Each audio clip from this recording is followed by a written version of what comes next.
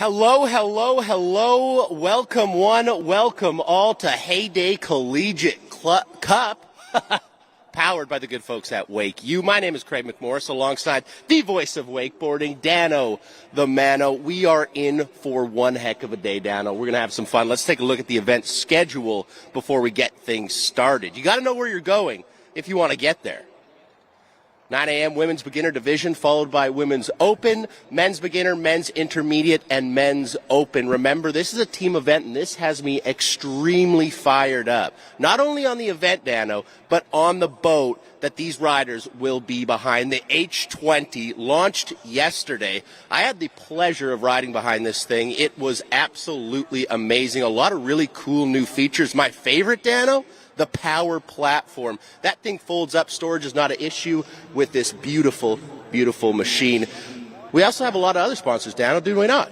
Yeah, absolutely. Well, Craig, let me start off by saying what an honor it is to be here with you, just bringing that much more legitimacy. Now, I know a lot of folks probably recognize and know you more from the frozen H2O from the snowboard industry, but actually you and I have quite the history going back over a decade. Last time I saw you, we were out in Wasaga Beach. It was for the Byerly Toe Jam, and you and your brother were out there doing a little bit of competing on the wake skate, man. So absolutely, just trying to survive at that point. We're just trying to survive at the Barley Toe Jam. But yes, we have some rapport, we have some history, and we have some chemistry. Absolutely. Well, I'm excited about that, but let's talk about some of the folks behind the scenes here. Of course, today's event is powered by WakeU in partnership with Heyday ambassador and pro wakeboard athlete, the one and only Dirty Mike Dowdy. We are here at one of the most legendary sites of all time in the world of towed water sports action. Now, believe it or not, at one point, and it wasn't too long ago, this lake right here, Lake David at Lake David Park, it held more world records in the world of water skiing than any other lake in the entire world. We are here just outside of the mecca of all towed water sports action, just outside of Orlando, Groveland, Florida, right here on Lake David Park. Of course, here this weekend, sanctioned by the World Wake Association, the WWA, all competing riders are official members of the WWA. Some of our great sponsors out here, Mercury is our engine partner, our friends over at Simrad, the marine electronics partner, Rockford Fosgate is the audio partner. We're going to be hearing them jam out all throughout the day. Relion's taking care of us as far as the marine battery side of things go. The crew from Red Bull is in the house. We've got Liquid Planet Marine. That's the local Heyday dealership. So we're excited to have those great sponsors. Without amazing sponsors like that, events like this just don't happen. We've got 7 collegiate teams representing at this year's Heyday Collegiate Cup. I'll go over those crews real fast for you. We've got the team from Michigan State University out here. ASU, the returning champions, the Wake Devils, are in the house. Indiana University, they brought over 16 of their team members out here with us. They took that long haul, that 15-hour drive south here to Central Florida. University of Tennessee, Texas A&M University. We got the hometown heroes. That's right, University of Central Florida, a.k.a. UCF, and Mississippi State University.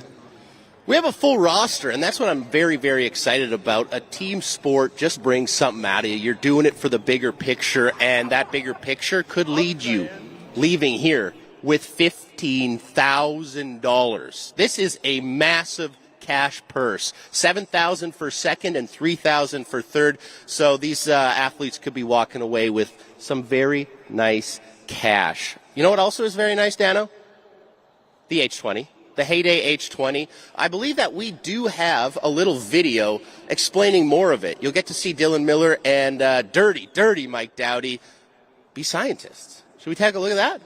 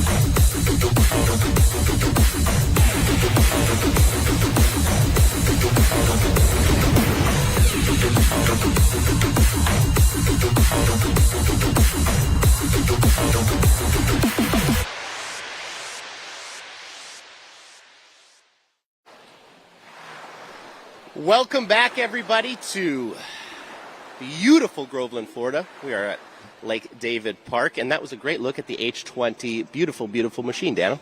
Yeah, that's right. Really excited to watch it in action out here today, and we are looking at the future of wake sports with all these great collegiate athletes getting ready to battle it out. But Craig, I know that this week you arrived into Central Florida a little bit early, and you had the opportunity to get out there on the all-new this H20 yourself, and I was hoping to get a little bit of feedback from some of your experiences. I appreciate the question because I got lots to say, okay? The good folks at Heyday invited just a plethora of athletes, a couple snowboarders, some foilers, surfers, and of course some members of the Heyday Wake team. And what we got to do is go behind the H20, really explore it, find what our favorite features were, test the surf wave, test the wake, do all of that kind of stuff. And let me say there was a lot of takeaways. One of my favorite features, as I mentioned in the opening, that power platform, press a button, your platform goes up. That's industry first, okay? If you have a tight garage, your boat's getting in there, no worries. There's also these really deep bucket seats at the back. You're legally allowed to sit backwards and watch riders from behind the boat. So that was a really, really cool feature, and we had a blast out there, Dano. Well, that's right. Well, powered by Mercury Marine's 6.2-liter, 320 horsepower. So the Heyday H20 has all the power that you need. I want to talk a little bit about some of the stuff that you guys did behind the boat. Obviously, we're here for a little bit of the wakeboard action, but the discipline that's really been taking our industry by storm over the past few years. I'm talking about wake surfing. Did you guys get the opportunity to surf the wake as well? I did, actually. I had the pleasure of going behind the H22 last year and now this year the H20, and those were two incredible surf waves. I was blown away by the H20 surf wave. I could have stayed out there all day. One of the really cool things, too, is James Jenkins. I don't know if you're familiar with that name. He is an incredible foiler. He was just doing straight-up backflips off the surf wave. It was truly, truly incredible. So we had a ton of fun out there. That thing puts up a great surf wave, but I'm excited to see it put up an incredible wake for all our athletes here today. Well, yeah, and that's the thing that I took notice. Now, obviously, if you follow the world of wake sports and you're following a lot of the competitions that go around, in a lot of cases, these guys are riding behind the 22, 24, 25-foot boats in competition. But having a look yesterday during the actual launch that was out on Heyday's Facebook page and throughout YouTube, I noticed that for a boat that's in that 20-foot range, that wake seems to be on par with some of the competitors. Facts. Absolute facts, Dano. It was on par. It was huge. And the way that they use the space in that 20-footer is, bar none, right? It doesn't feel small. But I know when you put it in your garage, it's going to fit, which is pretty cool. So I love that. I love that boat, and I'm excited to see what the athletes can do behind it today. Well, that's right. Well, the Heyday team definitely has a great crew behind the scenes, in front of the scenes as well. And throughout the day, we're going to see a handful of the Heyday athletes in the house. I know Kara Upshaw is going to be helping us with a little commentary down by the dock. Of course, Dylan Miller, a fellow Canadian of yours, one of the style masters. He's going to be hanging around here. And, of course, the man behind WakeU himself, the man behind this entire event, the one and only Mike Dowdy. Absolutely. They have such a rad team, and I'm excited to see Carol on the mic. She's going to be our member dockside. So any information that we need to be gotten dockside, Carol's going to be on it. Also, maybe shout out to everyone in the truck putting in the hard work, getting this all set up. There it is right there, giving a little wave. So we've got the media side covered, Dano. Yeah, that's right. The crew from the Water Ski Broadcasting Company have been doing such a great job bringing our sport out to hundreds of thousands of people all around the world. So we are so glad to have them with us right here in Groveland, Florida, in Lake David. Now, how about these conditions out here today, Craig? What are you thinking? Perfect. Absolutely perfect. And I know this women's beginner division is going to tear these conditions up. 7 riders in that one. That will be our first of 5 divisions, if you will. Absolutely. Well, let's go over it right now because we've got a handful of great teams from all over the U.S. representing. And in the women's beginner division this morning, kicking it off for MSU, doing it for Michigan State, we've got Gabriella DiVirgilio going to be off the dock first. From ASU, it's going to be Windsor Williams. Katie Drummond making her return to the water, representing in the women's beginners division for Indiana. For Tennessee, Madison Burge. Brianna Muir from UCF, University of Central Florida, right here in Orlando, Florida. For Mississippi State, Lily Ramsey and Sarah Flynn is going to be finishing off that women's beginner division and representing for Texas A&M. All right, so guys, we're going to be back here in just a few more moments. Beautiful day here in Groveland, Florida, Lake David. This is the 2022 Heyday Collegiate Cup powered by WakeU. For Craig McMorris, I'm Dan O'Themano. We'll be back.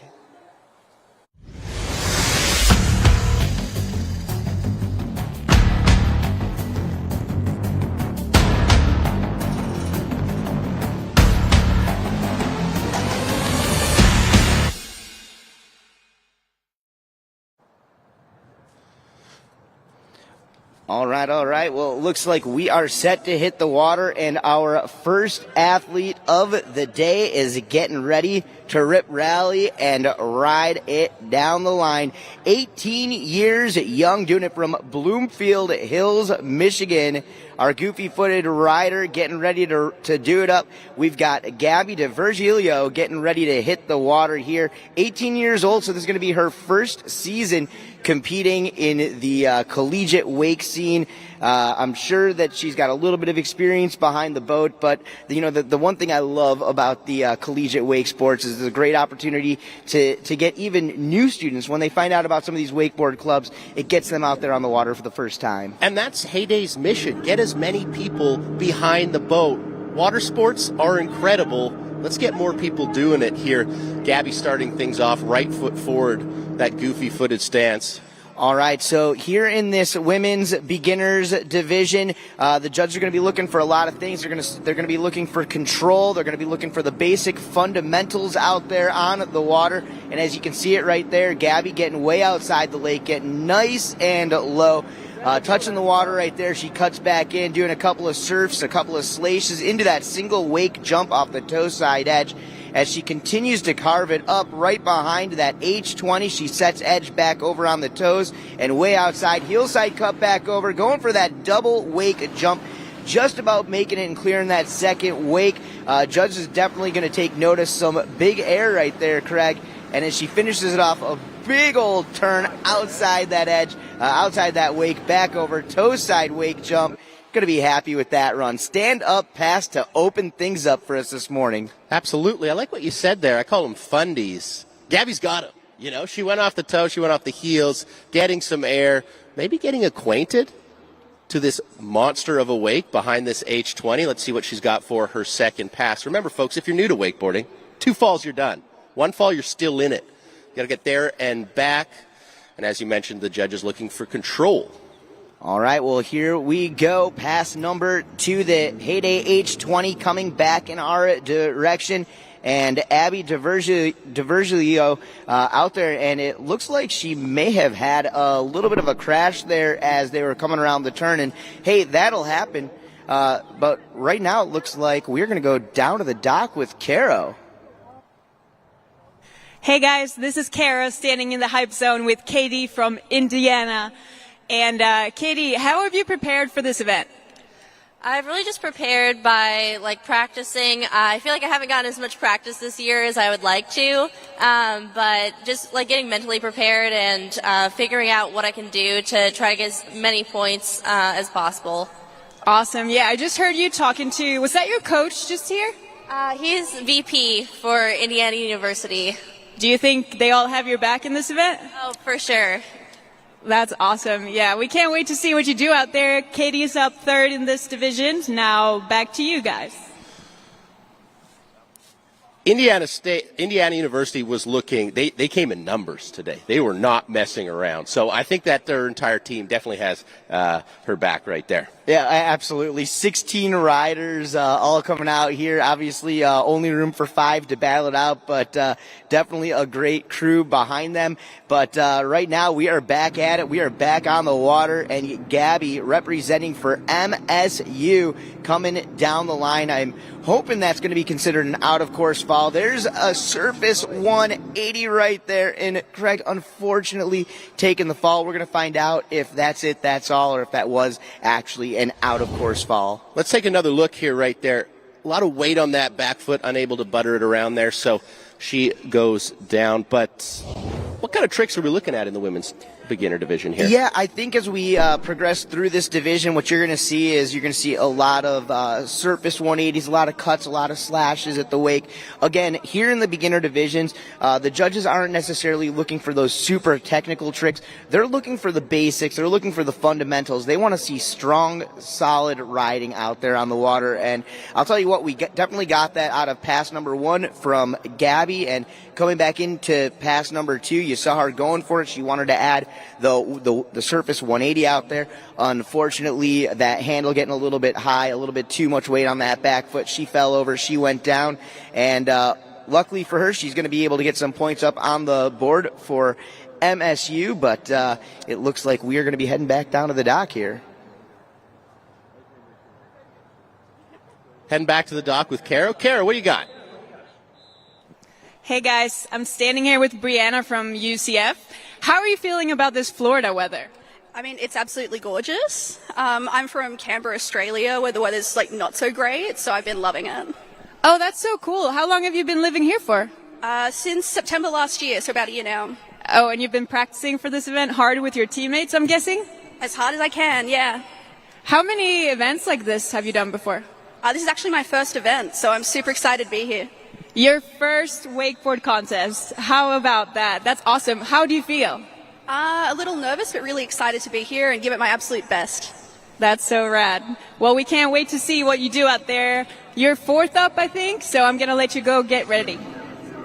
All right, everybody. Oh, no, and as we come back in, Gabby going for that big wake jump there and just getting eaten up, Craig. Let's take a look at this instant replay. What happened? A little bit too much weight on that front foot when she takes off, and nose goes in first. And you know what they say, if your nose goes in first, you're going to have a bad time. Oh, yeah. Well, all good for her. I'm sure there's plenty of good times still ahead of them, but we're going to go ahead and give it up for those of you guys hanging out with us here on site. Make sure you give it up for that first rider today. Doing it for MSU. Get loud, get proud for Gabriella DiVergilio. Nicely done, and we are going to head back down dockside here in just a moment. 19 years young. Our next rider just started wakeboarding last season, doing it for the ASU, the defending champions, the Wake Devils themselves. Up next is Windsor Williams. And you can see him down there, down by the dockside area. What do you think's going through their heads down at the dock right now, Craig, as a competitor yourself for many years? It's terrifying being one of the first people of an event. You know, you kind of show up, you don't know how you're really feeling, so it's tough to go first. But Gabby and Windsor doing a great job of trying to get into that headspace. We saw that weather graphic there. There could not be a better day for this Collegiate Cup. Well, absolutely. You know, here down in Central Florida, we're definitely known for those super humid, those super hot days. But anybody who's down here this week has picked the perfect Florida week. We've been getting some chillier nights, some cool mornings. And again, you talk about the perfect conditions out here. Right now, we're at about 68 degrees or so in Central Florida. I'm guessing it's going to bump up to another 15 or so degrees today. Not much wind at the moment. They are calling for a little bit of wind a little bit later on in the day. We do have some good protection here at Lake David, but we'll have to continue to watch throughout the rest of the day. There's a look at Gabby's score, our first rider in the women's division, women's beginner division, 30 points there. So looking to climb up from that. But remember, it's a team event. Everybody's got to do their part. If you win your division, that's 100 points for your team, and so on and so forth as it goes down. Good look at the Heyday H20. Yeah, that's right. The boat cam right there. And since we've got a good look inside the boat, we can talk a little bit about the crew at the helm. One of the style masters, a former West Coast rider, bring that West Coast style to the East Coast tech.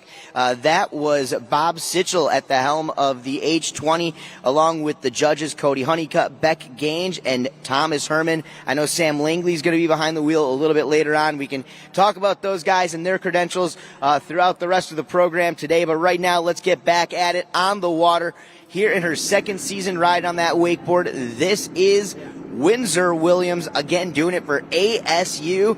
She's a Wake Devil. Let's go. Oh, man. Going for that double Wake jump. Coming out the gate swinging, Dano. Going full Wake jump. First hit. We'll take a look at this here on the instant replay, just burying that heel side edge as she takes the big cut in. Nice progressive edge up that Wake, maybe slowing things down a little bit at the top there. Didn't quite make it over to that second Wake, and that's what ended up taking her down. Let's head down to Carol. Carol? All right, Madison from Tennessee. How are you doing? I'm doing pretty well. I saw you standing over here, like checking the course out. Are you well prepared for your run? Oh, yeah, I'm well prepared. How much have you been practicing? Quite a bit. I go once a week usually, not too much. Does your teammates help you out with planning your run and everything? Oh, yeah, they're a huge help. That's awesome. I can't wait to watch you ride. You're up pretty soon, right? Yeah, I'm going fourth. Cool. Well, we'll see you out there. Back to you guys.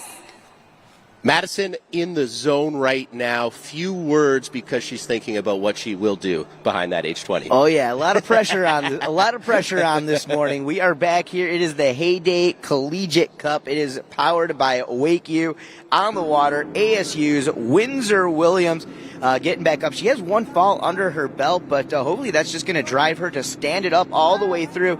There's that Wake jump she was looking for, and Craig, notice how she landed just past that second Wake. We call that into the flats there, into a butter slide 180. Now she is riding with that switch foot in front as she cuts back over. There's a switch Wake to Wake jump, landing switch, taking off switch. So great work right there. And the boat's going to turn around, bring her back through for pass number 2. Thoughts on that? I don't think we talk about how technical that switch wake jump is, right? Your natural direction when you're doing a switch wake jump is to open up the shoulders, do that cab 180. Windsor says no. Says I'm in control and I'm doing a switch wake jump. So she's got a regular wake jump. She's got a switch wake jump. We know one of her favorite tricks is that heel side 180. Will she bring that out in the second pass, Dano? Yeah, well, we're going to have to wait and find out, but you talked about those basic fundamentals these judges are looking for. Solidifying a regular and switch heel side jump, definitely going to impress them. And opening up on pass number 2, going wake to wake, that was the half cab 180. That puts her into that regular heel side position. She comes back. There's a style trick, another maneuver. That's the tail grab. That's going to get those judges smiling, and that is for sure. She cuts back in. Toe side, going toe side, wake to wake jump. I definitely like how she is composing this pass so far. Feet taped to the pedals on this one. She says, I am not going down unless it's a backside 180, Dano. Oh, yeah. Well, you talk about high risk, high reward. That backside 180 taking her in that unnatural direction. What a crash right there from our rider, Windsor-Williams. But here on instant replay, just take a look at the switch 180 going half cab back to regular as she puts herself into position. This is a style trick, and like I said before, judges are definitely going to be into this. Take a look as she takes off that wake. She's going to let go with that backhand, grab that back edge, and just bone out that front leg. That's the highlight for me. I'm going to be honest with you, Dano. That was the highlight for me, that tail grab. Showing control, showing style.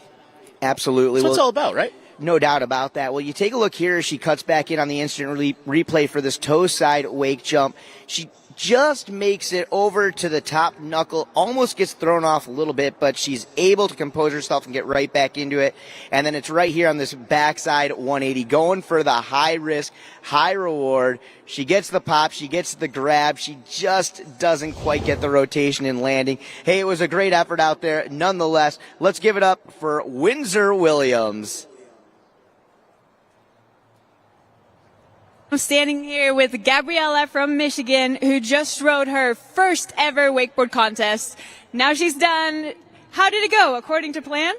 Not according to plan, but it's okay. It was the first run, so pretty nerve-wracking, but it was fine. You still accomplished a huge goal of yours to, compete in your first ever wakeboard event, so you should be pretty proud of that. Yeah, totally. Very exciting, and it's just great to be in Florida, away from the cold weather. How did you prepare for this event? I didn't really have much advance or notice. I kind of found out 3 weeks ago I'd be coming, so I just went out and practiced as much as I could, but Michigan's freezing, so it's kind of hard to do that. But So what I'm hearing is not much practice. You still went out there and killed it. Even though it didn't really go according to plan, you still rode in your first ever wake that we're doing. yeah, That's awesome. Well, we'll let you go and get warm. It's a little chilly out here still. So thank you so much. We'll see how you did compared to the other girls. Bye. Thank you so much, Caro. Let's move on. Our third rider in this women's beginner division will be taking the water right away. There's a quick look at the schedule, though. Women's beginner starting this day off, followed by women's open. Dano. All right, well, she came with one of the deepest crews out here, representing from Indiana University, 19 years young. She took third place in the Eagle Claw Classic. Ladies and gentlemen, this is KD Drummond on the water, her second year competing here in the Heyday Collegiate Cup. Starting off her run with that heel side air, cutting back over into the wake, onto the toe side edge, and just getting thrown off just a little bit, taking a fall there. That's only one, though. Remember, 2 falls, you're done. So Katie will have to shake it off, get back up, and maybe try that toe side air again. Fun fact, Dano, Katie's a published author. That's right. She's already written a book, so. What have I done with my life? Trying to figure that out. Hey, let's go down to the dock with Carol real fast. Windsor, how did it go? it went pretty good. I was a little nervous. I kind of choked on the first hit, but I'm happy to get up after that and get through the rest of my run. Super happy to be here. I'm super excited. What was the best part out there? Honestly, this whole setup is amazing. You guys really did a great job. Just the environment and coming back and seeing my team out on the dock was probably the best part. Were they cheering you on pretty hard? Yeah, of course. ASU, you know. That's what we like to hear. Yeah. What do you think your chances are in the team event? Hopefully, I think we have a good team set up out here. We've been practicing a lot. We're definitely trying to be strategic. So I can see us doing pretty well, hopefully. That's rad. Well, I'm going to let you get back and celebrate with your teammates. Thanks so much. Good luck. Bye. Thanks so much, Caro. Windsor's score coming in there at a 65. So 65, the score to beat in the women's beginner division. But we're just getting started, Dano. We're just getting started. Oh, yeah. Well, we got Katie Drummond out there. She is representing for Indiana University on the water. She is back up and at it. We saw her solidify a big heel side wake jump. A little bit of a shifty in there. She got thrown off course a little bit as she came back in for that toe side jump. An unfortunate fall, but sometimes that's what you need to really get your day started. And believe it or not, it's probably a little warmer in that water than it is outside here today. Preach. One of the rare times that happens here in Florida. There's a big wake jump, and every time you see the separation between the bottom of the board and the top of the lake out here at Lake David in Groveland, Florida, you can hear all of her teammates, the crew from Indiana University, getting loud, getting proud, and going absolutely wild. There you go. You see her getting some nice big air. Classic wake jumps right there from the third place finisher from earlier this season at the Eagle Claw Classic. That just sounds like a cool event. I want to go to the Eagle Claw Classic. That sounds pretty fun. Katie also mentioned that she wants jumping the wake is her favorite trick. There you see her going to go over one wake. Doesn't really get to the other wake, so maybe on the second pass we'll see her take a little bit more speed, a little bit more English into this thing and get there. Yep, well, it is the beginner division. Oh no. Coming back through. It looked like she was leaving it all out there on the lake. A lot of speed. Look at her just turn that edge towards that wake right there as she cuts all the way up, over, and in, and you see it, maybe letting her arms out just a little bit too much once she got in the air, kind of crushing the momentum of that wake jump. Hey, it is what it is, and that was a great effort, no doubt about it, for that young lady. 19 years young, Indiana University, ladies and gentlemen, give it up for KD Drummond. All right. Well, with that being said, with that being done, we are going to head back down to the dock. Caro is with another rider. Sarah from Texas A&M. Sarah, how are you feeling? Hold on. Yeah. Feeling pretty good. It's a little chilly, but hopefully once I get in, I'll be warm. Yeah, I think so. A little colder than Texas? A little bit, yeah. And unfortunately, you girls are riding first, so I think it's going to be good. Yeah, did you watch the other riders go just now? I did. They were pretty good. Yeah. You feel pretty good about your run still? I try not to think about it too much because then just get in my head, but yeah, we'll see. Do you come here with a set plan of what you're going to do, or are you kind of just winging it as you go? Definitely winging it. If I land the trick, then I go on to the next one. That sounds rad. I like that. Just seeing how it goes. Well, good luck to you. We can't wait to watch you ride out there. Thank you.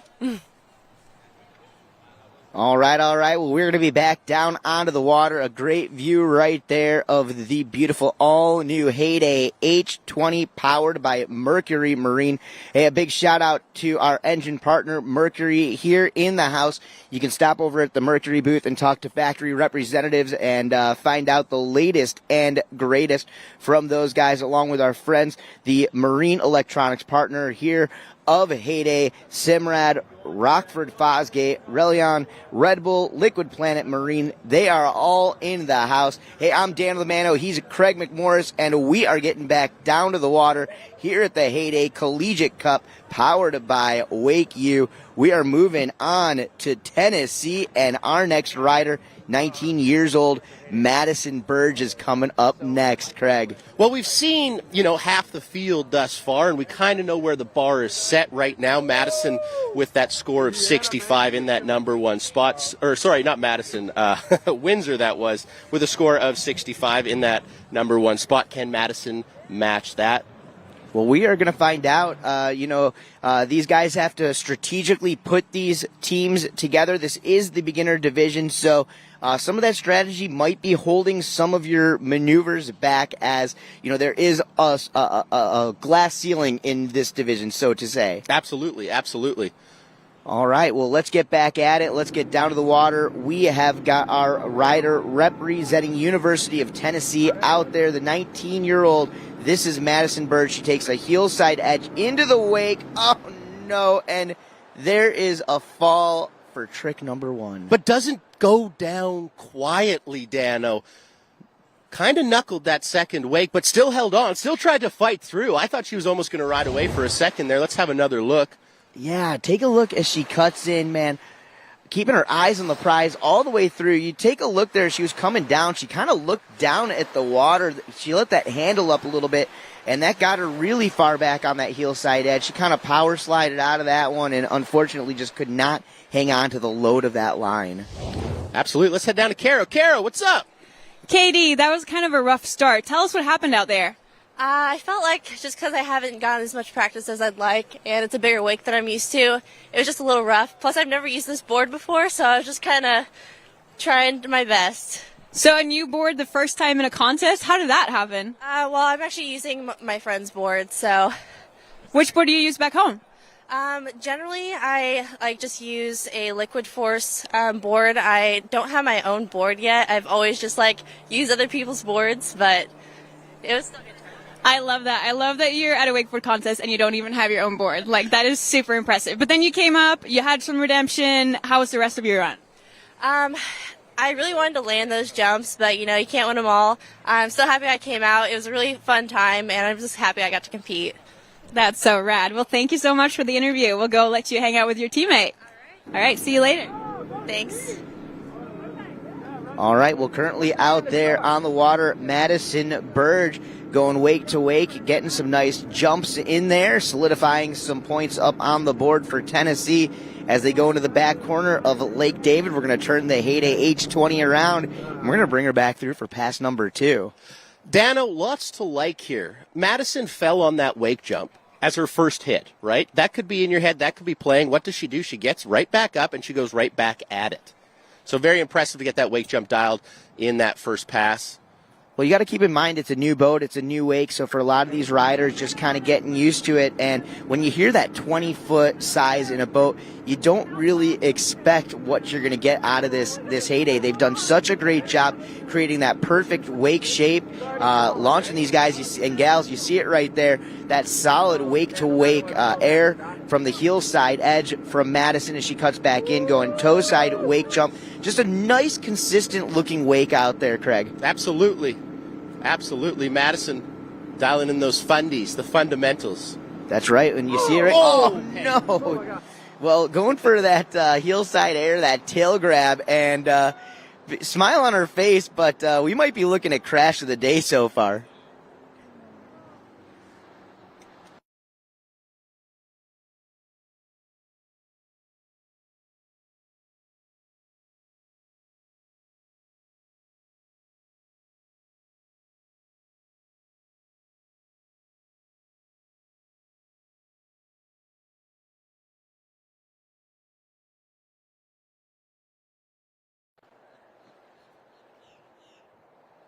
All right. Well, we are back, and man, what a crash. Craig McMorris, we just saw Madison Burge go for that tail grab, and talk a little bit about some of the devastation we saw out of that trick. Well, I like how she was upping it, right? She went for that wake jump on the first pass and had it to add a little bit of spice to it, if you will, on that second, so the tail grab attempt was very, very good, but a violent fall nonetheless, so that's one way to wake up in the morning. All right, well, we are rocking it out here, Groveland, Florida. That is right here on the legendary, the beautiful Lake David for the 2022 Heyday Collegiate Cup, powered by WakeU. Of course, Heyday ambassador and pro ride athlete. I'm talking about Mike Dowdy. He's had this great event. You know, last year we did it in his own backyard, and they've definitely come back for this season and truly stepped it up, man. What a beautiful spectacle we've got going on so far. Bigger and better. That's what you love to see. Heyday's mission. Let's get more people into water sports, and this is how you do it with these events right here. Everybody's having a blast, and I know that Brianna Murr is going to be having a blast. That's right, and you know, you talk about coming from a long ways away. You heard her with Caro just a few minutes ago, coming to us all the way from Canberra, Australia. So a young lady who's been down here at the University of Central Florida for a couple of years now, and loving the wakeboarding, loving the weather out here in Florida. We're going to get back to Brianna Muir in just a moment. Right now, let's go down to the dock with Caro Dupshaw. I'm standing here with Lily from Mississippi. Lily, tell us about this clock you have here. Oh, this is a cowbell. It's what we ring at Mississippi State. And I see it has your name on it, so I'm guessing you're ready to roll. Yeah, I'm ready. Well, you're the next rider up here after Brianna, so I'm going to let you get ready. We'll talk to you after. Sounds good. Thanks. Good luck. All right. 25 years old. Brianna Muir is on the water. Well, now she's in the water, but going out there and really going for it, representing for the University of Central Florida. And actually, just about 10 days ago, I was with Brianna and the rest of her team, UCF. We were down here at the Orlando Watersports Complex along with Red Bull for the Red Bull Rivals Collegiate Cable Wakeboard Contest. And Brianna was out there representing with the crew. And you always got to watch out for the UCF. They kind of have that hometown advantage down here. Absolutely. The dark horse, if you will, of the Heyday Collegiate Cup 2022. If you're just joining us, we're here in Groveland, Florida. I'm Craig McMorris alongside the voice of wakeboarding, Dan O'Damana. We've seen a little bit of competition thus far. What do you think? Yeah, I think we're in for something really special throughout the rest of the day. I mean, we've got some great divisions here, kicking it off with the women's beginners division. We're going to move into women's open following this, right into the men's beginner division, men's intermediate, and then men's open. So, I mean, we've got riders all the way up into that semi-pro style, and so really looking forward to watching some big stuff go down here today, Craig. Well, speaking of pros, let's head down to the dock with our very own pro, Caro. I'm standing here with Madison, who just rode. Madison, how was it? It was really good. I had a lot of fun. You just told me that you landed a new trick? Yeah, I threw a heel side grab for the first time, so I landed that. It was pretty cool. Were you planning to do that, or you just kind of got feeling? Going into it, I was not, and then I just kind of went for it, and it worked. That's awesome. Well, it looks like Brianna's back on the water, so let's cut back to you guys. All right, and there you go. You got a great shot from inside of that Heyday H20 with Brianna Muir on the water right now. We do have some scores posted. Katie Drummond now with that score of 20, but Windsor Williams is still in that first place spot with 65 points. We are doing live scoring here, so judges keeping it moving and grooving. Unfortunately, we saw a second fall right here. We'll go back to instant replay, and Craig, maybe you can talk us through what just happened. So it looked like Brianna was going for that butter 180, just keeping it board on the water, keeping that toe side edge up in a successful one, but unfortunately Brianna letting that toe side down and going down into Lake David here. So that will be her second fall and do it for Brianna and the University of Central Florida. They're going to have to lean on some of the other divisions here as we move on, because that Windsor Williams score of 65 is looking pretty tough to beat in that women's beginner division. That's right, but it's not going to come down to just one rider out here. This is a full team event, and kind of remind us how these scores work here today, Craig. So essentially what you want to do for your team is win the division. If you win the division, you win 100 points towards your team's overall score. So the best a team can do is 500. We're probably going to see scores in maybe the 300, 400 range. What are they all competing for, Dano? Great question. I just asked it to myself. $15K. Are you serious? A prize purse of $25,000 here at the Heyday Collegiate Cup.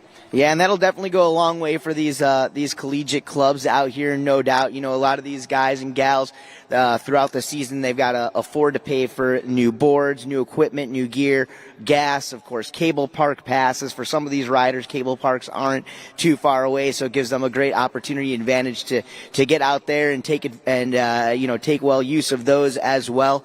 We're going to get back at it and onto the water, and it looks like Brianna had an out-of-course fall, luckily for her. And we're going to get her back on the water, bring her back through, and let her try to get a couple more points up.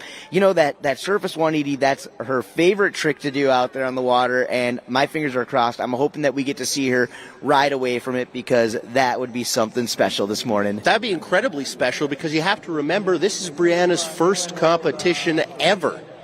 Absolutely wild stuff. Got to be a lot of nerves, but I find when you're competing, you can always start riding and the nerves kind of go away. So hopefully those nerves are gone for Brianna and she can nail that surface 180 on her second pass here. She can, she will, Craig. There we go. It's going to happen. That's right. Positive energy this morning, my friend. Manifest it. That's right. All right, well, she is back on up and on the water, and once again getting that view right there, that driver's side view. Hey, what's up to Bob Sitchell? Driving that Heyday H20 you see inside the boat. Professional female rider, past two-time women's world wakeboard champion, Becca Gaines. She's in the boat along with one of the top up-and-coming riders, Thomas Herman, along with young rookie rider Cody Honeycutt, holding down the judging staff there. So a great group of judges, some amazing contest riders. But they're going to keep their eyes on the action as we continue to press on through the day. As you take a look at the schedule up there on the big screen, we are currently in the women's beginners division, followed up by women's open riders. We do need to make sure that Kendall, Alyssa, Hayden, Ricky, and Ellie are all down to the dock, ready to go. Our women's open division, we are going to be rolling right into that from this women's beginner division. Brianna Muir representing UCF. The Australian is off the water, and it looks like she had a fall down at the beginning of pass number 2. And Craig, that's going to do it for her. That's going to do it for her. Bob Sitcher was not looking back. He saw she went down. He was coming straight back to pick up our next rider from Mississippi State. So unfortunately, Brianna going down. But it's her first competition. You got to celebrate the fact that she's getting out there, and I think this won't be her last, Dano. Absolutely. Well, you can tell she's a major enthusiast of the world of towed water sports, so great to have her out there with us. And, Craig, and this sometimes, just knocking that first contest out and shaking off those cobwebs, that sets you up for a really fun career in competitive wakeboarding. Absolutely. The more you do it, the better you get. The more acquainted with competition, the better you perform. So looking to see Brianna in the future. All right. Well, hey, our next rider, we got to meet her just a little bit ago with Caro down on the webcast, but 21 years old, coming to us from Meridian, Mississippi, doing it for Mississippi State University. Now, in her first 2 years of college, she was a softball player. She hung it up. For what? For this, my friend. Okay. That's right. Getting ready to show us what she can do out there on the water is Lily Ramsey. I'm looking forward to seeing how her softball comes into play. Is there a way? Are we going to see any softball style? If she slides out of a trick, is she going to be able to stand it up? I love that. I love that. Let's head down to the dock with Caro. All right, I'm standing here with the A&M team. They're ready to cheer for their girl, Sarah. What have you guys been doing to support her? Taking as many sets as possible, trying to get as many practice runs in as we can, just to make sure that she does the best that she can do and we can secure a win today. Do you guys feel like you have a strong team spirit? Definitely, yeah. Aggie spirit is strong. Oh, yeah. So, we're blanking here. Tell me a little bit about, like, how often you guys ride. We take a few sets during the week, 4 or 5, and then maybe like one national set a week, and just go out there, encourage each other, and try to progress on our riding. Did you guys think it was going to be this cold when you came to Florida? No. I was expecting like some nice heat, and then I checked the weather, and it was like 60s. I was like, dude, I was really hoping I could wear shorts. I got all pants on. It's just not as good at the time as I was hoping, but the setup is definitely helping. Yeah, speaking about the setup, how about that H20? You ready to try it? Yeah, definitely. Last year I was pleasantly surprised by the Heyday. That's cool. Yeah, you guys are the first contest riders to actually compete on this wake. How does that feel? It's exciting. I'm excited to see how it is, and it's a pleasure. Glad to be here. Awesome. Well, thank you guys. Looks like they're back up and running, so we'll come back to you guys. Yes, and as we come back to us, we are watching Lily Ramsey out there. And you talk about high risk, you talk about high reward. Craig, you talk about going for the gusto. Holy smokes, what just happened? Why not start your run with an exclamation point? That's Lily's thought process right there, unfortunately going down. But guess what? She still has another chance. So let's take a look at what took Lily down. All right, well, take a look at this here. She goes to grab that handle, doing the backside butter slide 180, and you see her just continuing to keep that momentum going all the way around. She wanted the 360. She took that toe side edge. It could have been a lot worse, Craig. It could have been a lot worse. She, remember that softball background. Maybe she used that technique to slide into the water as opposed to smack the water. There's a look at our final competitor in the women's beginner division, Sarah Flynn. So she will be up after Lily, who is currently in the water right now. But our leaderboard, William, still taking that top spot with 65 points. And our rider just before Lily here, Brianna Muir, coming in with 15. Dano. All right, so things are definitely starting to shape up here, and some points already getting ready to be tallied up and put on the board for these riders here representing for their schools. Like we've talked about, we've got some of the best schools representing the world of wake sports from all around the U.S. nation. Currently on the water, we've got Mississippi State University. Let's take a look at it as she continues to rip rally down the line. Lily Ramsey, heel-side edge over and into that wake. There's a heel-side single wake jump, making it about 3/4 of the way across that wake, just before the knuckle of the wake on that H20 from Heyday Boats. So playing it safe, playing it smart, just doing what she can do to guarantee some solidified points up on the board. You see her absorbing a little bit of the air on that wake jump right there. You know, again, a lot of these riders coming into the event thinking, okay, this is a 20-foot boat. Chances are it's going to have a 20-foot boat sizable wake. I don't think so. That's not what the guys at Heyday designed this thing for. If you came in thinking like that, you are going to be sourly disappointed because this thing is proper. There's lots of Heyday H20s in the water too. What's your favorite colorway thus far? Yeah, actually, I like that red colorway right there. It's just something about it. It looks like it goes fast, you know? I do. I like that. I like that red colorway. Lily going down, though. That might have been an out-of-course fall, though, Dano. Yeah, well, we're hoping that one was a little bit of an out-of-course fall. You see her kind of getting caught up in some of those wakes, those double-up style wakes. You're talking about the colorways of the Heyday boats, and they've got some really great colors available here on site. Taking a look, not only do we have some H20s in the water, we also have a handful of them here on site. Make sure if you guys haven't already gone to the Heyday website, you go there, you take a look at it. You get the opportunity to pick main color, all the different accent gel colors, and of course the platform color. I'm really excited to personally get an opportunity to get out there on the boat. Now, yesterday I watched the launch. I was checking it out. I got to see what you guys were talking about. I'm really interested in that new that new swim platform, the power platform. It seems like it should have been on the boat for so long because it's one button flips that platform up and is just great for storage. So that was one of my favorite features too. I absolutely love that, and I absolutely love this lake down. You talked about all the history here in water sports. Very, very lucky to be here today. Well, that's right. And you go back through the annals of time in the world of towed water sports, and one of the all-time greats, her name was Liz Allen, and she ran her water ski school out here and through some of the biggest water ski events out here.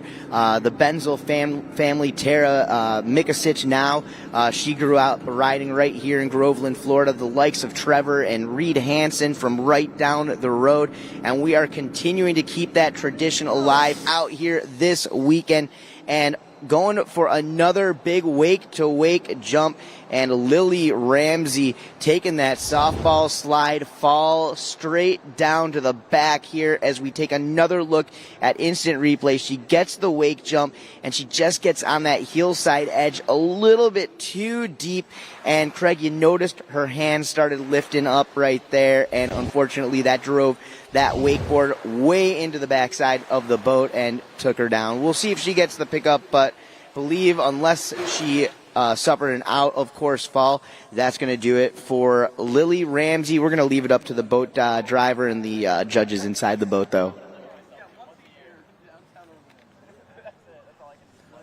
Well, and the folks are starting to make their way down all around Lake David Park here in Groveland, Florida. We are keeping it going. Dan Lamano, Craig McMorris. It is the Heyday Collegiate Cup, of course, powered by WakeU.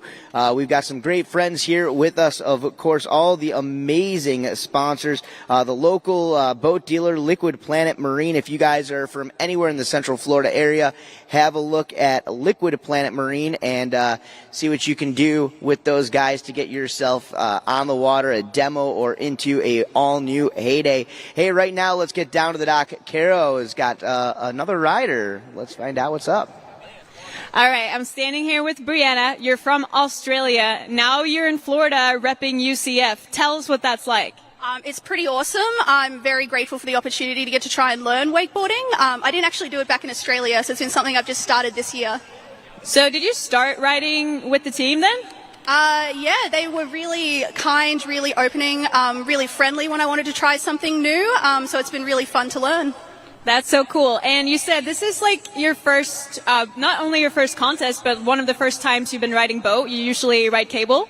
Yeah, so I've been doing cable regularly since about February. I only started on boat about a month ago. So still pretty new. That is so cool. And now you're competing. How was your run?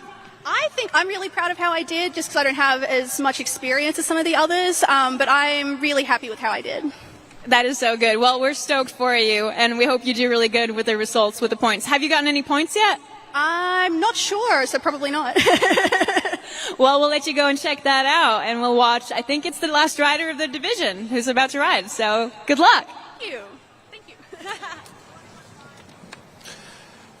That was a third member of our team, Caro. Thanks for that. Let's take a look at the leaderboard right now. Currently in first place, it's Windsor Williams from ASU with 65 points. Lily Ramsey, our last rider, out of Mississippi with 17.50 points. And we're moving on to our final rider of the women's beginner division. That is right, coming to us from the Southwest U.S., doing it out of Texas A&M, originally from H-Town. I'm talking about Houston, Texas, 20 years young, top seed here in this division. Sarah Flynn is getting ready to rally behind that beautiful red Heyday H20. You can see them tightening up that line, and in just a moment the throttles will go down and our rider will be up on the water. She's going to cap things off for the women's beginner division here. We've seen some great riding already this morning out of this division. Not an easy time to hit the water. No, it's, getting that cold start, Craig. Just being the first one up is always a little bit difficult, but this women's beginner division has showed up and showed out. Here's Sarah Flynn, our seventh and final rider, of the women's beginner division. All right, here we go. Taking that toe side edge way outside the wake. She is going to eye it back up as she cuts in on the heels. Sarah Flynn, big cut, wake to wake air, massive pop on that one, and a little tail heavy on that landing. But how about that wake jump, Craig? That was massive. Biggest air we've seen today. Sarah Flynn, you went to the moon. Absolutely. And, these judges, you talk about the fundamentals that these judges are looking for. One other thing you got to keep in mind is the amplitude. Judges love amplitude, and by amplitude, I'm talking about air.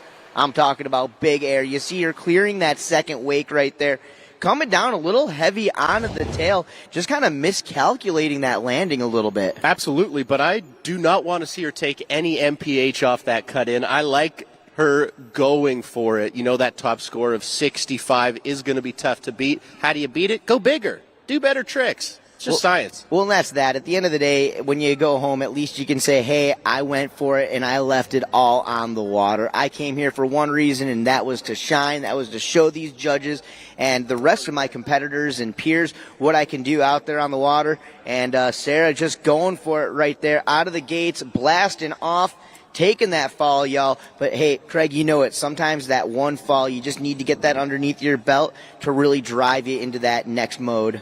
Absolutely. Let's see how Sarah Flynn responds.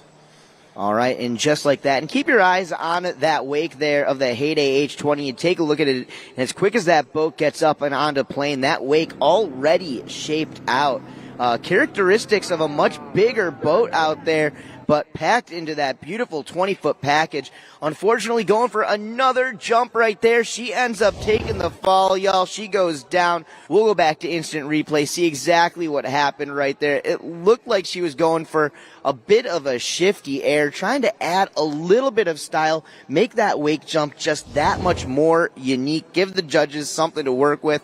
Hey, it's an unfortunate fall right there, but we'll give it up for her nonetheless. From Texas A&M, Sarah Flynn, and all together in this women's beginner division, Sarah Flynn, Lily Ramsey, Brianna Muir, Madison Burge, Katie Drummond, Windsor Williams, and Gabby DeVergilio. Let's head down to Caro, the third member of our team. She's at the dock. All right, Lily, how was it out there? It was great. I just came to have a good time, get some riding in, and I'm so happy I got to be here. We got invited. Did it go according to plan?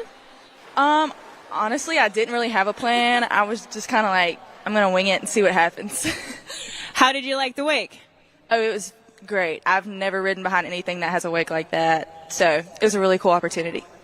That's awesome. Did you hear your cowbell when you were out riding? No, I didn't actually, but I'm sure my teammates rung it loud. And what about you? Can we get you to ring it? Oh, I'll ring it for you. Here we go. That is so loud. I love it.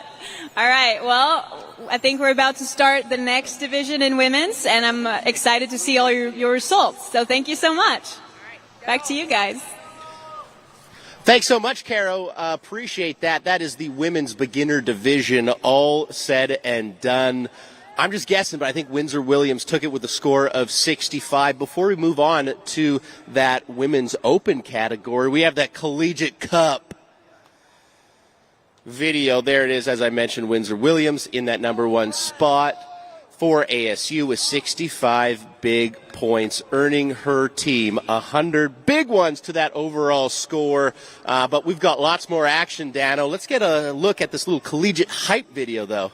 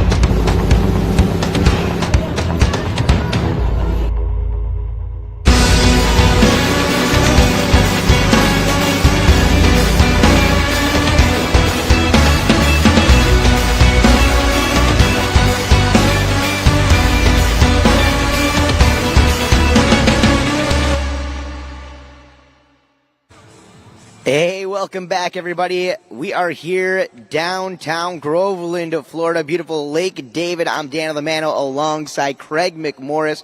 It's the Heyday Collegiate Cup powered by WakeU, and we have just finished our women's beginner wakeboard division. As you take a look down at the lake, we're going to take a look at our women's open running order. From MSU, it's going to be Kendall Baugh off the dock first, followed up by longtime collegiate ASU team member Alyssa Williams. From there, we're going to move to Indiana, Hayden Rosenbaum. After that, it's going to be UCF's Ricky Tarr. And the final rider of the division for Texas A&M, another top rider, Ellie Patrick. Before we get down to the water, we've got some cool stuff coming to us from ASU. Let's check out their team vid.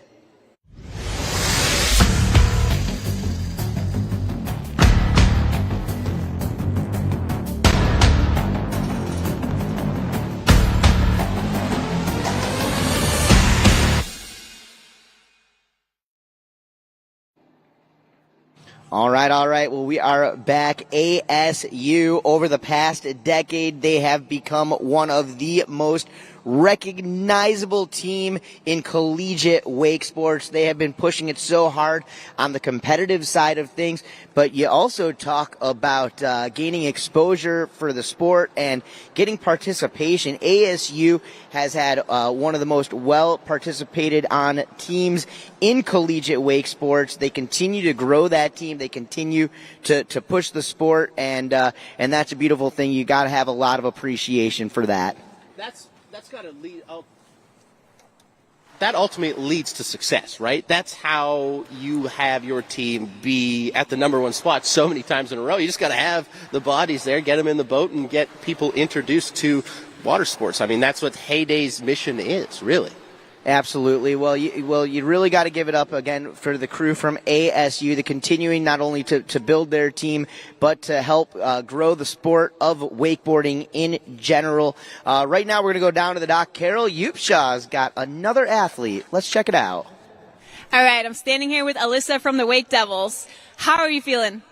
I'm feeling a little nervous, but I'm ready and I'm excited for my team as well. You just told me this is not your first contest, but your first interview. So have you been to many events like this before? Yeah, I went to this event last year with my team and then just the other collegiate teams, competitions, yeah. How is this event compared to the regular collegiate events? There's definitely a lot more pressure with the cash prize, and also we'd do a three-peat if we won, so it's a lot of pressure. I'm sure you're going to do great. What's your favorite trick that you're going to throw out there? Probably a roast beef grab.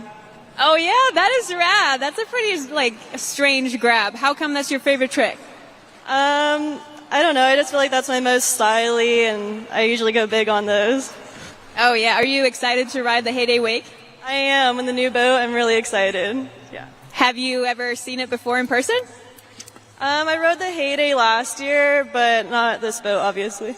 Yeah, because you guys are, as you know, the first ones to ever compete on this wake. How does that make you feel? I'm pretty excited. It's cool to be the first ones to ride that.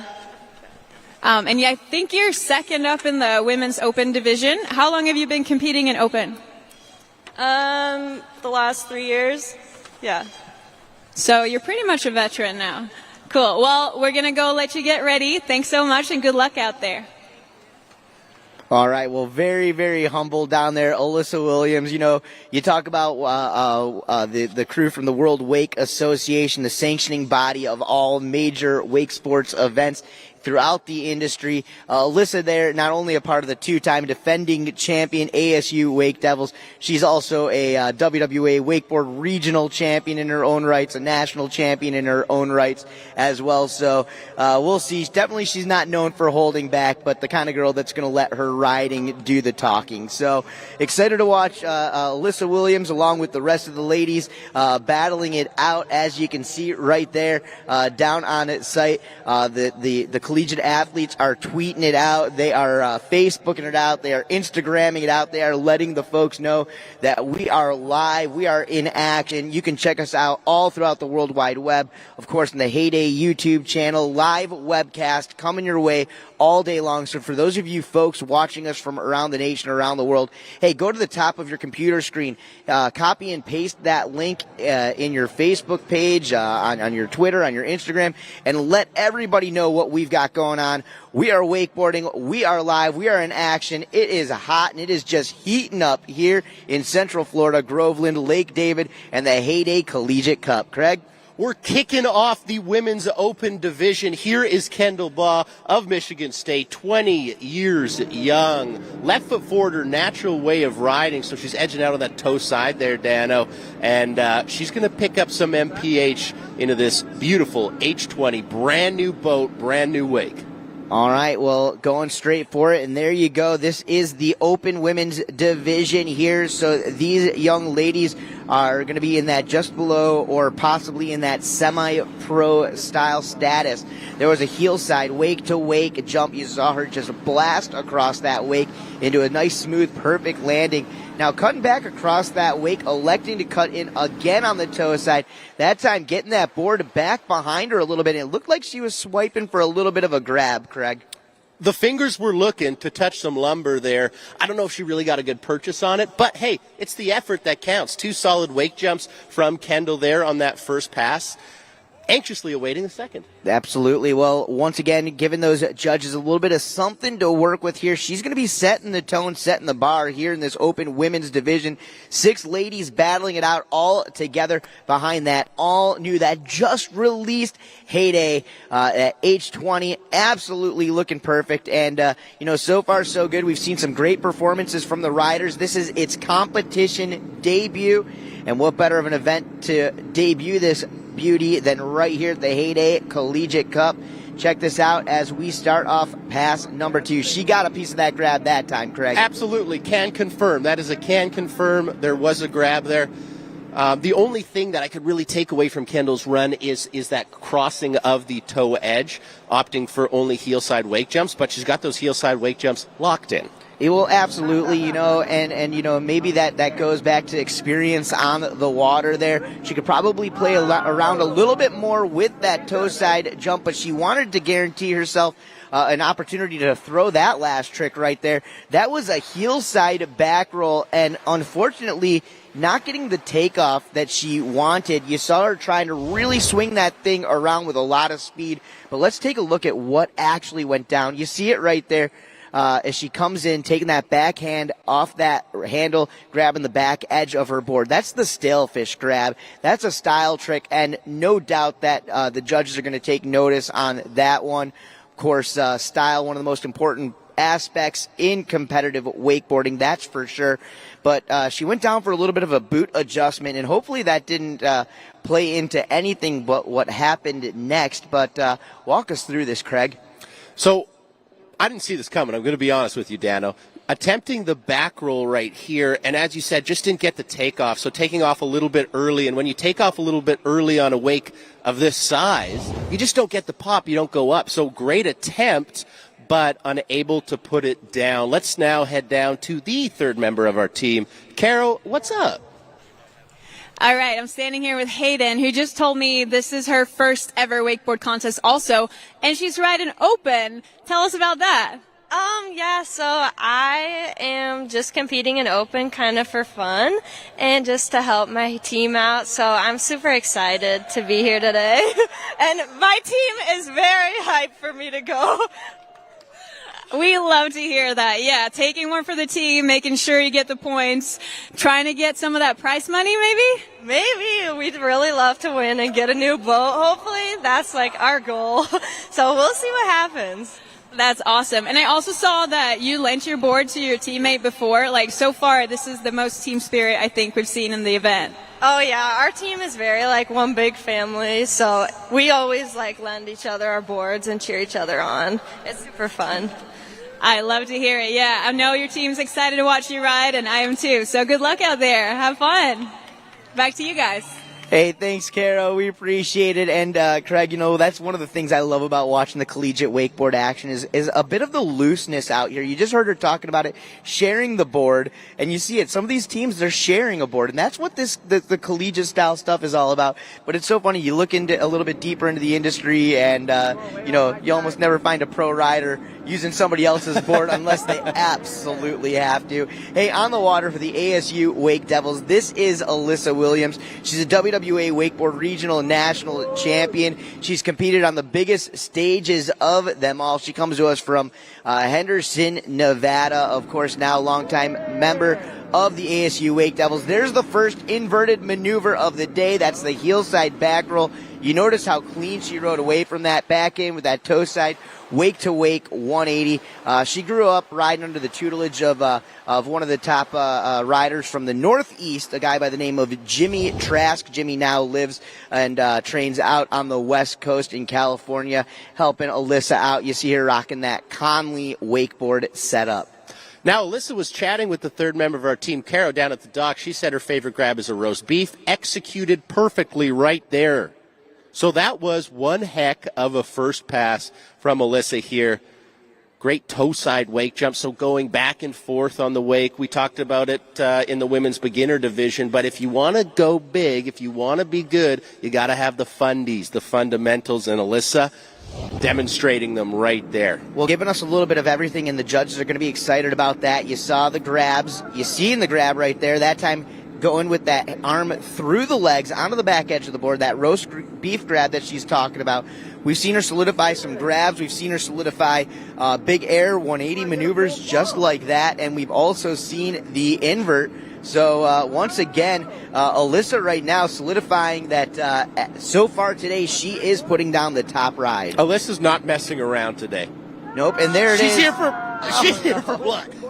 Yeah, well, there it was. That I was going to say the only thing that maybe she could have added onto that run to add a little bit more for those judges was that spin, that 360. She went for it right there.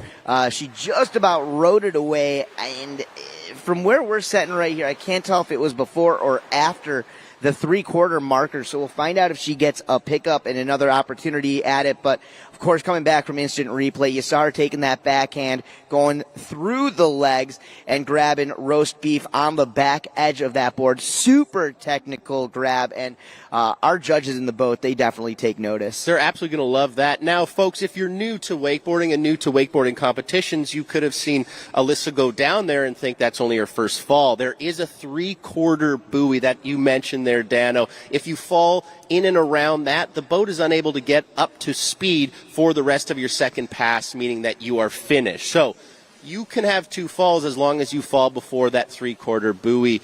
That 360 that Alyssa attempted just after that three-quarter buoy, so she will not get another ride. But as you mentioned, probably our best run of the day. Yep, and so close on that 360. And one more thing I do want to touch on with that three-quarter buoy. You're talking about the boat getting back up on a speed.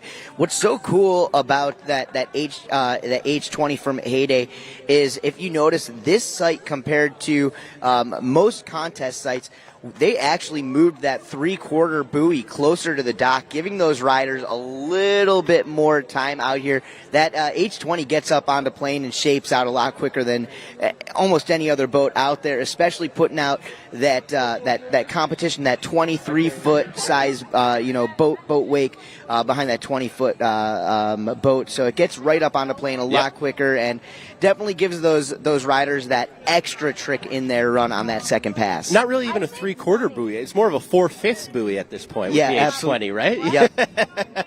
Let's take a look at the score from Alyssa Williams. 85 points. That is an absolute monster of a score from the rider from ASU. What a run, Dano. Absolutely. Well, we are getting right back down and onto the dock, as you can see, from Indiana University, the 19-year-old representing out of Crown Point, Indiana, ready to ride. Ladies and gentlemen, let's give it up, making her collegiate wakeboard Heyday Cup debut. This is Hayden Rosenbaum. All right, and she is a regular foot forward rider, so we're going to get her up and at it and out there in just a moment. There you go. You see them getting that line tightened up, and in just a moment, I'm guessing these judges are probably still tabulating some score of some sort or whatever, but here we go. Here she is. She's on the water once again. This is Hayden Rosenbaum. And I love it, getting some of those specs from that Heyday H20 up on the screen there. So for all the folks watching live through webcast, getting the opportunity to see what this boat is all about. Now, Craig, I know we're going to be talking all about it all throughout the day. I'm a little bit jealous of you. I was watching some of the videos. I know you got out here to Central Florida a few days ago, and you've had multiple opportunities, not just get in the Heyday H20, but get behind it and utilize it for multiple different disciplines. Oh, no. Coming up and going right for it and getting ejected from the boots. Hayden Rosenbaum, take a look at this. She cuts into the wake. She jumps it. She lands that, and you see the nose of it taking a little bit of water over the top of it, and she cuts out, kind of throwing her off kilter just a little bit. She ends up going down. That's a fall. Hey, let's get down to Karo Yupsha down at the dock with another rider. CF, Ricky absolutely kills it on the cable. How do you feel like your cable riding transits into boat riding? It's totally different. I have to rewire my brain every time I go to ride boats. So, would you say cable is harder or easier? I came from boats, so it's getting used to it was weird, but once I got cable down, I thought it was easier. What about contests? I know you're a very experienced cable competitor, but you've done 3 boat events so far. How does that differ? Yeah, this is my 3rd boat event, and I'm pretty nervous for it. I don't cable, I'm pretty calm, but now I'm like, woo. You're ready. Well, I guess you're next, so we're going to let you go get ready. Good luck out there, girl. Back to you guys. All right. Well, Ricky Tarr hanging out down dockside with Karo Yupsha. Ricky, of course, is one to watch out for. Craig, if you haven't seen what Ricky is doing on the cable, man, oh man, you are missing out. That girl crushes it. She also had a great performance along with the rest of the UCF team just a couple of weeks ago at the Red Bull Rivals event, that collegiate wake park competition put on by Gunther Oka. It was great to watch, but I'm really excited to see what she's going to put down behind the boat. Currently right now we've got Hayden Rosenbaum doing it for Indiana, and they bringing that line around. We're going to get her back up straight out of the gates there, taking a little bit of a crash off that wake jump. Absolutely fell on that one wake jump, and what was unfortunate, came right out of the boots. She lost her wakeboard, so had to reapply that and get up for her rest of her run. Now remember, that first fall will go against you. It's 2 falls, then you're done. So she's still got a lot of room to work with here. Absolutely. Well, we're going to get her back on up. And then for any of you folks watching us live through webcast or hanging out here with us on site at Lake David, hey, if you're taking a look at that Heyday H20 out there and you're like, oh boy, I'd like to get out there and get a little demo ride and an opportunity to get behind or in that boat myself, hey, check it out. The crew over at Liquid Planet Marine, they are our local dealer partner. They are in the house, or you can look them up online. They'll get you guys squared away and taken care of. But if you want to get behind one of those H20s from a Heyday, you need to make sure you get with a great Heyday dealer. And in addition to having the opportunity to do that here in Central Florida, I know Heyday is going to be heading around the U.S. with a special tour. We can talk a little bit about that a little bit later on throughout the day as well. Craig, excited to find out more about what's going on with that. I'm excited to find out more as well, and I'm also excited to see the rest of Hayden Rosenbaum's run out of Indiana, finishing that first pass, obviously that fall on that one wake jump, so she's going to have to lay it all on the line here for pass number 2. Dana, you mentioned regular-footed rider. That means that left foot is forward. If her right foot was forward, we'd call it goofy-footed rider. So will she switch up her stance in this second of 2 passes? All right, doing it out of Crown Point, Indiana. For Indiana University, Hayden Rosenbaum, 19 years young, played volleyball for 6 years and kind of hung that up, and now focusing a little bit more on competitive collegiate wakeboard action. Sounds a little bit more fun to me, a little bit more loose. There's a heel side jump. Oh no! Getting onto that nose of her board, almost wheeling over the front and going down. You'll take a look here on the instant replay. There she gets the single wake jump, and again, just wasn't quite ready for that land and taking the fall. And unfortunately for Hayden Rosenbaum and Indiana University, that's going to do it. But right now, we are going to go back down to the dock with Caro. All right, I'm standing here with Ellie from Texas A&M. Ellie is probably one of the most experienced competitors out here. She used to ride the Junior Pro Tour, but this is her first ever collegiate event. How does that feel? It's exciting. It's different. I'm excited. That's so cool. Yeah, you told me just now that you took last year off to get a little rest. And yeah, how did that happen? I think just wanted a break to focus on wakeboarding and wakeboarding with my family and not just competing. And it was good. It was the right decision. And how do you feel about wakeboarding now? Super excited. Yeah, you just told me that this is the most excited you've ever been about wakeboarding. Yeah. Yeah, I'm excited. It's a different experience.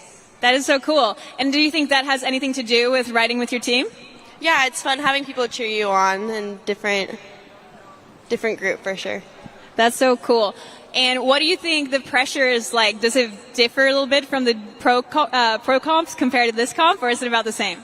It's definitely a little less. It's not as scary, I think.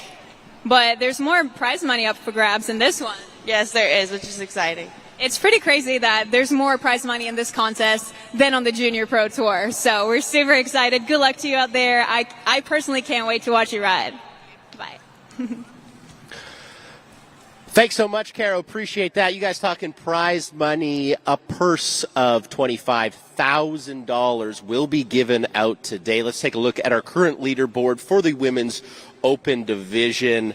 And Elisa Williams with 85 points, doing it for ASU. That is going to be tough to beat, but if somebody can beat it, it may be our next rider, Dano. Absolutely. Well, looking forward to watching what she brings to the table. And this young lady originally comes to us from Northeast Ohio State. She now lives here in Central Florida and representing for Team UCF.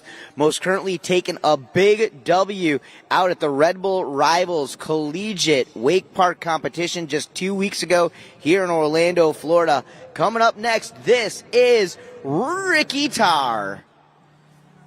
And Ricky Tarr, she's an exciting rider to watch for. You heard in her interview a little bit ago. She grew up as a boat rider. She moved down here to Central Florida, had the opportunity to start riding out at OWC, the Orlando Watersports Complex. And, man, her skills on the cable have really risen a ton as of late. And she has definitely put herself on the map and one of the cable wake park riders to watch out for these days with big tricks like that, starting things off, going nose grab wake to wake.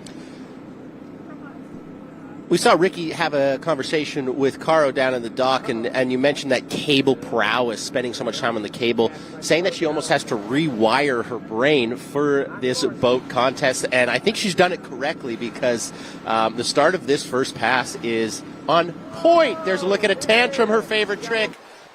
That was incredible. I didn't think she was going to do it, then she did. No, really mixing it up right there with the grab, the 180 into the tantrum. They're going back at it, that time doing a toe side wake to wake indie grab, grabbing that front edge of the board with her backhand. As we come back to instant replay, you take a look here, Ricky Tarr just boosts off the wake and goes heel side wake to wake indie. Classic maneuver right there, but it's going to put her into position to take that cut out, turn her board into that switch stance position, come back through and go for that half cab 180. Take a look though right here as she sets it up for that switch approach into the wake. She's going to take that nice progressive edge all the way up over into the wake. She's going to pop that 180. She's going to get the grab.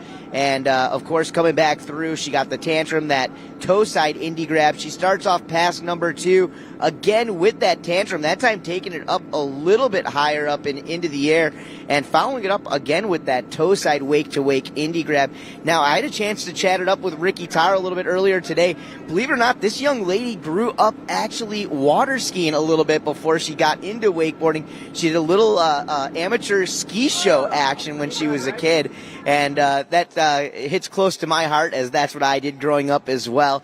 That time right there, it looked like she was going for some sort of possibly boned out indie or mute grab of some sort, and unfortunately taking her down, giving her a chance to catch her breath there at the end of the pass. Unfortunately, I believe she went down just at that 3/4 mark. So that's going to do it. But, hey, I'll tell you what, another great run. That's going to be pretty close up there to Alyssa Williams and her big scoring point run from earlier in this program. Absolutely. Alyssa Williams from ASU with a score of 85 points, currently in that top spot. I think Ricky here will definitely rival it. I love that approach of, hey, I did my tantrum in the first pass.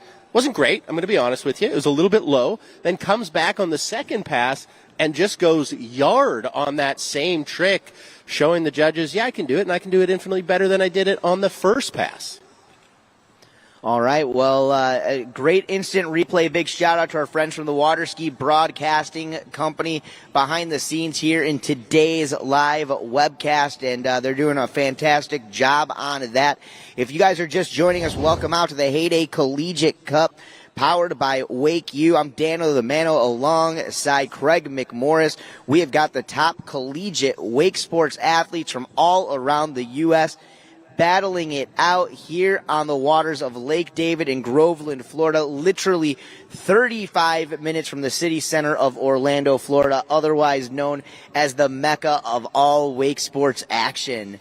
Now, Dana, what I love about this event so very much is it's a team event. Wakeboarding usually is a very solo sport. It's a team right here. So you can see at the bottom of your screen, 7 universities are competing. After one discipline thus far, ASU is out ahead with 100 points, and they're looking poised to add to that as Alyssa Williams in this women's open division sitting with 85 in that current top spot. All right, well, let's get right down to the water. Let's get down to our next rider. She comes to us from Granbury, Texas, originally from Bend, Oregon. She is a WWA Wakeboard Regional Champion. She is a top 3 podium finisher out of the WWA Wakeboard Nationals and Wakeboard World Championships. This is Ellie Patrick on the water. 18 years young. I've been watching this young lady ride for the last half a decade. You heard in her interview moments ago with Caro, she took last season off. This is a rider who goes for the gusto. You like amplitude, you like style. Well, she's going to bring it all to the table. Let's take a look here as she starts off her run with that perfectly executed, that stalefish grab, taking that backhand, grabbing the back edge of her board. Now into the switch stance position, going switch heel side, front side, 180. Perfect execution, solid landing on that maneuver. Right back in on the heels, upside down. There's the heel side back roll, going into that butter slide, but knowing exactly where she was at the Never entire give time. up. Never give up. Can't give up, won't give up. Let's see if she's got one more for us. Toe side wake jump, feeling out the wake on that H20. She's got that toe side front roll that she's going to want to add into her run. Ellie Patrick, top seed here in this division, and you can see the power and the poise behind all of those tricks. A perfectly executed stalefish grab. But take a look. You know, she turns that board around. She gets to the 180. She's got the roll in there. And another great run. It all comes down to what she's going to do in pass number 2. Will she rival ASU's Alyssa Williams' 85-point score? And, of course, as we wait for Ricky Tarr's score to come through, I believe we just saw a score of an 80 from Ricky Tarr. Take a look. We're back underway past number 2 from this young lady, Ellie Patrick. Starting off with a big style trick, going a couple of style tricks, matching them up, mixing it up. She's mixing and matching. You can also see the graphic there. It was saying Riley Simpson there, but Riley unfortunately had to drop out, so this will be the last competitor of our women's open division. This is Ellie Patrick, and Ellie Patrick is putting on a clinic, Dano, with the front roll, as you mentioned, but I spoke too soon. Oh, yeah, going for that front roll right there. And front roll's one of those really tricky maneuvers, as you almost have to over-rotate that trick to execute the landing on it. If you undercook it even by a little bit, you're going to land on your heels. You're going to load that line up way too much, and it's just going to pop right out of your fingertips, which is what we've seen out of Ellie right there. Here in pass number 2, you see mixing it back up with the airs, with the grabs, with the 180s. She puts herself back into position. She definitely wants to get that toe side front roll. Let's see if we can run it all the way through here and see exactly what happened on that front roll, because up until that landing, everything looked perfect. As she eyes it up, she takes that front side approach over and into the wake, and you see it right there, just slightly, literally an eighth of a second too short on that takeoff, Craig, and that's what happens. That's one of those tricks. You really, really got to get up and over those toes if you want to ride it away. Absolutely. I think Ellie puts that front roll down. She is in contention with that number 1 spot, as you mentioned, held by Alyssa Williams of ASU with 85 points. And in our overall team competition, ASU is in that number 1 spot with 100 points. They're going to be tough to beat coming out of there, possibly winning, I shouldn't speak too soon, the first 2 women's divisions. All right, well, we're going to leave that all up to the judges here in just a moment, but that's going to do it for the women's open division. He's Craig McMorris. I'm Dan Lamano. Hey, check out this video segment, and we will be back. We go where you go. Everywhere and anywhere. Purposefully built to stand up to the elements. Designed to perform under any condition. Built for the moments that matter. For the rugged and the relentless. We are the soundtrack for adventure. This is purpose-built audio. This is Rockford Fosgate.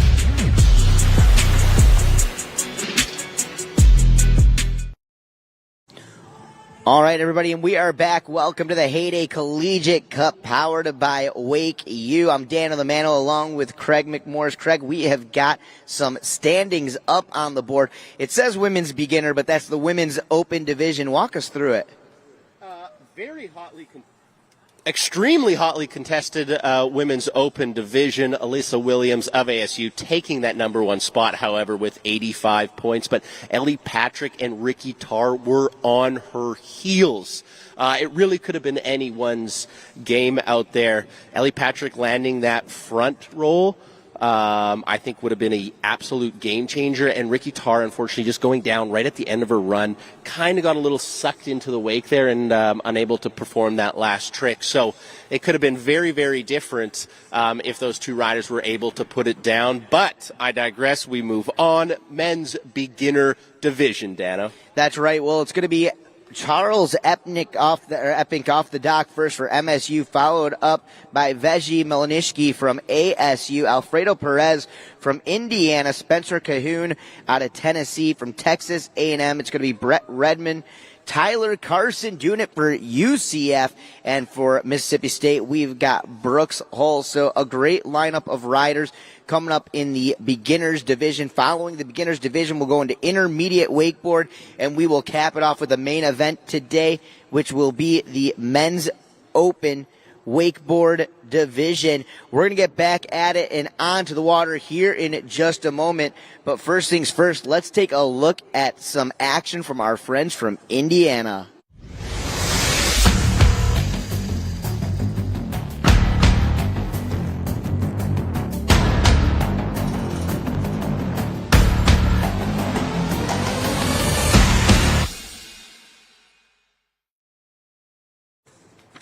All right, Craig. Well, excited to be watching that brand new H20 from Heyday Boats out there on the water. Holds 2,400 pounds of ballast, a capacity of 14 people. Of course, that base engine, 320 horsepower, 6.2 liters from our friends at Mercury Marine. So all the power you need to do what you need to do to enjoy your time out and on the water. But right now, we've got Charles Epping kicking it off here for MSU in this men's beginner division. That was a great looking hillside wake jump going nose grab to front side 180 from Charles Epping. Charles going to get right back in on the toe side edge. Front side wake to wake 180 puts him into that switch stance position, bringing it back to regular. Goofy foot in front as he cuts back over, that time going with a little slob 180. Grabbing that front edge of his board somewhere between the nose and between that front boot, and then back to regular going toe side wake to wake 180. A very well composed run right here, and stand up pass from Charles Epping. I see clinical, honestly. He just went to work right there. Started off with that nose grab, frontside 180, as you mentioned. And what you have to remember, folks, nobody's ridden behind this boat. This is all the very first time any of these athletes have ever ridden behind the Heyday H20. Why? It was released yesterday. So all these athletes are getting to ride behind this beautiful boat, and it almost looked like Charles wasn't going to skip a beat. Absolutely. Well, you're watching it right here on that instant replay. And again, like you mentioned, just putting on a clinic there in pass number one, starting off pass number two, going nose grab minus the 180, but really styling out that time, going to switch wake to wake 180 with that nose grab.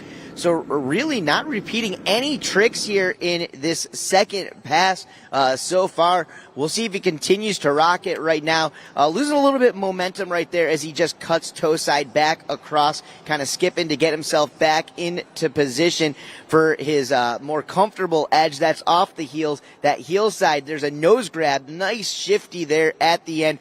So taking a classic trick, Craig, and really making it unique and his own. Absolutely, and that could be our first full pull. No falls from Charles. Kept it base down on the water, if you will. I'm going to go ahead and just go out on a limb here, Dano, and say his favorite grab is a nose grab. I don't know. Call me wild. Well, absolutely. He makes it look way too easy. I'll tell you that much. So getting that opportunity to watch this instant replay go down right here, and again, regular and switch maneuvers, 180s, getting the grabs on just about each and every one of those maneuvers. So taking the basic stuff, keeping it clean, making it look good, and again, you got to keep in mind that first rider off the dock, he's going to be the one to set the tone for the rest of the heat. So when you stand up or run like that, not only can that give you some good points, but that's going to put the pressure on the rest of the field. Great point. Great facts. You have to be the benchmark. You have to deliver on that very first run, and that's what Charles does here today. All right, well, on deck, we've got the crew from ASU, Indiana, Tennessee, Texas A&M, UCF, and Mississippi State, getting ready to rock and roll and rally it down the line.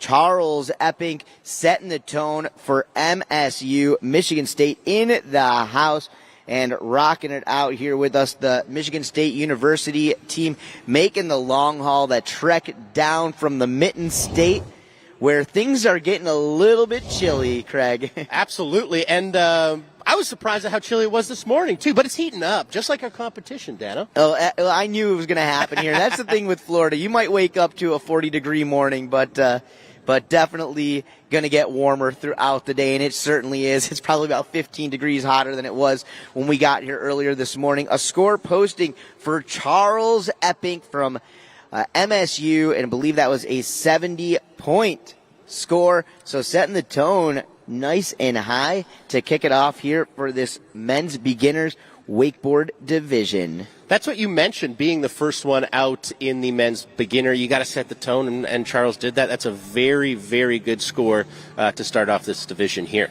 All right, well, coming up next, doing it for Team ASU, the Wake Devils, doing it out of Chandler, Arizona. 21 years old and now back at it for his second year as a part of the Heyday Collegiate Cup. This is Veggie Melaniszki. And Veggie, I actually got to see this guy. I ended up announcing a contest in central Wisconsin this summer, and he happened to come all the way up. And he did really well out there. So going to keep that momentum going here today at the Collegiate Nationals. Let's check it out. Going wake to wake 180s from both directions, getting full grabs on both of those maneuvers. Let's keep the momentum rocking and rolling. There's a backside 180. The first backside 180 executed of the event so far. Does very well to hang on to that. A lot of patience demonstrated. And then back with the switchback one, Dano? Are you kidding me? Hey, you know, you're talking about the fundamentals out there. We saw the regular and switch frontside 180s, and then coming back in with regular and switch backside 180s. What do you think the judges are going to think of that? I mean, that just shows fundies are locked for Big V here. That is really, really cool to see, and you can hear on the dock those ASU Devils are cheering them on. I bet you can hear it on the other side of the lake. They're so loud down here. Oh, yeah. Well, that's the one thing about the Wake Devils is they not only come to support their team, but they prove it. They are always the loudest. They, when it comes to school spirit, the crew from ASU definitely brings it. And hopefully that's just going to push the rest of the teams out there. I want to hear some more of that Mississippi cowbell. All right. Well, Veggie back in for pass number 2. Doing things toe side this time. So we've already seen the basic heel side 180s from the front side rotation and the back side rotation. Now the toe side regular and switch front side 180s from Veggie Melaniszki. Let's see if he can continue to rock and roll as he cuts back over in toe side, back side 180 right there. And you know, if there was one thing my dad knew when I was growing up and we were out there behind the boat, his main line, Danny, if you look down, you go down. And I think we just saw a little bit of that right there from Veggie. Absolutely. We did see a little bit of that, but I like the uniqueness. You know, I like when somebody puts together two passes that are extremely different from anything that we have seen, right? That toe side, backside one attempt, the switch heel side, backside one. Very, very unique tricks, very different, and I doubt that we'll see too many of them here in this beginner division. So there's just a lot of risk behind those. Absolutely, right? And you got to risk it for the biscuit sometimes. ASU, comfortable lead after the two women's divisions, and Veggie trying to put them in an even more solid spot. Yeah, well, and you got to keep in mind, too, Veggie taking off the dock pretty early in the field. So a stand-up pass and even throwing down some tricks that none of the other riders are doing, definitely going to put some pressure on the rest of the field. We'll find out how that all works out here in a little bit. But right now, let's get down to Caro down at the dock. I'm here with Spencer from Tennessee. Spencer, tell us your thoughts about going into this contest. I'm super excited. I've never done a contest before, so I'm hoping it goes well. I'm really just out here to have a good time. So, do you have a plan of what you're going to do?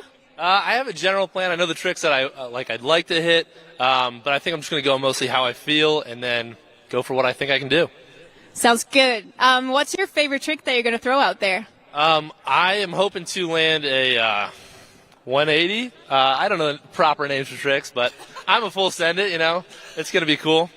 That's awesome. And if you stand up your entire run, can we expect something special at the end? Maybe that 180 again. I don't know if I can land it. We'll see. We'll see. That sounds like a solid plan. Well, good luck in your first wakeboard contest. We'll see you out there. Thank you very much. That was the third member of our team. Thank you so much, Carol. You saw Veggie's score pop up there with a very solid 85, I believe. So Veggie in first place, doing it for ASU. And there you see, just edging out Charles Epping, with 70 points, Dano. All right, well, let's get right back at it and down to the dock. These dudes definitely travel in packs. Representing from Indiana University, originally out of Fort Wayne, Indiana. This dude's been wakeboarding for 6 years, and now it's time to let it shine. Ladies and gentlemen, this is Alfredo Perez. Loudest start thus far. Indiana is showing up and showing out, Dano. Yeah, well, I met at least 16 students from Indiana early this morning, and they said the rest of the team was resting up because they wanted to come out and get loud this morning. You can hear them down there at the dock, but let's take a look at this. Here we are, and here we go. Alfredo Perez starting things off. A little wake-to-wake air, getting the grab back in, coming back through with that switch 180, putting himself back into regular position. Hillside approach, nose grab, front side 180. A favorite trick of this division, no doubt about that, as he cuts back up and over. That time going melon grab, switch front side 180. What is it about the nose grab 180 that you think is just shining in this men's beginner division? Yeah, I think that naturally you're going to, when you let go with that front hand there, you're going to naturally do that 180. So it just makes it a little bit easier to use that front hand for that grab. Now, in most cases, you're going to see those guys grab their boards kind of sloppy a little bit. But in this case right here, Alfredo getting a picture-perfect nose grab on that takeoff there. So really solidifying it. And that's what the judges are going to be looking for. And Craig, you know this coming out of the snowboard world. Definitely looking for those specific zones on the board. And that's what's going to set each rider apart from one another. Absolutely. That last replay showing that nose grab 180 done correctly. If you're going to do it right. And that's what Alfredo Perez is doing here on his second of two passes. Back in that time, going a little bit Indy stiffy on that one, boning out both legs out to the front, back through right there, getting a little tap right in front of the boot, but making it work. That last trick, that switch wake jump, almost switch Indy, was very, very technical. Alfredo, you can't get him off the rope. He's tenacious. Oh no, never give up. There, that is for sure. I don't think his team would have let him live that one down. You can hear him cheering it up, cheering him all the way down the lake. Putting together a great second pass, filled with some nice 180s, regular switch, and a whole lot of stylish grabs. Hey, let's keep it going. Come on, make some noise for him one more time. Ladies and gentlemen, Alfredo Perez. And they go wild down there at the dock, and that's a beautiful thing. You got to love it. You absolutely got to love it. Also got to love the fashion statement Alfredo's making with two bindings that don't match. Probably the first athlete we've seen with that white and black. Yeah, you see it out of pro rider Sam Brown right now. He rocks the dual boots, so definitely making his mark on the rest of the industry here. Let's send it down to the dock with Carol. Carol, what is going on? Veggie, you were the second rider off the dock in this division. How was your run? I can't complain. Got through 6 of my tricks. Got the back-to-back back ones in there, so that amped me up. Definitely wish I could have put down the rest of the run, but I think I got put the team in a pretty good spot. That's so cool. And you guys from Arizona, you came all this way, and you just told me that you're doing pretty good so far, right, with the girls? The scoreboard speaks for itself. We've got ASU number 1 for beginner and women's open, and so I had a little pressure on my back, but, it's our third time this year. We're coming for that championship, so not that we didn't expect it, but I don't know. We're really stoked. Yeah, I'm sure you guys are going to do great. What would you do with that $15,000 if you won? We're going to donate all of it to charity and for good causes. And then maybe stop by the casino real quick, throw it all on red, try to double it real quick, but we'll see. We'll have a team meeting about that. That sounds good. One thing at a time, right? Well, thank you so much. I'm excited to watch the rest of your division. Thank you So much, and thank you so much to Heyday. Honestly, these boats keep getting wilder and wilder, and this is for sure the best competition I've ever attended, even, leave alone be a part of. So we're really stoked, and we really hope to keep doing this for years and years ahead and making it bigger and bigger. We love to hear it. Well, thank you so much. Back to you guys. All right. Well, good to hear from Veggie down there. And I believe we do have some scores posted. And there it is, Alfredo Perez with a score of 74 points, putting him into that second position right behind Veggie. But right now, let's take it up to Tennessee and our next rider. This is Spencer Cahoon. Now, we heard Dano Spencer chatting with the third member of our team, Caro, down at the dock. This is Spencer's first competition, so the fact that he's out here, he's having fun, that's what this is all about, especially in the men's beginner division. But this men's beginner division has been hotly contested thus far. I mean, the trick, the nose grab 180, the cab 180s, we've seen a back 180, we've seen all sorts of different 180s, and Spencer adding his name to the 180 list.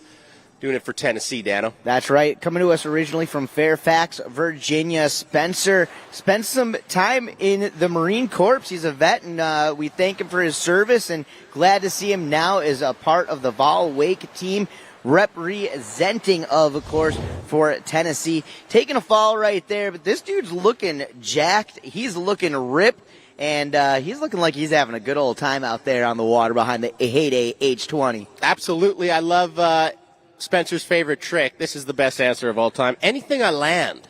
Anything he lands is his favorite trick. So that right there.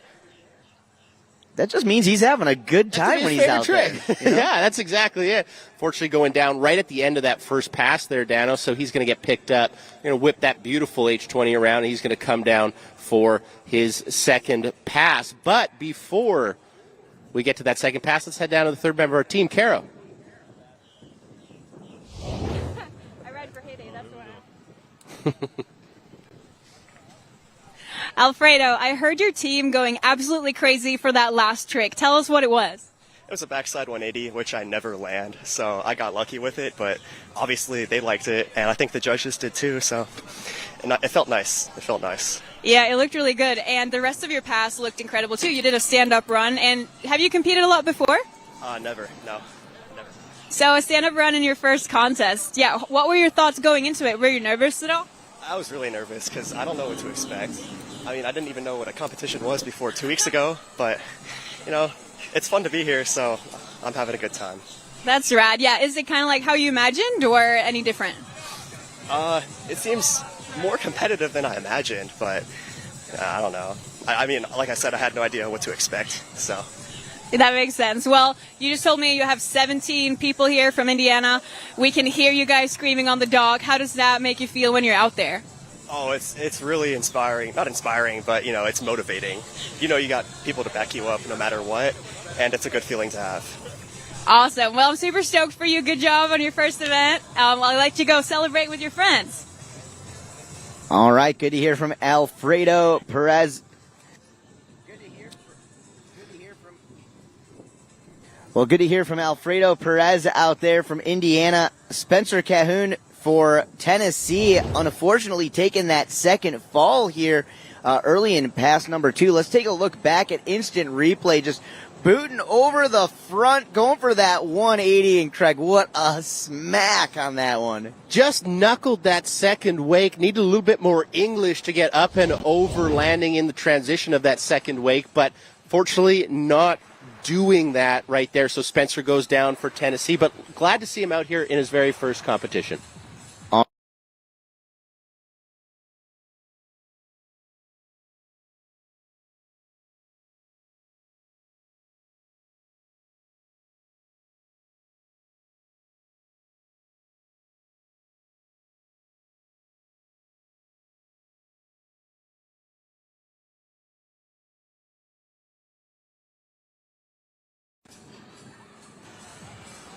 All right. Well, we are back in action, and we are rocking it out here. We have just seen Spencer Cahoon from Tennessee out on the water. Of course, Alfredo Perez Veji Malinsky, and Charles Epping. We have 3 more riders left to go in this men's beginners division. For those of you just joining us, welcome out. We are here at the Heyday Collegiate Cup, powered by WakeU. Want to send a big shout out to our sponsors. Mercury is our engine partner, Simrad, the marine electronics partner, our friends from Rockford Fosgate, the audio partner, Relion Marine Batteries, Red Bull, Liquid Planet Marine. They are the local dealer. Of course, a big thank you to our friends here in Groveland, Florida, the entire city of Groveland, along with the folks here down at Lake David Park, welcoming us out here. A warm welcome, no doubt about it. And of course, the World Wake Association, the WWA, the sanctioning body of all major wake sports events, not just in the U.S., but from around the world. Make sure if you guys are not already tapped in to the WWA's Ride Line app on your smartphone device, you do that to find out news, check out videos and updates from riders, pros, events, and many updates throughout the season on just about anything going on throughout the year. Hey, a big shout out to all of our Heyday Pro Wake Team riders in the house. Of course, Mike Dowdy, the man behind WakeU himself. Carol Yupshaw, she's been down on the dock. Dylan Miller been rocking around the site as well. So glad to see them all out here. Hey, let's find out what's going on down at the dock. Let's get down to Carol. She's got another rider to chat with. All right, Tyler, you just told me this is your first comp on the boat, but you did one contest on cable before. Tell us about that. Yeah, I did Red Bull Rivals a few weeks ago. It was a super fun event that we had at OWC, and I'd say I'm more comfortable riding cable, but I'm pretty excited to get out on boat and see what tricks I can do. Yeah, how do you feel about your contest run today? I think I have a game plan going into it, but you never know. We'll see what happens when I get out there, but I'm excited. It should be a lot of fun. Have you ever ridden behind a Heyday boat before? No, I have not. I'm actually super excited. I normally ride behind ski boats, so I'm excited to ride behind a nice wake. Well, that sounds awesome. Well, it looks like they're out there, so I'll let you go get ready. Good luck out there. All right, on the water right now, folks, doing it out of Katy, Texas, doing it for Texas A&M. That's Brett Redmond, and his pass is underway. Craig, what are we watching? We're watching Brett Redmond, the goofy-footed rider with that right foot forward, going back and forth, starting things off, staying upright. Here's a toe side edge, big front side 180. We just saw Spencer out of Tennessee go down on that. Here, Brett Redmond doing it for Texas A&M, looking correct on that toe side 180, and that's going to cap off his first pass. Dano? Yeah, well, definitely looking really comfortable out there considering this is his first competition out on the water. You see it right there on that first trick, taking that backhand, grabbing that back edge of the board, going stalefish on that maneuver, and again, making it unique to his own, popping some nice looking air on that trick. Here on instant replay, you see him cut back in onto the toe side. And that's the beautiful thing about instant replay for us is that we can call it correct. It's extremely unforgiving, though, to the riders there. That toe side edge, you could see him reaching for that indie grab, unfortunately not getting it. But Dano getting that nose grab front side 180. That's right, coming out of the gates with that regular 180, getting the nose grab. That's this time cutting back in on the toes. That toe side wake jump, maybe overthinking it just a little bit, throwing him out the back and having a fall. So we're going to set him down. We're going to let the water mellow out just a little bit. We're going to turn that Heyday H20 around, and we'll get Brett Redmond back up on the water here momentarily. Absolutely. I don't know. I mean, the water's pretty slippery sometimes, but he just really slips out on this toe side edge. Let's take a look at it from that beautiful drone angle right there. And you can see, yep, he loses it. All right, we're going to take it back down to the dock. Carol Yupshaw with our next rider. We have so many first-time competitors out here today, or first-time boat competitors. Brooks, how are you feeling? I'm a little bit nervous, but I'm excited. It's going to be fun. Have you ridden a wake like this before? No, not really. I've only ridden boat a handful of times, so it'll be interesting. Would you say that you were kind of forced to get here from your teammates, or were you super excited to join? I'm pumped. I'm ready to do it. You ready to take home that prize money? Do my best. We'll see. That sounds good. You just told me that you've been struggling a little bit to find enough riders to fit all divisions. You're probably the smallest team out here. How does that feel? Well, I'm just glad to be out here, and I know everybody else is too from our team, so we'll take as many people as we can get. Do you think you still have the same team spirit as the big teams? Oh, yeah, it's there. Yeah. That's awesome. Well, good luck to you. We can't wait to watch you ride. Back to you guys.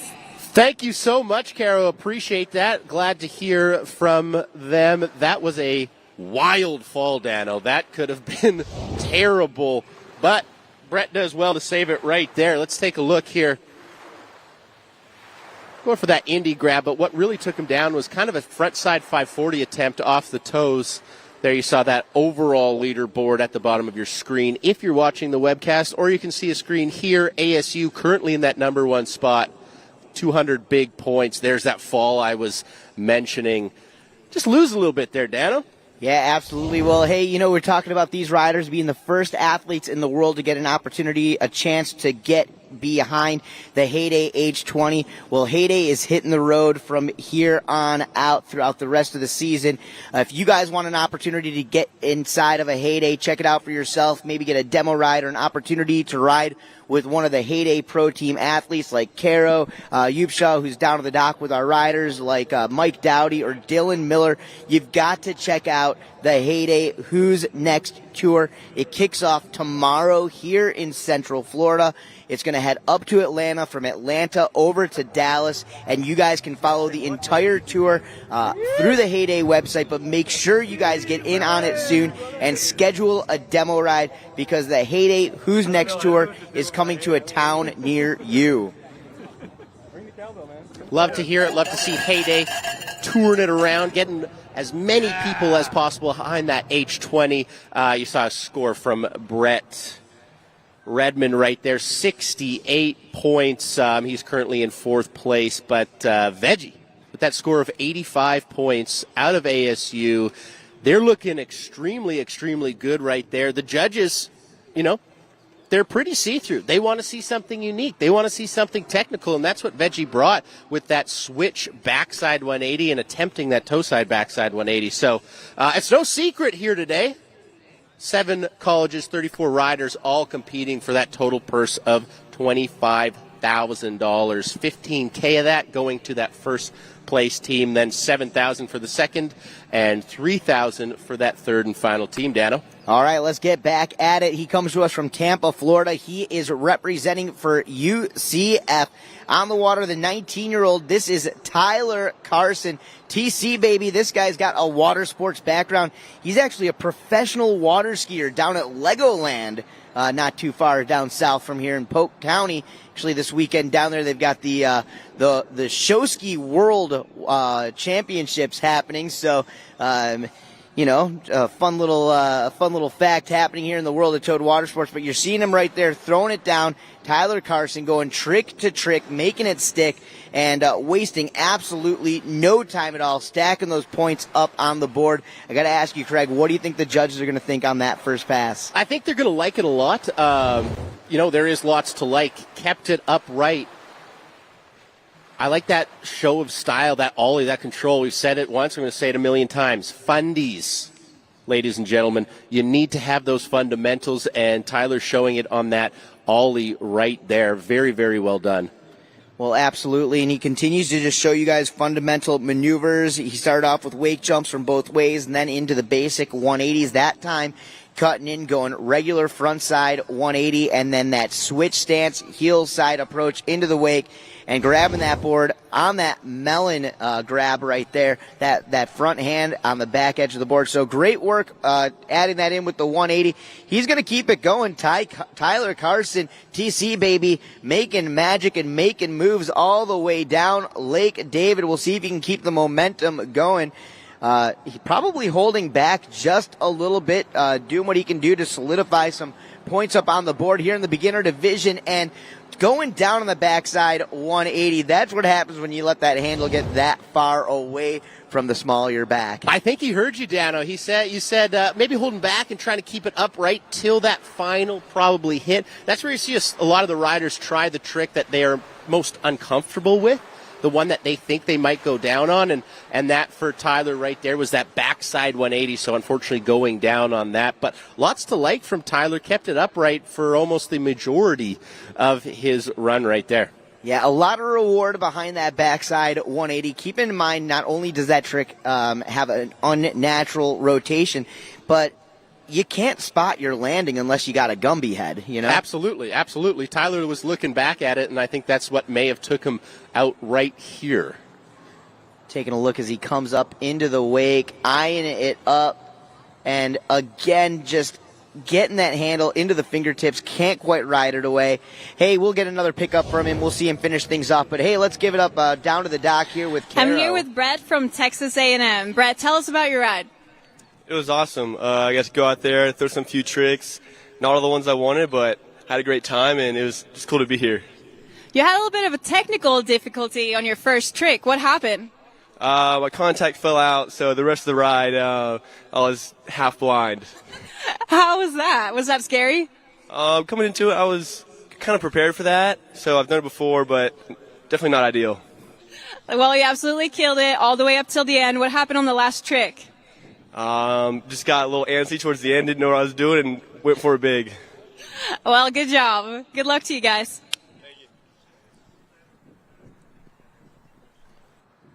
All right, guys. Well, we are back and we are in action, getting ready, doing it from Mississippi State. Going to be the final rider here in this division. Of course, the men's beginners division representing. We have got Brooks Hull getting ready to hit the water here.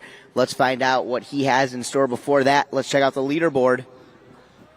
ASU comfortably in that number one spot with 85 points. That was Veggie. Remember that run, very creative, that switch back one, and that toe side, backside 180 attempt. Let's see what Brooks Hull can do from Mississippi State here. All right, well, you can hear that Mississippi cowbell getting loud down there at the dock. You can hear him calling for it. More cowbell, baby. Let's get at it. That wake already shaped up, and Brooks taking that heel side cut up, over, and in. Boosting some straight air, going wake to wake jump. This time eyeing it up on the toe side. Toe side, single wake, air, getting that indie grab as he cuts back to the outside, going from the inside out. Nice little jump into an ollie, front side 180. Switch stance, heel side, approach into the wake. That switch, one wake, melon 180, and slides out and falls back, goes down, Craig. You can see him clap the hands because that cab 180 that took Brooks down was well within reach.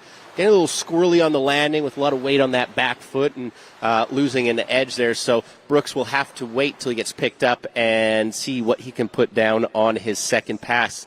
Daniel, lots to look forward to. Brooks says his favorite trick is a back roll, so methinks we're going to see one of those on the second pass. Yeah, we're going to go ahead and find out here. I'm not 100% sure, though, in the beginners division. They may have to hold back from the inverted maneuvers. So we will see how it all plays out. Remember, there is some strategy here with these different divisions. So checking it out here, continuing to watch that instant replay. Brooks Hull, unfortunately, taking a fall on his final maneuver there. As you can see it, just sliding out the back, going down. Hey, that's all good. But, hey, right now we've got Caro Yupsha down at the dock. All right, I'm standing here with my teammate, Dylan Miller, who's a pro rider for Heyday. He's been with us all week for the launch of the H20. Tell us some about it. Well, the launch was awesome. We got to spend a lot of time with some great athletes out at another lake in Florida here, and we had a lot of fun, had some good times, and now it's awesome to be at the event here in Groveland. And, yeah, couldn't be more stoked on the turnout and just the whole setup here. There's a lot of boats and a lot of riders, and it's looking great. Tell us a little bit about the wake of the H20 for everyone who hasn't tried it. What's it like? Well, for a 20-foot boat, it definitely packs some punch. You can probably ask any of the kids that have ridden behind it. They're catching some pretty serious air out there. It's been really, really fun to watch, and I can't wait to get behind one of these boats a little bit more often myself. Did you ever do any collegiate comps when you were younger? No, I am a college-free person. Maybe that was a good idea, maybe it was a bad idea, but I competed a lot when I was younger, but unfortunately I didn't get to take part in any collegiate events like this. Yeah, this is actually the first collegiate event I'm attending, and I'm loving all the hype right here. It's way more stoked than I was imagining. Is this what you thought it was going to be? Yeah, there's definitely some great energy, and actually we're standing beside the hype zone right now, so Yeah, it's been great here. All these kids seem like they're having a great time, and yeah, I'm sure we're going to have even more fun as the day goes on, and maybe even later tonight. And I think you're riding later for us too. Is that right? I think so, yeah. I think Mike and myself are going to go out there and do a quick little demo. Hopefully we can keep it together and land some tricks. It should be a good time. Sounds good. Thanks, Dylan. We'll catch you later. All right, well, back at it. Brooks Hull standing up, an awesome second pass right there. Some of the standout tricks to me was that method air we saw halfway through the run, finishing off with a nice-looking 180 maneuver. So you can see it right there. Doing a little bit of a tail swipe on that shifty air. He's going to bring himself back across the wake here as we await the instant replay on that method maneuver that I was talking about. Single wake, getting that 180 maneuver in there, grabbing that with that front hand on that front edge, that mute. But, Craig, talk us through this next trick. That cab one that you just saw was what took him down on the first pass, so the judges are going to like him getting back up and doing that trick, showing that he can do it, like that melon grab as well, Dano. Oh, yeah, absolutely. Perfect execution, exactly what Brooks Hull and the team from Mississippi State was looking for here in this run. We're going to bring him back down to the dockside area. You guys can get loud. You can get proud. You can give it up for him. Make some noise, though, for that man, Mississippi State University rider, Brooks Hull. Brooks Hull, Tyler Carson, Brett Redmond, Spencer Cahoon, Alfredo Perez, Veggie Melninsky, and Charles Epping. All together, that is your men's beginner division. And Craig, we are going to be getting into our men's intermediate, followed up by open men's wakeboard. That's going to be our main event throughout the day. And a little surprise, I think we're going to get the pro demo from Heyday athletes Mike Dowdy and Dylan Miller a little bit later on. Looking forward to that for sure. Absolutely. So if you're watching this at home or you're here enjoying all the action, send out a tweet, send out a Facebook message. Let fellow water sports enthusiasts know we will be broadcasting all day. Let's take a look at our men's beginner leaderboard. It's ASU's Veggie Melninsky taking that number one spot with 85 big points, Dano. Yeah, right behind him, Alfredo Perez, Tyler Carson right there, Charles Epping, Brett Redmond, Brooks Hull, and Spencer Cahoon. Tell you what, ASU going for the three-peat here this weekend. We'll find out if they can make it happen. Absolutely. We have so much more action, so don't go anywhere as we take a quick commercial break.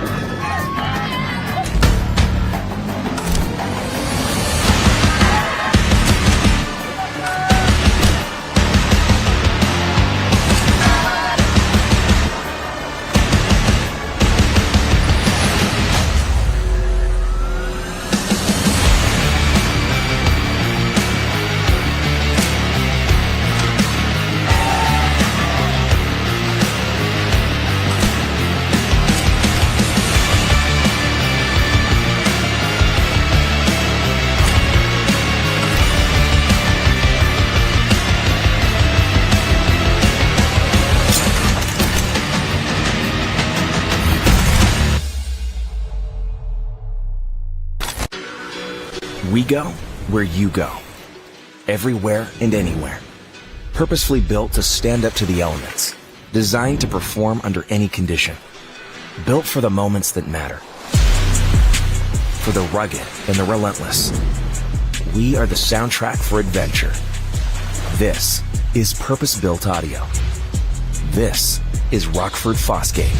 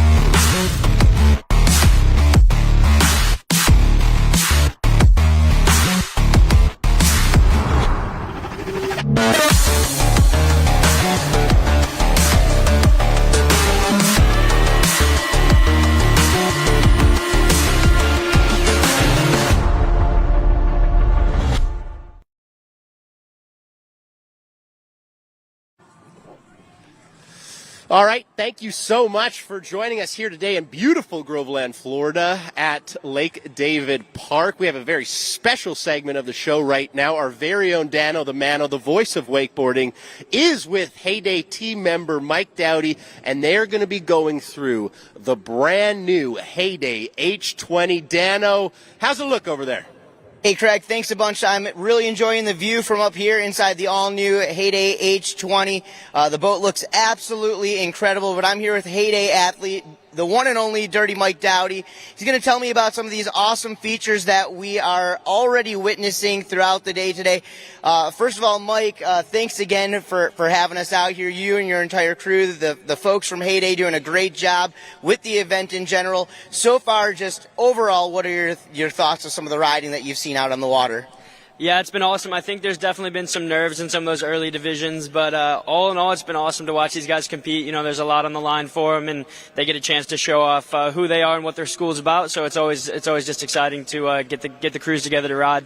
Well, we've seen some great performances across the board already from the women's division and into that beginner men's division. And one thing that I took notice of was the consistent wake behind the H20. Can you talk a little bit about that? Yeah, so the wake on this boat, we picked out every great detail of the H22 and brought it into the H20. We made it super user-friendly, so everyone who's riding behind it can make sure that they get a clean, good pull. And we wanted to demonstrate that to the public with this competition. So not only that, the surf wave is unbelievable on this boat. Rivals every boat in its class and even boats that would be considered above its class. So Heyday did an amazing job with this boat, and I'm just stoked that you guys all get to see the hard work we've been putting in. Well, it's 2022, and by this time you'd think that every innovation in the world of water sports and boating in general have already been done. But you guys have an industry first here, and it's the swim platform. Talk a little bit about the swim platform and a little bit of what that's all about.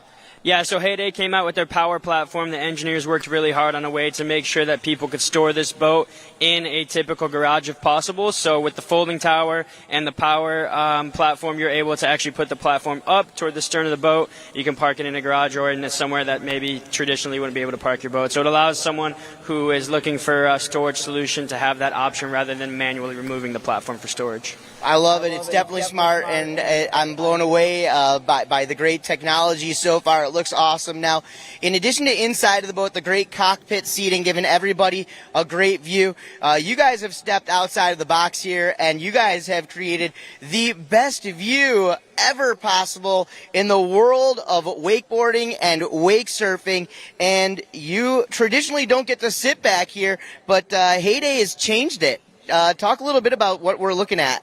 Yeah, so Heyday spent a bunch of hours kind of researching what the best case scenario would be for the stern of the boat, and they came back with these rear-facing transom seats, so you can actually sit in these seats while the boat's underway. They're the first ones in the industry. So not only with the power platform, we also have the transom seats where you can actually sit here while the boat's in tow.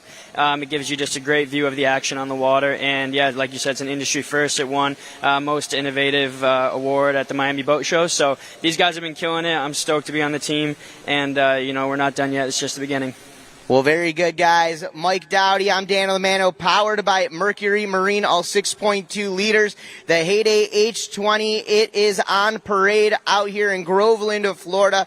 The Heyday Collegiate, we are rocking and rolling. Looking forward to watching the action unfold the rest of the day. We're going to head back down to you, Mr. Craig McMorris. Thank you, Dano. Thank you, Mike. Appreciate that very insightful look at this beautiful, beautiful machine, the Heyday H20. We have so much more action for you, but before we get to that, we are going to take a quick commercial break, so don't go anywhere. Take this time to tell your friends the Heyday Collegiate Cup 2022 will be going on all day, so we'll see you shortly.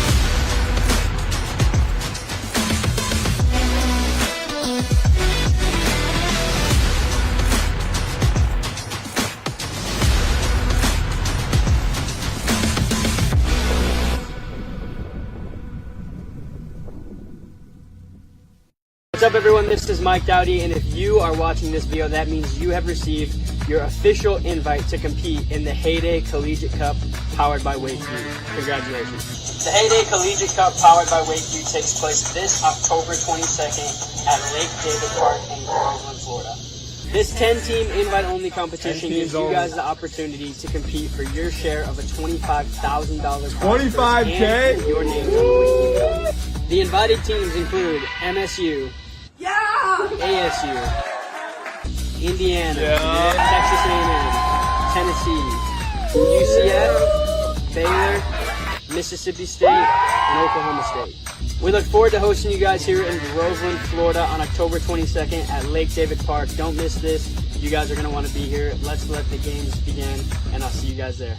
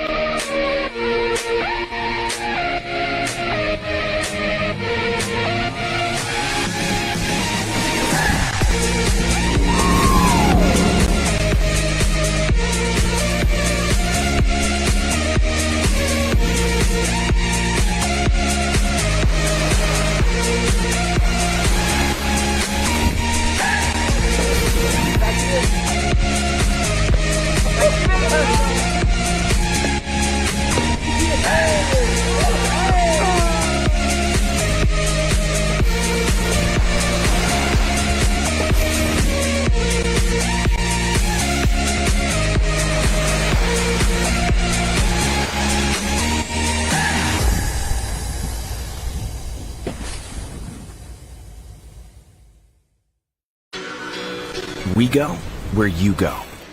Everywhere and anywhere. Purposefully built to stand up to the elements. Designed to perform under any condition. Built for the moments that matter.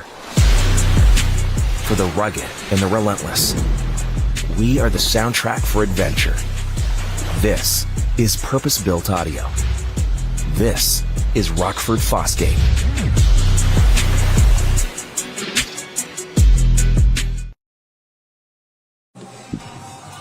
Welcome back to all our viewers from around the world, whoever and wherever you are joining us. Welcome to beautiful Groveland, Florida. The city motto?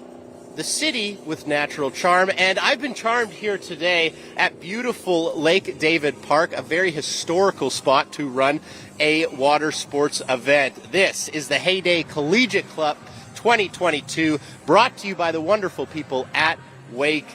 Let's take a look at our start list for the men's intermediate division, our second to last division of the day.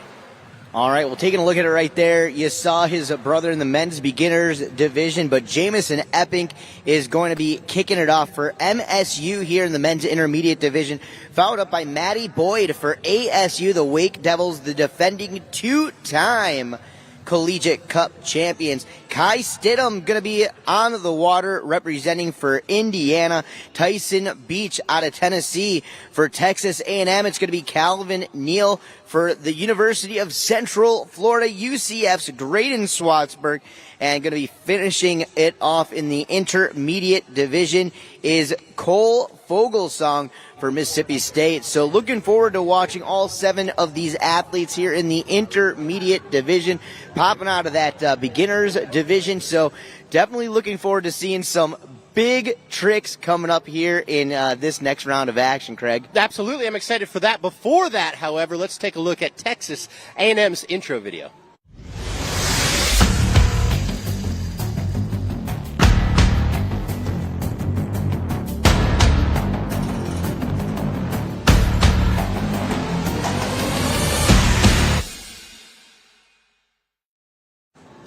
All right, well, looking good and looking forward to watching the rest of the crew from Texas A&M out there on the water, battling it out here in the Heyday Collegiate Cup, presented by WakeU. All the great Heyday boats all over the site. You know, I had that great opportunity to hang out with Mike Dowdy up in the all-new H20. He showed me some of his favorite features of the boat, and we're going to be seeing a whole lot more of that throughout the rest of the program, throughout the rest of the day. Right now, I know our media partner, Kara Yupshaw, is down at the dock with our next collegiate riders. Oh, okay. I didn't stride for that. All right, I'm standing here with Royce and Tyler, and I just heard there's an inside scoop going on here. Tell me about that.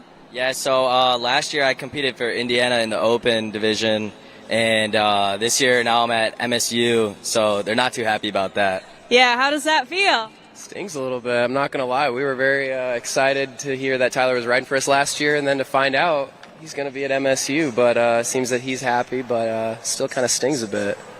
Did you guys, what do you think of your chances with your new team? No, I like my chances a lot. Our new team is awesome. MSU's great. We got a good team here, and I don't know, hopefully we can beat IU. Maybe have a little friendly rivalry. I know Indiana is definitely the loudest team here, though. You guys have a huge support crew, but you miss one of your riders. How does that feel? I mean, I'm pretty confident in the people that we brought here today. We always want to bring the energy. Vibes are very high, very good. We're all very excited. I've enjoyed watching all the riders today, but I think it's going to be a good day. Tell me about your hat. I actually just bought it, or not bought it, but I grabbed it from one of our riders, Kai. It's a good luck charm, so I'm hoping to bring some luck to the team. Go Big Red. Sounds good. Well, thank you guys. Back to you guys in the studio.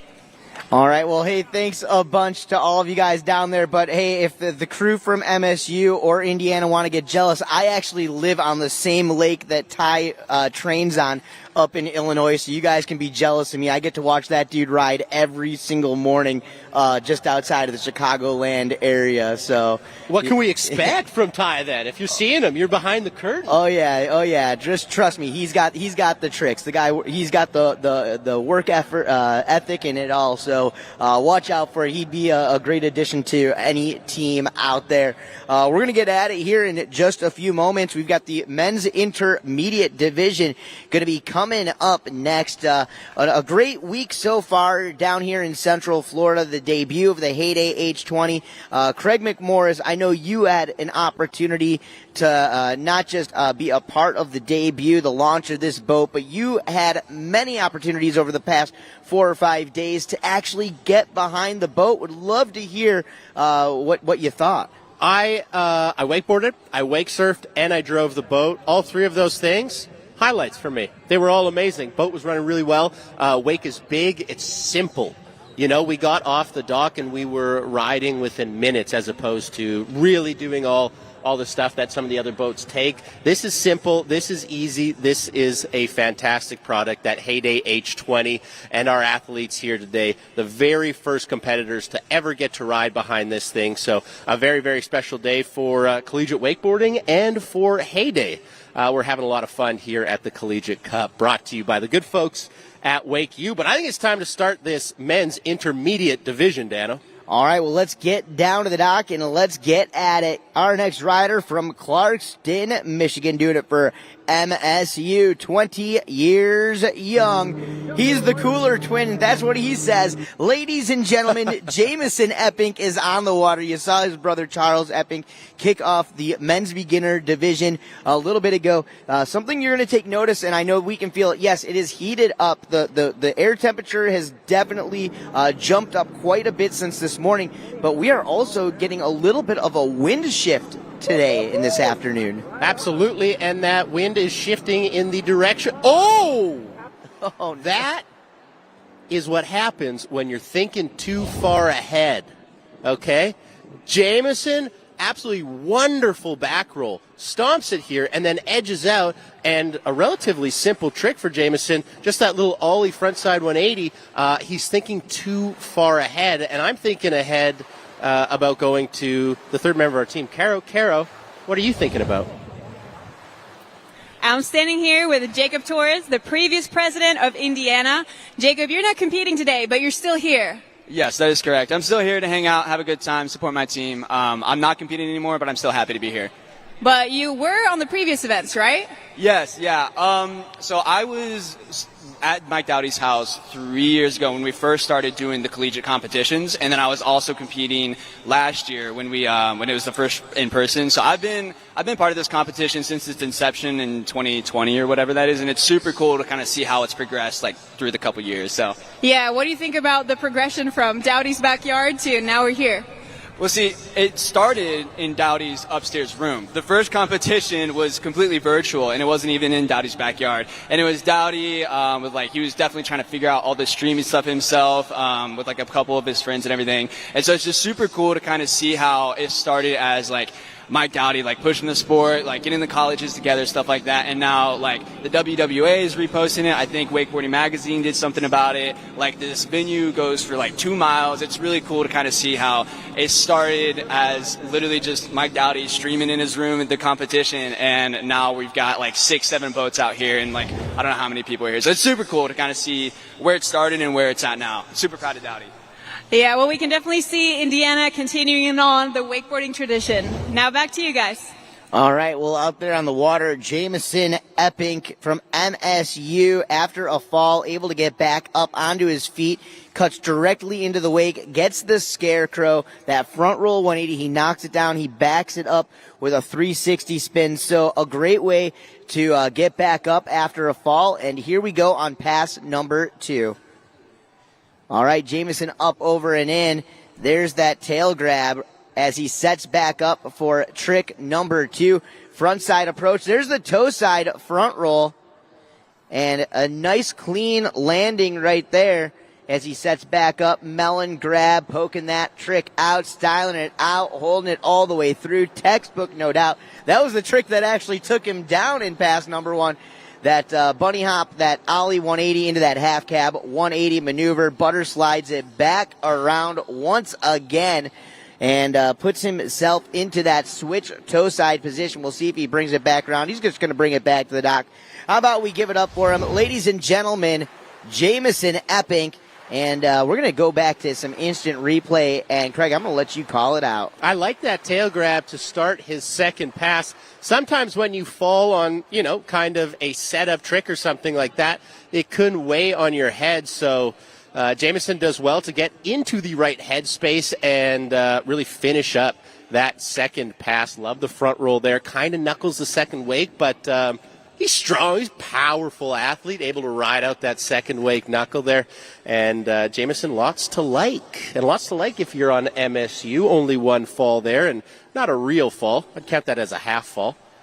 Well, and something we talked about again earlier in the program today, the first rider of each heat setting the tone for the division. Jamison doing a great job, even with the fall. Looking good. Excited to watch what is still to come here in this men's intermediate. Hey, let's go down to the dock with Caro Yupsha. I'm here with Tyson from Tennessee. Tyson, tell us, how are you feeling? I'm feeling pretty froggy right now. I'm really excited to be here. It's my first time competing. I just want to go big and have fun out there. Is that your goal, like trying to send the biggest jump? I mean, not necessarily. It's just my mindset overall is I just want to have a good time. That's what me and all my buddies came down here to do. I want to see everyone throw down as best as possible and see what I can do. What do you think of Tennessee's chances in the team event? I'm feeling pretty solid about it. We have me going out. I'm pretty confident I'm going to ride well. We got Liam going out next. He's killer. He's got a few mobs. So I'm psyched to see him ride too. But this is your first wakeboard contest, right? And how come you're riding intermediate straight off the bat? That's just where I think I fit in. That's just where my trick set seems to find itself. So we'll see what I got. How long have you been wakeboarding for? I've really been riding my whole life. I didn't get serious about it until I came back to UT. I played baseball in my undergrad, a little Division II. And then when I came to UT to go back to grad school, I started riding with them, started seeing these guys who were so much better than me, and it pushed me to start learning more stuff and just get better.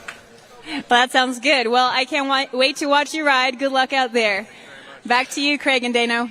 Thanks so much, Caro. Appreciate that. Now, Tyson from Tennessee. I don't think he could go to any other school. I think his name kind of decided it for him. Excited to watch him ride. Before we get to him, we've got Matt Boyd from ASU, the team, the university currently leading the Heyday Collegiate Cup here, Dano. What does Matt Boyd have in Pass 1? Well, Matt Boyd coming in as a past champion and starting things off. There's that scarecrow maneuver. That's that front roll, front side 180. He butters it back around a regular heel side approach into the wake for a nice heel side back roll. May have gotten a piece of the grab. We're going to leave that up to the judge's discretion as he sets that front side edge for a toe side approach into the wake. There's the toe side back roll. That's that straight back flip off the toe side and almost a gainer of sorts, and then back in, mute grab, front side 180. Solid first pass from Matty Boyd, doing it for the ASU Wake Devils. Absolutely. You mentioned that toe side back roll, a trick that we haven't really seen here thus far in the competition. Might be seeing a little bit more in the men's open division. There's a look at that scarecrow taking off on that toe side edge, front flip 180. For the regular footed rider, doing it for ASU, Matt Boyd. Yeah, Matt Boyd is a past first place finisher in the advanced division out of the WakeU Cup. That was last season. He's the current president of the ASU Wake Devils. So doing a great job continuing to build that legacy as we come into pass number 2. Starting things off, you got to spin to win. At least that's what they say. Frontside 360 as he cuts back over and in on his toes. That's his favorite trick. That's the toe side front roll 180 rewind back to regular. That's called the elephant, and it was made famous by Greg Nekrasin more than 25 years ago. Unfortunately, taking a fall right there, somewhere around the 3/4 mark of the run, and hopefully he'll get the pickup. Let's go back to instant replay, see how he kicks off this run here. There's that stalefish grab, that backhand on the back edge, poking out that back foot, textbook picture-esque style, and right here lining it back up over and in on that toe side approach. There's that front roll, and then rewinding it back over. So nicely done maneuver from the president of the ASU Wake Devils. Going to set back up over and in, heel side approach, and we'll see exactly what happens. Goes for that nose grab 360. He unfortunately goes down there, but still getting an invert, still getting an air trick, and giving those judges quite a bit to work with. Looks like he is going to get a pickup here in a moment. We'll wait for that. Before that, let's get back down to the dock with Caro. All right, I'm here with Jameson, the first rider out in men's intermediate. How was your run? It was good. Not what I wanted. Did a little silly fall, but still did pretty good. What went through your head after you fell? I was like, shoot, I did something wrong. I like the non-cuss word there. Very nice. Well, how do you feel about your team overall, what you guys have done today? I think we did really good. We're having a lot of fun here, and I think it's a great time. That's awesome. Well, thank you so much. It looks like they're back on the water, so back to you guys. All right, one more trick from Matt Boyd as he sets it up way outside the wake. We'll see if he goes for that nose 360 again. No, he's going for the straight back flip off the heel side edge. That's the tantrum. You can hear him scream. He rode it away. How about it? Give it up for ASU, the Wake Devils, and Matty Boyd. And back to instant replay. He knew he had to put something big on the board, and there it is, that straight backflip, doing it on that Ronix Supreme wakeboard, the pro model of Tyler Hyam. Great ride, great run right there from the ASU president, Matt Boyd. Now, Dano, from a strategy standpoint, what would you have rather seen him do? Get back up and do that 360 he fell on, or the tantrum like we just saw there? You know, and obviously it all depends on which judges you get on that day. But I'm a spin guy. I'm a style guy. I would have liked to see him get back up and go for that nose grab 360. But I will say that that tantrum, he probably felt a little bit more comfortable. And after having a fall, sometimes, you know, you get those cobwebs in your brain and jumbled up a little bit. You know you can land the trick, but at the same time, pressure is on. I think it was a smart strategy and a good move. Absolutely. Love to see it there from Matt Boyd of ASU. We will move on and continue our men's intermediate division right here coming up.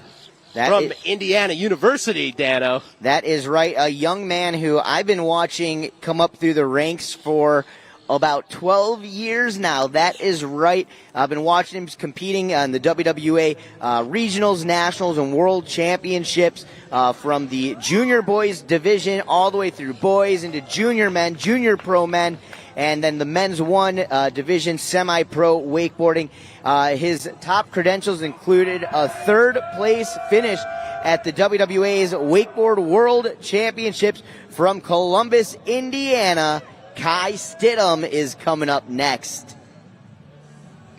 You know, and it's really cool to take a look at some of the riders here in the field, looking through some of these names. Some of these collegiate riders have only been wakeboarding for 1 season or maybe only for a full year now. For some riders, this is their first wakeboard contest ever.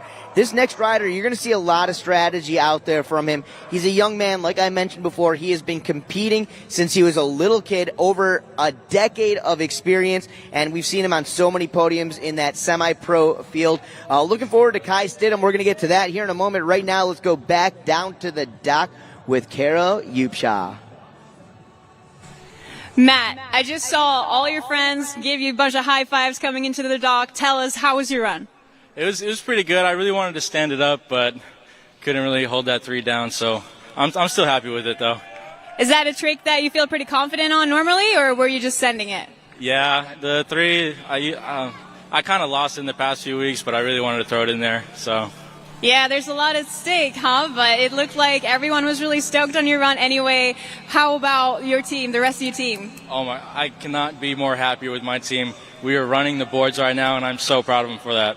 Awesome. Well, thanks. Well, back to the contest, Doc. Thank you so much, Carol. You saw Matt Boyd's score of 80 right there, so he's helping out ASU, and Kai is helping out his team with that Rayleigh right there, Dano. Oh, what a classic maneuver on the wakeboard. The Superman air, that air Rayleigh, and then going right back over into the wake, the toe side front roll. You're going to see this guy put together a solid competition pass with a little bit of everything. He's already gotten the air. He's already gotten the invert. He got that 180 maneuver. Going to be looking for a spin in his run, and there it is. You talk about a well-composed run, giving these judges a little bit of everything: style, air, tech, and spins. Absolutely, Dana. You mentioned he's got everything, and he's got pop. That's what we love to see here. Explosive off that Heyday H20 wake, riding all the way to the top of it and using all that energy to get as much amplitude or airtime on all of his tricks. But you mentioned he was a savvy, smart rider, and shows that here. He's got flips, he's got the Rayleigh, he's got the spins. I'm excited to see what he's got in in set 2. Pardon me. Hey, well, that's the experience showing right there. This guy has competed in WWA events, from the regionals to the nationals to the world championships, for over a decade, and bringing it out here to the water of Lake David. An unfortunate fall there on his first maneuver in pass number 2.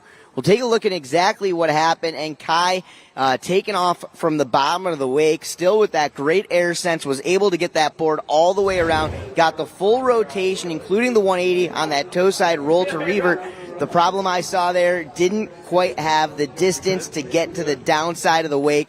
And you know, when it comes to wakeboarding, it's all about that transition. Absolutely. I kind of gave him the commentator's curse, possibly, talking about how much pop he had on that first pass, and then obviously lacking said pop on that toe side roll to fakie. But hey, that's just fall 1, right at the start of the second pass. If you're going to have a fall, that's probably the place you want to put it. Well, absolutely. That leaves him the entire field, the entire pass. There's so much real estate left out there on the water in pass number 2. And again, a guy like Kai Stidham should easily be able to throw that away, forget about that fall, get right back up onto his feet, onto that board, and finish off this run in the fashion that he came here to do it in, and that's stand up. Well, as you can see right there, throttles go down. Our rider is back up on his feet right now. Kai Stidham setting himself up as that wake shapes up and shapes out. He's going to take that big cut outside the wake, and he is going to set that heel side edge up over and in. Time for takeoff. There's a heel side back roll. Nice smooth landing on that maneuver. Playing it smart, playing it safe, back in on the toe side. This time toe side roll to revert, gets that 180, and may have been able to pull through from that one, but didn't want to go into that yard sale rag doll situation. Takes a fall. That's fall number 2. Still a solid run from Kai Stidham. I'm going to have you walk us through this instant replay here, though. Absolutely love the back roll there from Kai Stidham, and that toe side roll to fake. He just had Kai's number today here. We mentioned that first fall at the start of his second pass was on this trick right here, and it's what is his demise on his second pass as well. Unfortunately, unable to put it down. Yes, base lands. That's great. But you can see there gets caught up a little bit. Too much tension on the fingers, and the handle goes bye-bye. We're going to say hello to the third member of our team, though. I'm here. What do you think he's going to think about this run? You know, it was a very solid run. Kai went out there, stuck the rally right away, and 360s and back rolls. Overall, it was really good. I think he should be stoked about it. What else you got to say about it, Torres? I know he's going to be unhappy that he fell, just because that's how he is. He likes to be perfect. But I'm pretty sure his 360 was switch, which does count for a bit. I think it was a great run. I know he's going to be beating himself up a little bit, but I think he's got to be proud for what he threw down out there. We're proud of him. So, great run, Kai. Yeah, great run. Yeah, back to Craig and Medano. All right, Craig. Well, we are rocking it out here, and big shout out to our friends from Red Bull. Just dropping off a couple of cans for us up here in the announcer's booth. That little extra boost of brunch energy that we could use. Big thank you to, of course, all of our friends and partners out here, the entire town of Groveland, Florida, here at Lake David Park.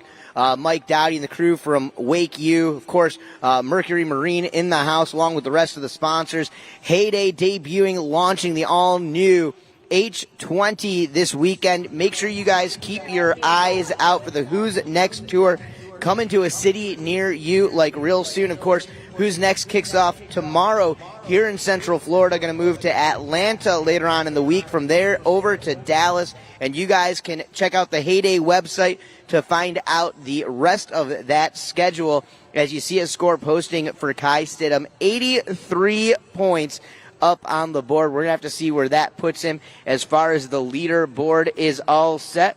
Puts him in that first place position. But right now, doing it out of Tennessee, up, out, and on the water. Originally from Knoxville, this is Tyson Beach. Tyson Beach, he is a collegiate athlete through and through, former Division II baseball player before coming to UT. So we'll see if he adds that competitive drive to his wakeboard run. Grew up riding a wakeboard, but now finally started to do a little competition. You saw the tantrum there in that toe side, front side 180, Craig. What do you think? I love it. Tyson from Tennessee. Probably my favorite name thus far here when Kara was chatting with him. I love that, and I love that back roll. I also love the Water Ski Broadcast Company's aerial view of this, that drone following. Such a unique look at Tyson's run right here, Dano. That's right, Tennessee Tyson coming down the line, rocking it and rolling it, keeping it moving and grooving until he gets down to the end of pass number one, standing it up. Man, taking a look at that tantrum a little early off the wake. He still got it around, so that was pretty nice to see. If you were watching your screen there, you saw the bottom. ASU solidly in first place. Remember, this is a team competition. We're currently in the middle of the men's intermediate division, but every division, your scores count towards your overall team score. Currently in first place, ASU, followed closely by Indiana, and that could change because Indiana's rider, Kai Stidham, is currently in first place of this men's intermediate division, Dano. All right, well, back at it with Tyson Beach. Tennessee Tyson rocking it out, keeping it going. Back through. There's that roll to revert, just blasting off that wake into that perfect transition down the second wake of the Heyday H20. Now going to put him into a regular stance. He's a goofy foot front rider. There's a backside 180. That backside, that unnatural rotation, the blind landing, and a lot of confidence on that landing as he cuts right back over into the scarecrow. A low landing on that toe side, front roll 180, but he pulled it out. I don't think that handle was going anywhere. He was so close to that finish line. I feel like even if he did fall, he was just going to hang on until he got dragged across. Tyson, tenacious here for Tennessee. Yeah, and, you know, coming in with that background in Division II baseball, something tells me that this guy's probably got one of the stronger grips in the game today. Absolutely, and just like a good pitcher, he's got a lot of different approaches to the plate. We saw that roll to fakie. We saw the back roll. We saw a number of different tricks here from Tyson. So he's got to be stoked on that. I really like that back one as well. Solid pull from Tyson.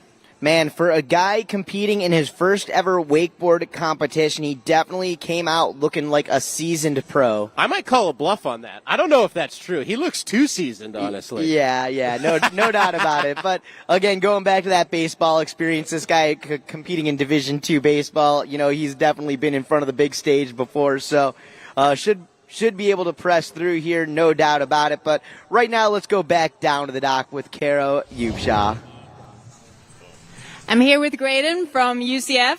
You were here at the collegiate event last year, and you did pretty good, right? It was pretty good. It was a great time. I loved the comp last year. So do you feel good going into this one? Oh, yeah, I feel pretty ready for it. How have you prepared for it? Not much. I wakeboard a lot at the cable park, so. So it's pretty much the same, right?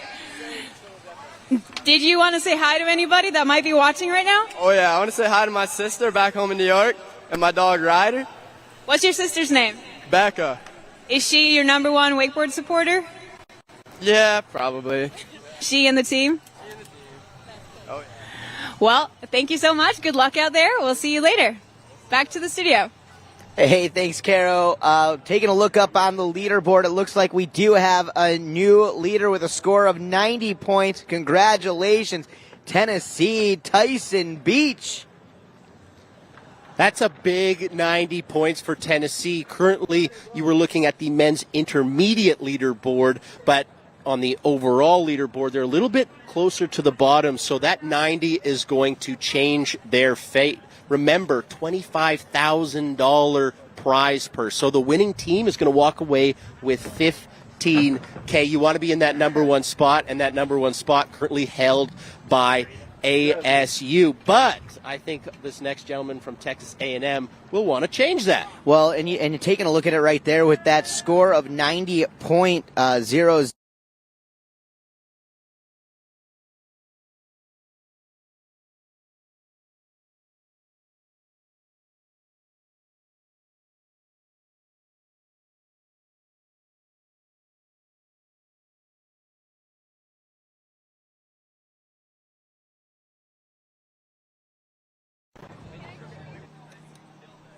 All right, Calvin Neal is on the water right now. Let's check it out. Doing it for Texas A&M out of Lubbock, Texas. He's a regular foot forward rider. Let's take a look at it as he sets over and in, going big old back scratcher, air shifty from the heel side edge. Going to take that approach in on the toe side this time. Trick number 2. Absolutely massive, Craig. Humongous front roll. Got over onto his toes. It looked like he was going to ride that thing away, and then a little bit of load on the line pulls him over the front. That's going to be the issue. If everybody else is surprised at how big you go, and you are surprised at how big you go on a front roll, usually that's what happens. You end up below the water as opposed to on top of it. So I want to see Calvin go for that front roll again, and I want to see him go for it as big as he did. Look at how explosive he is off that H20 wake. That is a big wake. You need to be patient. You need to explode off of it. So he does that while we head down to the dock with Caro. Cole, what school are you representing? Mississippi State University. And you're last out in this division. Have you been watching the other riders go? Yeah, I've been looking. We're, I don't know. What did you watching them change your plan of your run at all, or are you sticking to the same plan? I think I'm just going to stick to the same plan, throw what I can do, and see what happens. Have you practiced a lot for this? No, not really. But what is your favorite trick that you're going to throw out there? Probably some grabs and hopefully get some 180s. What's your favorite trick? Probably indie grab. That's cool. Well, good luck to you. We hope that you have a good ride, and we can't wait to see what you do out there. Back to you guys. All right, Calvin Neal back in, straight at it. There's a tantrum with that indie grab. It was that toe side front roll that took him down in pass number 1. And, going back to that toe side front roll, man, I would have to say out of the basic inverts, the toe side front roll probably the most difficult of them. Absolutely, and when you take it over that second wake like Calvin did, landing in the flats there a little bit, that makes it infinitely harder to ride away from. So understandable he went down on that. But Calvin doesn't like to land in transition. We saw him go big on that front roll and that tantrum he took to the flats as well almost. So high-impact rider. Absolutely. Well, let's take a look as we cut back into pass number 2. Going for that toe 360 in that front side rotational direction. He unfortunately goes down, and that is going to be fall number 2. That's going to do it for Calvin Neal. Hopefully he still puts some big points up on the board for his team. But as you see right there, it almost was as if he was questioning, do I stop at 360 or do I want the 540? Off the wake, it looked like he wanted the 540. A tale as old as time. The second that you hesitate on a rotation and you kind of have to make a decision of, am I going for it, am I not, you're already gone. It's too late. So when you're mid-spin, remember that. Go for the 540. Don't try and stop it because it's extremely difficult, as Calvin did there. So he goes down. That is his second fall. And we move on in our men's intermediate division. All right, well, looking forward to watching our next rider. Graydon Swatsburg from UCF is going to be out here in just one moment. Graydon, just a couple of weeks ago, a part of the UCF team champions, the Red Bull Rivals Collegiate Wake Park contest happening down in Orlando.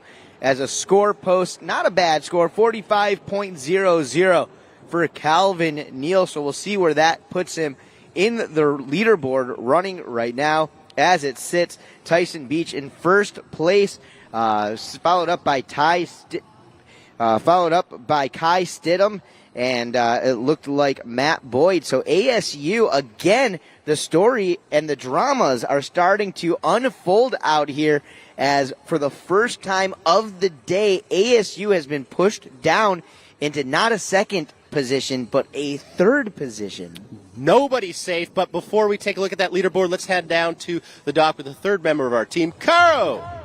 I'm here with Mike, one of Heyday's pro riders and one of the brains behind this event. Mike, tell us how it's going. Yeah, I think it's going really good. I think everyone's really excited to be here. It's awesome to just watch the kids throw down, get behind that age 20 for the first time. I think it's just all around being a good day, and I'm looking forward to seeing who takes out these podiums. Speaking of kids, I've seen your son run around here. Is he the youngest rider on Team Heyday right now? Yeah, for sure. He's probably the youngest sponsored athlete in history, I would say. So, yeah, he's cruising around, waving at all the boats and giving fist bumps. So if you see him cruising around, he's rocking white tee and diaper right now. So if you see him, that's him. Yeah, I heard your wife tell me he has some pretty amazing Heyday swag to rock. So we're stoked to see him here. Yeah, when is he going to start riding? I took him wake surfing for the first time like maybe a month ago, so I wanted it to be a wakeboard first, obviously, but surf was a little bit better. So soon, though, he loves it. He absolutely loves it. So how old is he? Just over a year. Yeah. So he's just over a year and already surfing, so we can't wait to see what Jack does next. Thank you so much, Mike. Back to you guys.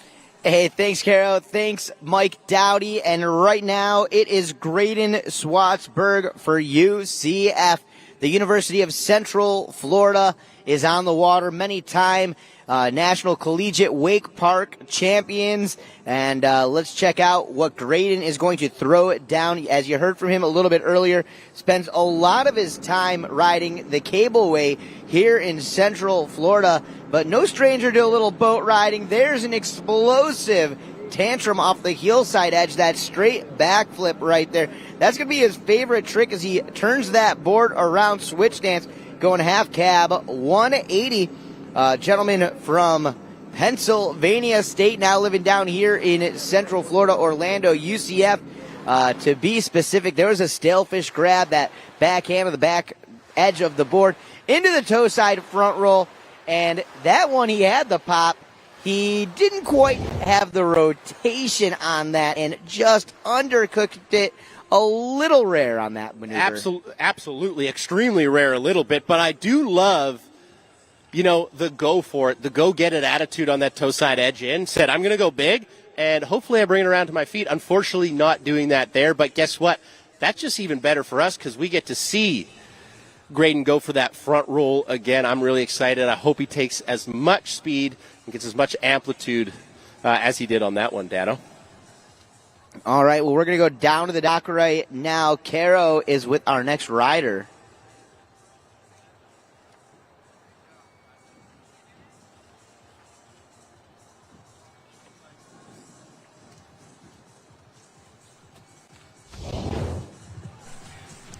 I'm here with Calvin from Texas A&M. We saw you do some cool stuff out there, but we also saw you take a fall early.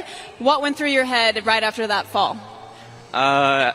Just what do I need to do next? But when I was coming down on that front roll, definitely got a little bit more booted than I was expecting.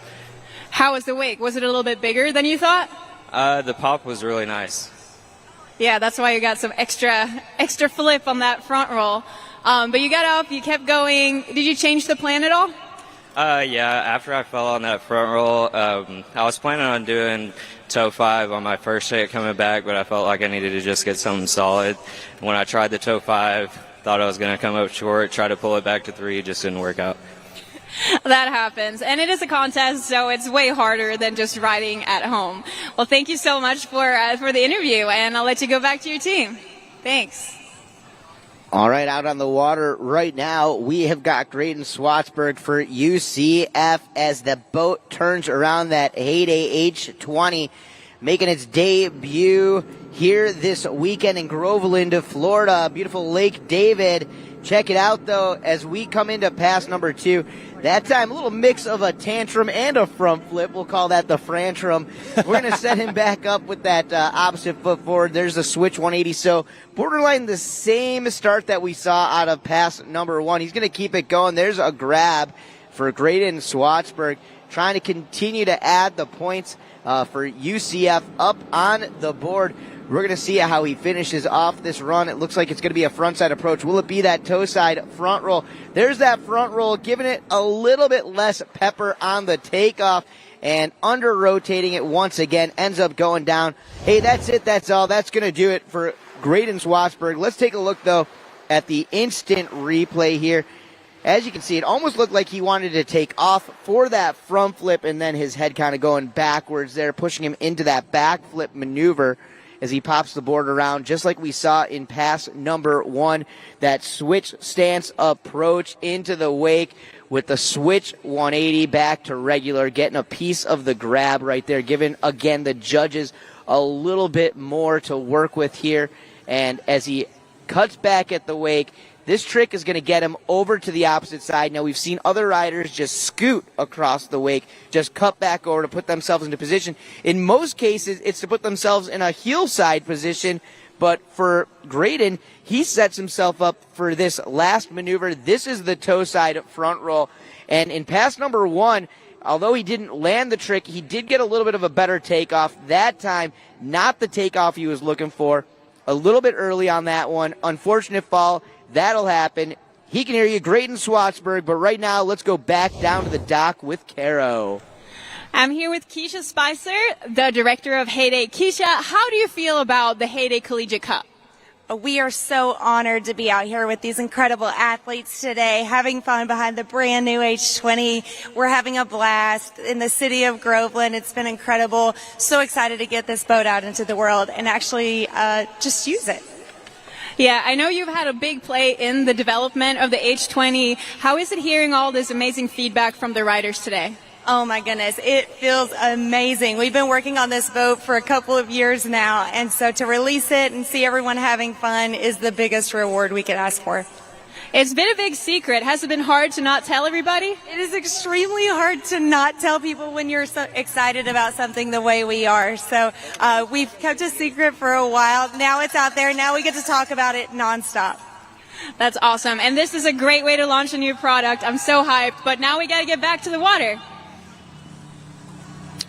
Thanks so much, Caro. Let's do exactly what you say. Get back to the water. There's a quick look at the men's intermediate leaderboard. Tyson Beach of Tennessee, currently in that number 1 spot of 90. We just saw Swatsburg go. He was sitting there in the mid-50s. Now, however, our final rider of this men's intermediate division, Dano, you're a fan. That's right. Cole Fogelsong is on the water. Unfortunately, out of the gates, taking a fall, but going for the gusto on this one. A young man originally from Katy, Texas, and as he goes for that boost, didn't quite have the distance he was looking for, was looking for the tail of his board. Just a lot of stuff going on all at one time, and he takes that crash. He goes down. Does give us an opportunity. We just heard Caro chatting a little bit about the new H20 from Heyday Boats. A beautiful boat and a great debut, no doubt. But you got to talk about some of the amazing partners along with Heyday. Our friends from Mercury Marine. Mercury is the engine partner, 6.2 liters, 320 horsepower, more than you need. And we've been watching it all across the morning here today. We'd also like to thank Simrad, Rockford Fosgate, Relion, Outside the Boat, Red Bull, local dealer for Heyday, Liquid Planet Marine. I know I've seen the crew from Liquid Planet hanging out around here on site. Factory representatives, local representatives, they are here to talk you through what this boat is all about. I mean, we got to thank all those sponsors. We also got to thank the third member of our team, Caro, who is dockside currently.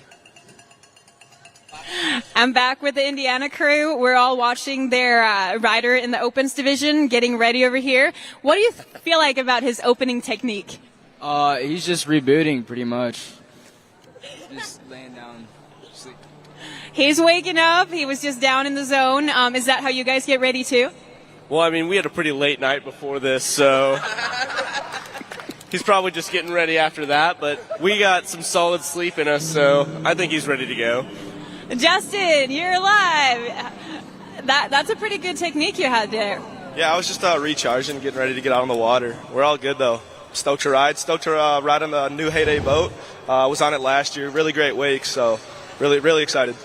Yeah, just doing a little meditation, visualizing. Listen to some music, just getting ready, getting my head clear, and ready to get out on the water. That sounds awesome. Well, good luck out there. We can't wait to watch you.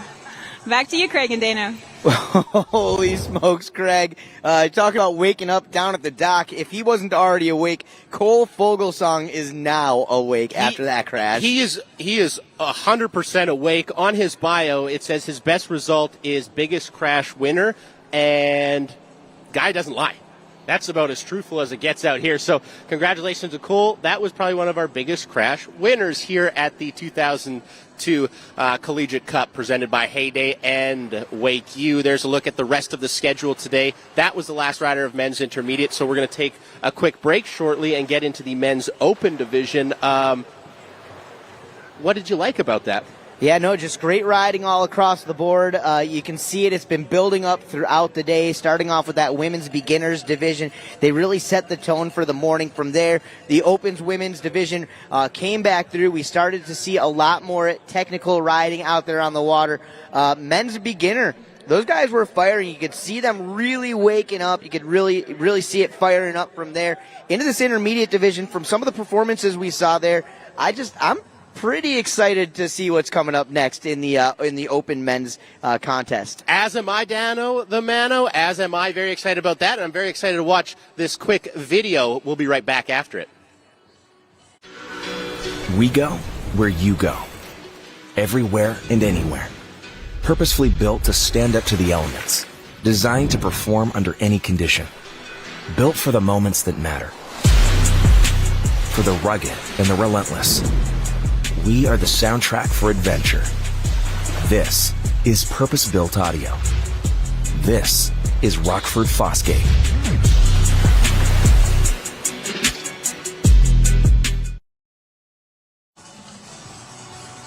All right, well, welcome back, ladies and gentlemen, to the Heyday Collegiate Cup, brought to you by WakeU. I am the Noise of the North. I am Dano the Mano alongside Craig McMorris. And what a morning it has already been, Craig. We have been rocking it out here. Groveland, Florida, just about 30 minutes to the west of Orlando, Florida. It's been a great day. Talk about some of these results so far. Absolutely. That's our men's intermediate division. Our second to last division, it was Tennessee's Tyson Beach taking the win there, earning his university 100 points towards that overall score with a score of 90. Now, before we get to that men's open division, our final division, let's take a look at a cool little video from UCF.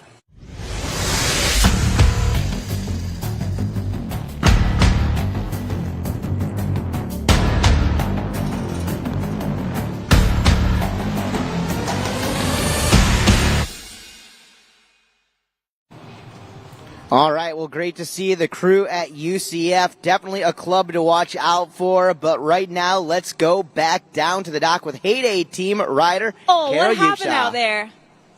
Just wasn't used to riding behind the boat really, and didn't really know what to expect going out, and didn't go too well.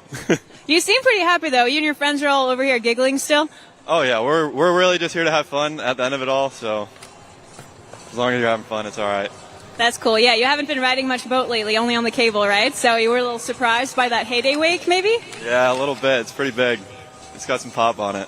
Awesome. Well, thank you so much. It looks like they're back on the water. Oh, yeah, watch out for this guy. Comes from Mundelein, Illinois. I got the same zip code as this dude. We live on the same lake.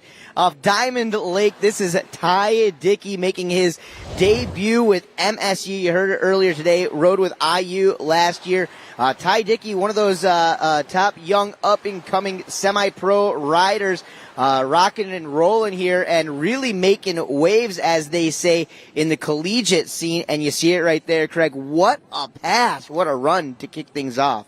Clinical, surgical, if you will, from Ty Dickey here in that first pass.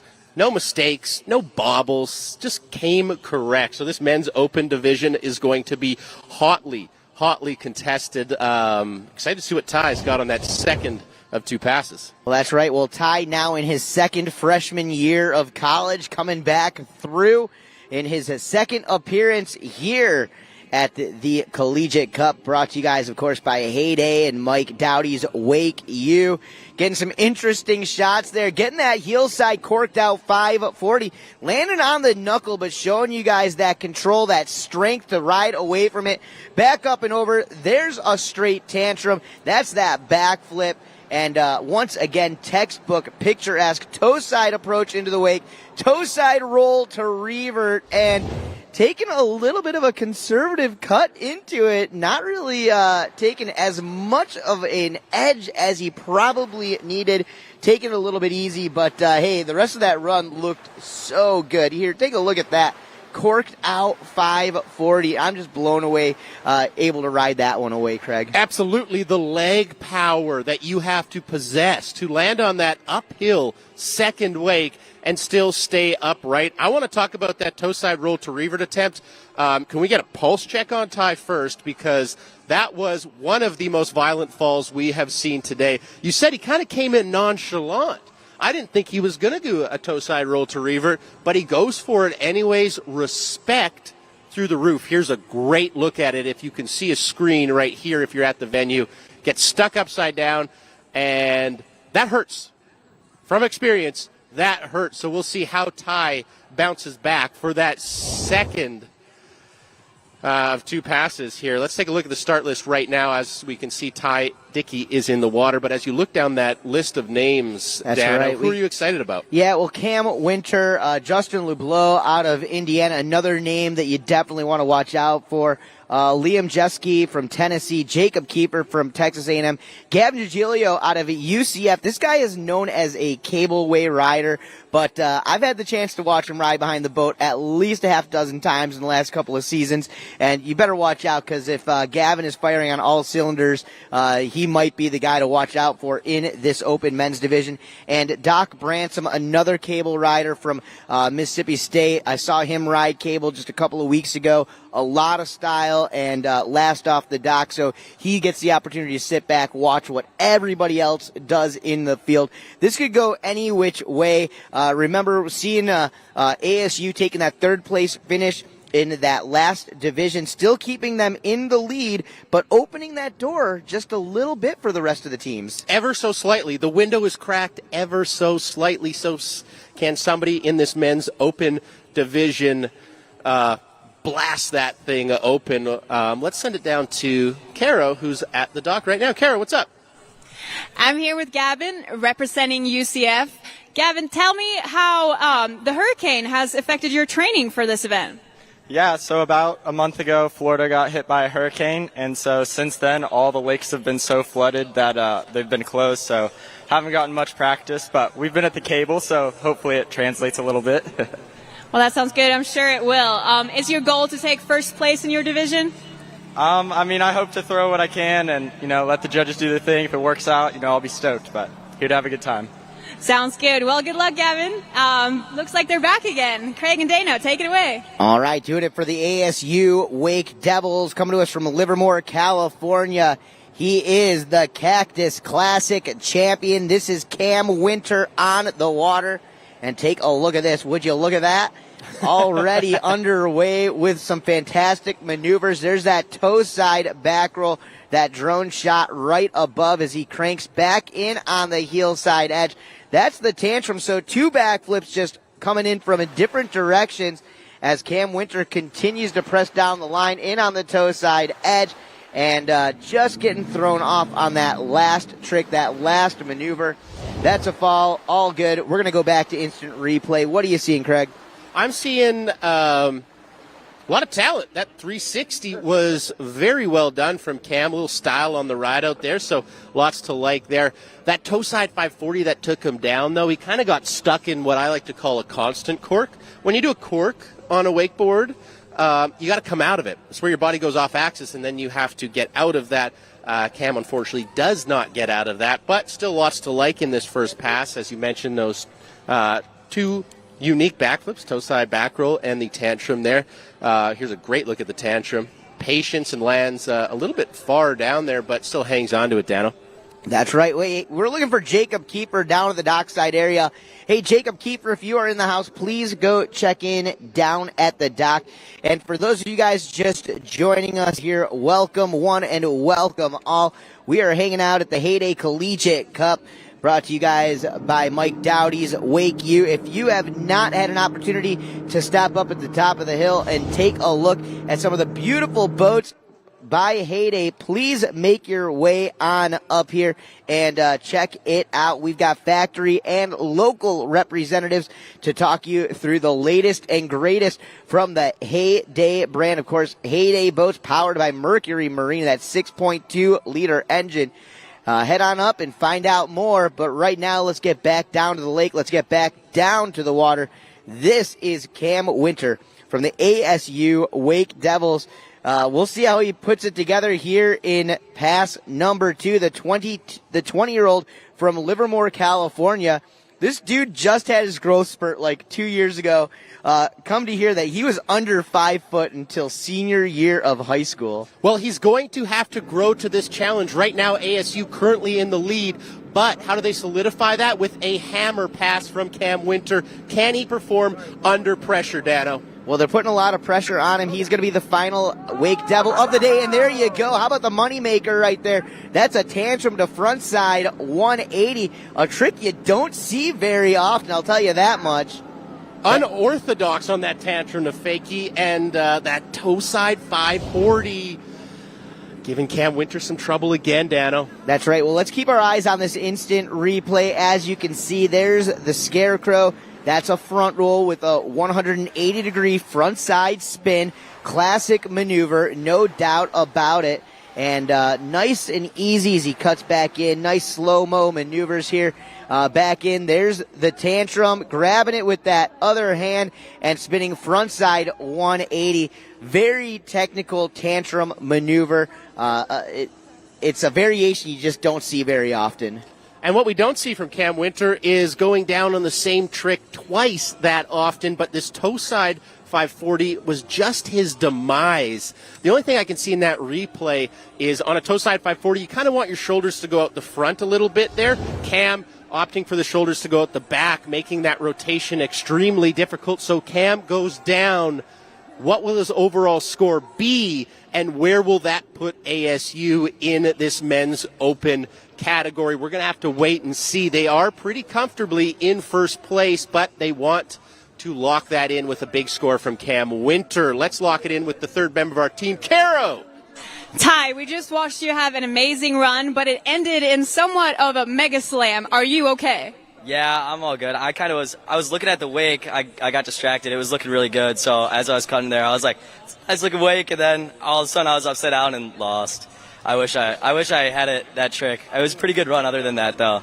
Yeah, for sure. And you had some pretty big ambitions coming into this event because of last year. How did you do? I think I threw down a pretty good run this year. Last year I fell right away. It was sloppy. It was windy. The conditions are so much better, and yeah, I'm happy with this year though. But last year you said you got a pretty good placement. I did, yeah. Last year I won Open, and that was pretty awesome. So I'm hoping for the same thing this year. So Maud is talking about the sloppy conditions. There are no sloppy conditions out there right now, though. How was the water? You'll bring it back? The water was nice. It's not too windy at all. You feel a little bit of wind on the way back, but on the way there, everything's perfect.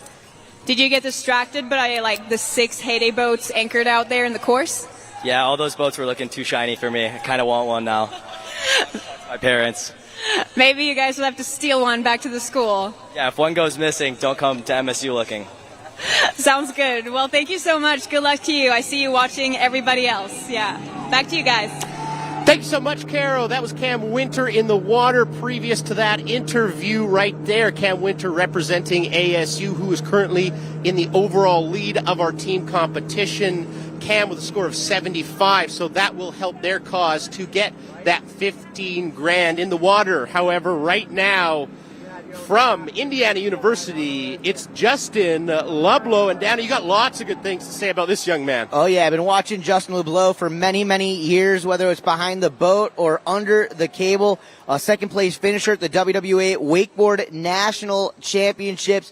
If this guy's not riding behind the boat, you can find him up in Michigan, riding out at the Action Wake Park down there. There's that toe side back roll to revert, and representing for Indiana University, you can hear the crew from IU getting loud, getting proud, getting wild down there at the dock. But hey, that's what happens when you roll 17 strong to this event. That's what happens when you roll 17 strong to this event, and your boy goes top to bottom on that first pass. A little nuclear grab on that tantrum there. Very, very well executed by Justin. Dano, so much to love here. Backside 360, we haven't seen that yet in the competition today. So the judges have been rewarding uniqueness and creativity, and I think Justin has that. Absolutely. Well, Justin, a member of the Ronix Regional Wakeboard team from out there in just in South Indiana, of course, spending a lot of time riding Michigan as well as Indy. There's a backside 360. That's an unnatural rotation on that spin. Back over to the toe side, 540, 1.5 rotations naturally spun right there. Back up and over, heel side, front side, 540. Craig, I don't know if you've ever heard it, but they say spin to win. There's the Bel Air. That's an air tantrum.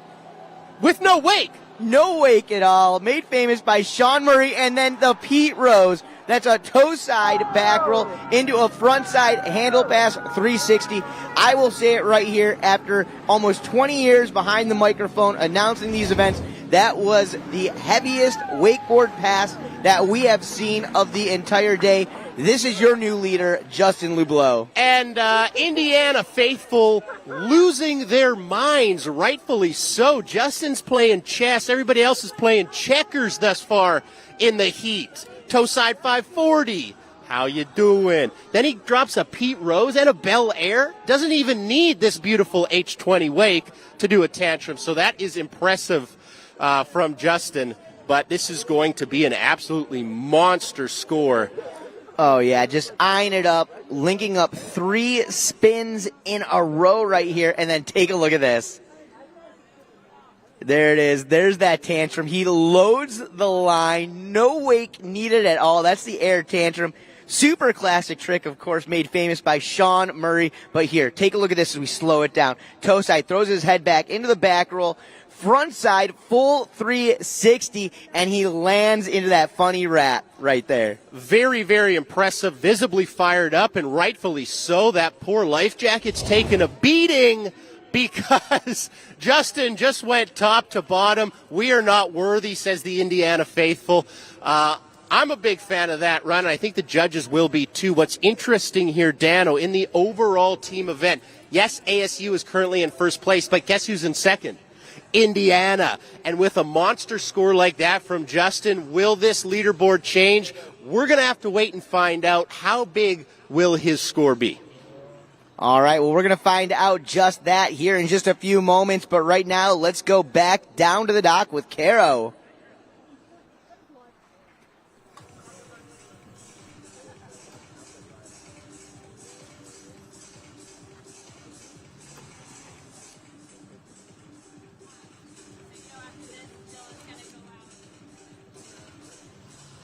All right. Well, there you guys are getting a great look down at the shoreline area here, Lake David Park in Groveland, Florida. We have an awesome day still ahead of us. Not only are we going to finish off this men's open wakeboard division, some of the pro team riders from Heyday are going to be doing a little demonstration coming up later as well. Hey, I hear a lot of stuff going on down by the dock. Let's check out what's happening with Caro. Justin, what a ride. How are you feeling? I'm feeling amazing. You know, shout out to my team for cheering me on. Wouldn't be able to do it without them. Yeah, it seemed like your technique to prep actually worked really well. Yeah, 100%. You know, it's hard to get out and practice at Indiana, but I got a boat set yesterday and was able to put that down, so I'm super stoked about that. You got to tell us about that last trick. Yeah, it's Pete Rose. I was working on it all day yesterday, couldn't land it, and I put everything down, so I'm like, I'll try it. And yeah, I stuck on my feet and rode away, so I'm pretty hyped about that. We're going to let you catch your breath and keep watching the action on the water. Thanks, Justin. All right. And here we are. Here we go. Oh, no. Going down Liam Jeski right there on that tow 540. Hey, that'll happen. Liam coming to us from Chicago, Illinois. You're taking a look right here at the instant replay. Liam was able to get that scarecrow, that front roll 180. Got a couple of tricks in before the fall, y'all, as he cuts back over. You guys are also getting the opportunity to see some of the scores there on the board. Currently, MSU in that third place position. Indiana in second place. ASU currently in the lead. Correct, but that is before the men's open division, so this matters greatly. Where will Justin's score from Indiana place him? Will he get that number one spot and be able to pass ASU? We're going to have to wait and find out till this thing's all over, so it is all up in the air. That's up in the air. Let's head down dockside with Caro. All right, I'm here with Doc, who is our last rider. He's not going to go just yet. How does it feel to close out this event? I mean, the competition better look out for me. I'm a dog on land, but a shark in the water. Someone threw a Pete Rose. Yeah, big deal. I'm going to throw double backflips, double Pete Rose, maybe a Mick double. I don't know. Look out. Look out. Oh, yeah, that's what we like to hear. So do you have like a solid plan going in, or you just kind of wing it? I don't know. I'm going to get up there, send a postcard from the moon, because I'll be pretty high up there. You know, might see some aliens. Yeah, tell them we say what's up. Yeah, well, we can't wait to watch you ride. I guess we're going back to the water. A lot of confidence down there, a lot of confidence. Here we go, back into replay, uncorking it out. That's a wrap, KGB, as Liam Jeski gets back up and goes back down. Unfortunate second fall right there from Liam. Very unfortunate from Liam, but I do have to say the 19-year-old has the best penmanship that we have seen in the booth thus far. I didn't even know they were teaching cursive in school anymore. I didn't know either, but Liam, you got great penmanship, and it was great to see you out here at the Heyday Collegiate Cup 2022, brought to you by the good folks at WakeU. That's Mike Dowdy's company, and this has been, it started grassroots. We heard a lot of the competitors say it started in his room in that very first ever digital edition, and it's amazing to see what it has become. All that hard work, all the great folks behind it, bringing it to fruition. As you can see, that Heyday H20 coming back into the dock to pick up our next rider in the men's open division, Dano. Yeah, well, we're going to get to our next rider here in a moment, but first I want to talk a little bit about that interview with handsome Doc Bransom a few moments ago. That was a lot of confidence. Yeah, and definitely, hopefully that shines through to the judges in just a little bit, but hopefully Doc is going to be able to back it up out there on the water as well. Great name, handsome Doc Branson. A lot of energy, a lot of focus from that young man. So excited to see if he can live up to that hype. I believe he can. Dano, I believe he can. Well, we're going to find out here in a little bit. We've got 2 riders before that, so let's get back down to the dock. 19 years young from Texas A&M. This is Jacob Kiefer. Jake Kiefer getting ready to rally down the line. The H20 coming down to the dock, of course, powered by Mercury Marine, 6.2 liter. And, guys, we're going to get back down there with the Jake Kiefer in a moment. First, let's hear what Caro has got to say. I'm here with Zach Gresham, the Director of Marketing for Heyday. Zach, tell us a little bit of what's been going on this week. Yeah, it's been a really exciting week for Heyday and for our consumers, dealers, everyone really involved in this event. Obviously, in addition to the Collegiate Cup, we've had some chances to really connect with consumers on a different basis. So 2 days ago, before the Heyday launch, we actually invited out a group of I would say about 10 to 15 really influential individuals in the action sports community. So surfers, wakeboarders, wake surfers, foilers, really everyone across the board, and really tried to build up that hype around the H20 launch. We were able to develop different content streams that we originally hadn't been involved with or working towards. So really excited to try some new methods with our marketing this year and hoping to continue the momentum into next. Yeah, for sure. It's been a great week. I actually got to watch our very own Craig try and do a handstand on a surfboard. You should ask him about that, Dano. But back to you guys. All right, well, let's find out about just that, Craig. Are we going to see the handstand on the wake surfer? Absolutely. I think that is the next progression in wake surfing. If it's too easy on your feet, just do it on your hands. I was unable to master it behind the H20, but give me a couple more shots, Dano, and I may be able to pull it off. We'll see. All right, my friend. We'll be looking forward to watching you make that famous on Instagram. But here we are, and here we go. Jake Kiefer for Texas A&M. He is on the water, the 19-year-old, getting ready to rip rally here in his first ever wakeboard competition. Check it out as he cuts in. Big old hillside approach, getting some boosted air and able to ride that first one away. Toe side approach for maneuver number 2. There's the toe side back roll, and unfortunate fall right there. And he got the back roll, but it looked like he may have been trying to take it to an extra 180 or so. Let's take a look at this right here. So going through the legs and finding that grab on that one. We'll leave it up to the judges, chicken salad or roast beef.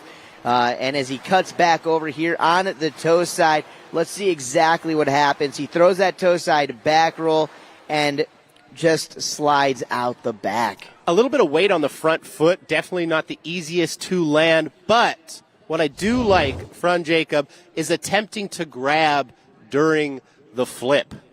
All right? You got to go for the grab. You got to add something. Separate yourself from the rest of the field because the rest of the field is coming correct today. As we mentioned, ASU currently leading the team event, followed closely by Indiana. There you can see Justin Lublow with a score of 96. So he is currently in that number 1 spot of our men's open division. There are still a couple more riders left, Dano. If it were to end right now, that would put Indiana over the top, but it is not over. Can Justin stay in that number 1 spot, or will somebody take it away from him? There you see the overall leaderboard, ASU just ahead of Indiana, but Indiana has their men's open rider in that number 1 spot, Dano. Oh, no. Jake Kiefer going down right there on that scarecrow-esque maneuver there, almost a mix between a scarecrow and a 540. That's going to be his second fall, so definitely, unfortunately, that's going to cap it off for his day. We still have 2 riders left to go here in this men's open division. But, hey, check this out. If you hear your name, you are the lucky winner, the recipient of a ride in the H20 for what's about to happen next after this division. We're going to get a live pro demo from Heyday team athlete Dylan Miller and Windsor Williams, Alyssa Williams, Veji Melnitsky and Tyson Beach so far. So Tyson Beach, Veji Melnitsky, along with Alyssa Williams and Windsor Williams, please get down to the dock. You have won a ride in the boat for the Dylan Miller demo coming up next. So all of our first place finishers so far in the day, they get a little personal demo here in a few moments. What aren't we giving away here at the Heyday Collegiate Cup? A $25,000 cash purse. And if you win your division, you get to watch Dill Mill, a.k.a. Pickle, ride. That's going to be pretty exciting behind the Heyday H20. I got to see him go a little bit over the past couple days behind this beautiful machine, and he rides it right, Dano. He rides it correctly. Oh, yeah. Well, you had the opportunity to sit there and get to watch Dylan grow up together up in Canada, and I know throughout the grassroots days into his semi-pro, into the full pro days. And the cool thing about a rider like Dylan Miller is that he has pushed all aspects of wakeboarding, whether it's boat riding, whether it's cable riding, whether it's two-tower, whether it's winching.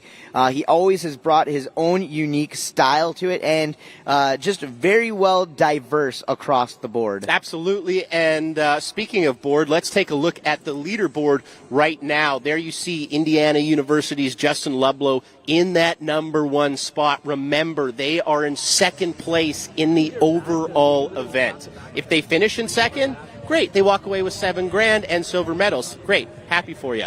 But if they can leapfrog ASU, they are walking away with $15,000 in cash, the Heyday Cup, and gold medals for everybody on the team.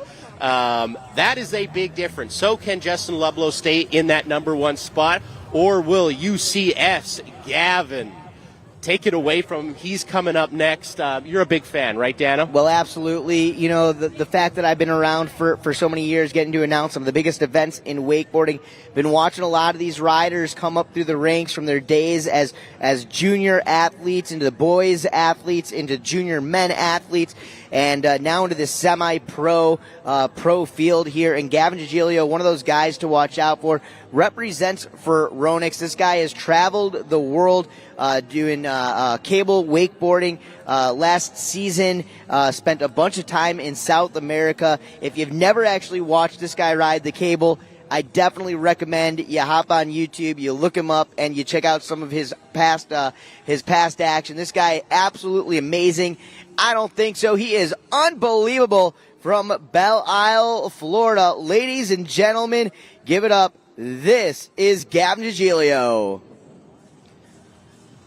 The 20-year-old sophomore, born and raised here in Central Florida, Orlando.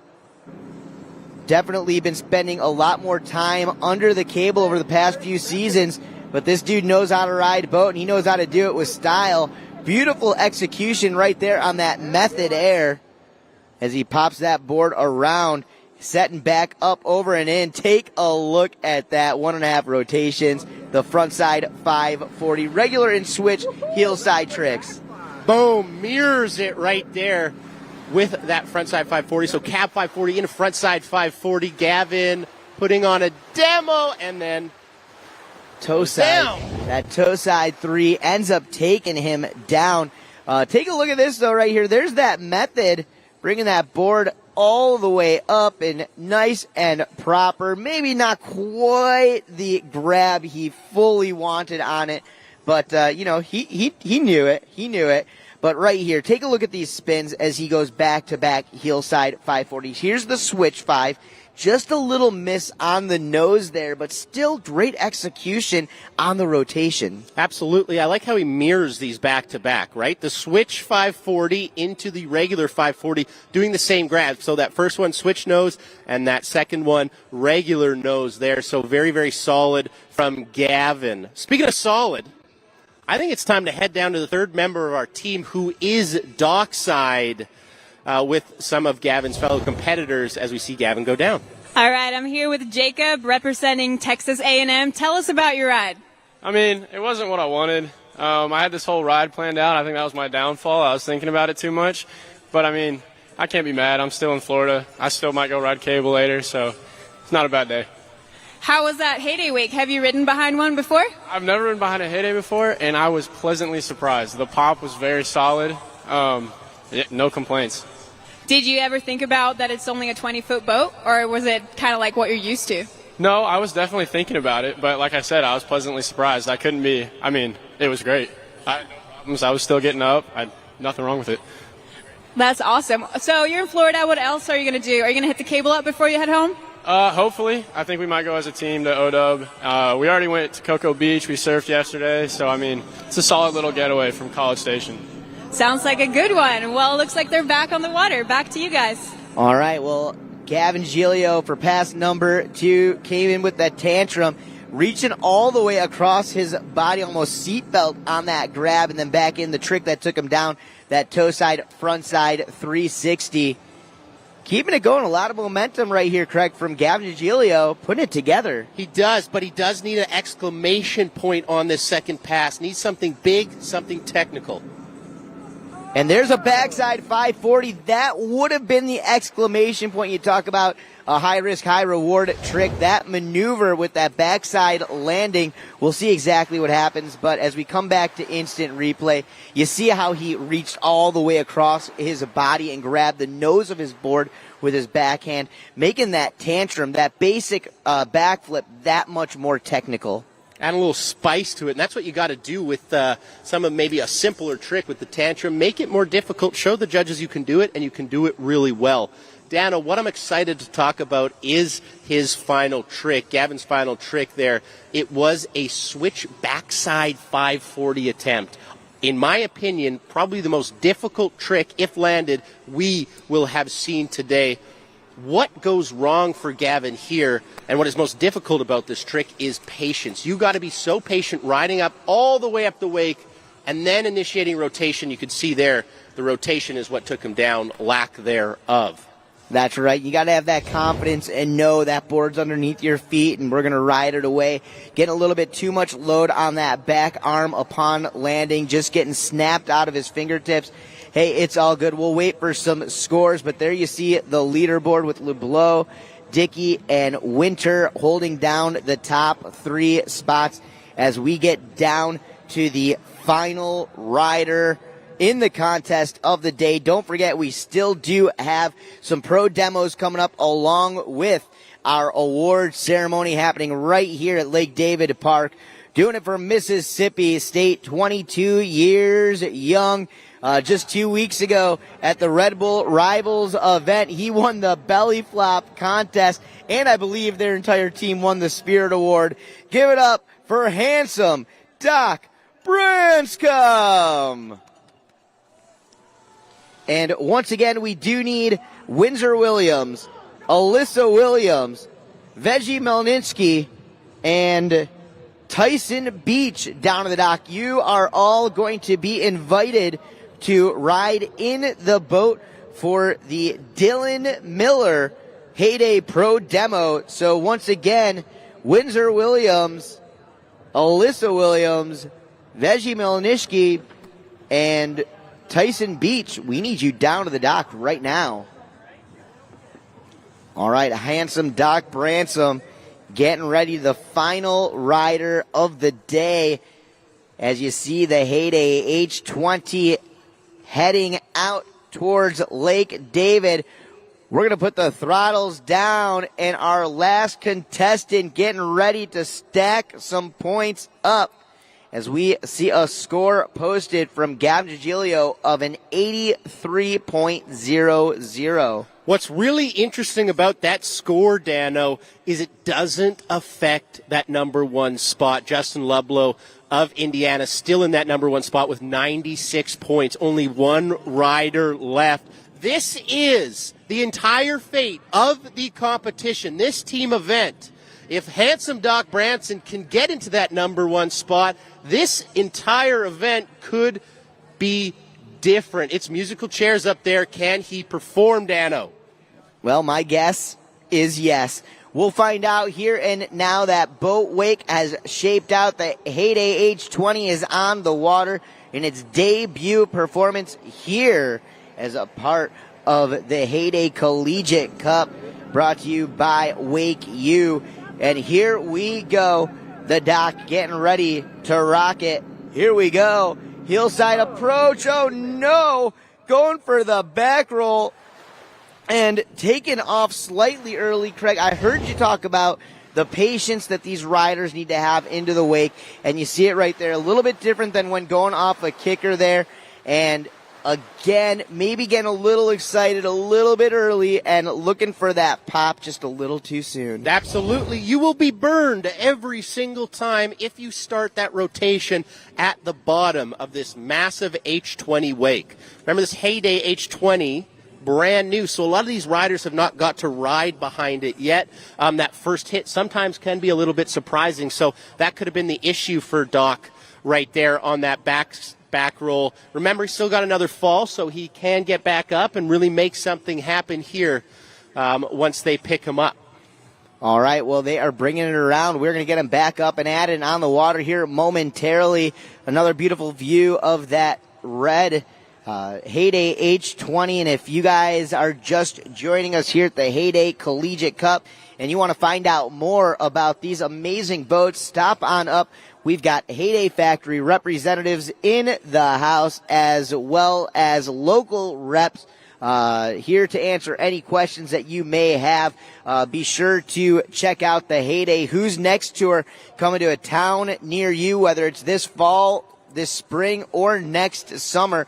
I know this week heading to Central Florida, up to Atlanta, over to Dallas. So a great opportunity for you folks throughout the nation to get in and behind one of these great Heyday boats and find out for yourself what they are all about. Now, Dana, it was a little bit unfortunate for Doc there, the location of his first fall. It put him in a situation where he couldn't really get another trick in on that first pass, so he will have to jam-pack that second pass here if he wants to play up in and amongst that 80-90 score range. Let's see what Doc Branson has on his second pass. All right, lining it up, eyeing it up. Handsome Doc Branson getting ready to fly. Hillside approach will be the back roll. He goes for it again, and this time he rides it away, just powerhousing through that second wake. He wasn't going to give up, I will tell you that much. If I was a betting man, I probably would have put money on that last trick. Going for the toe 540 into some sort of Olay 7 maneuver. Takes him down, and that's going to do it for handsome Doc Branson. Let's take a look right here at this instant replay. Landing on top of that wake, but again, powerhousing and never giving up. But let's take a look and fully see exactly what happened here on this spin. He wanted to throw some extra points up on the board. He knew a nice, perfectly executed spin of some sort would help do just that. As he takes off the wake, he gets thrown off axis just a little bit, and it almost looked like he wanted the 540 and then swung that handle up over his head into an Olay 540, almost a scarecrow-esque maneuver on that trick. And it was a fall, so it is what it is. We'll see how that ends up with the rest of the crew as we wait for some scores to post. But right now, let's take a look at how we set. And you talk about some drama.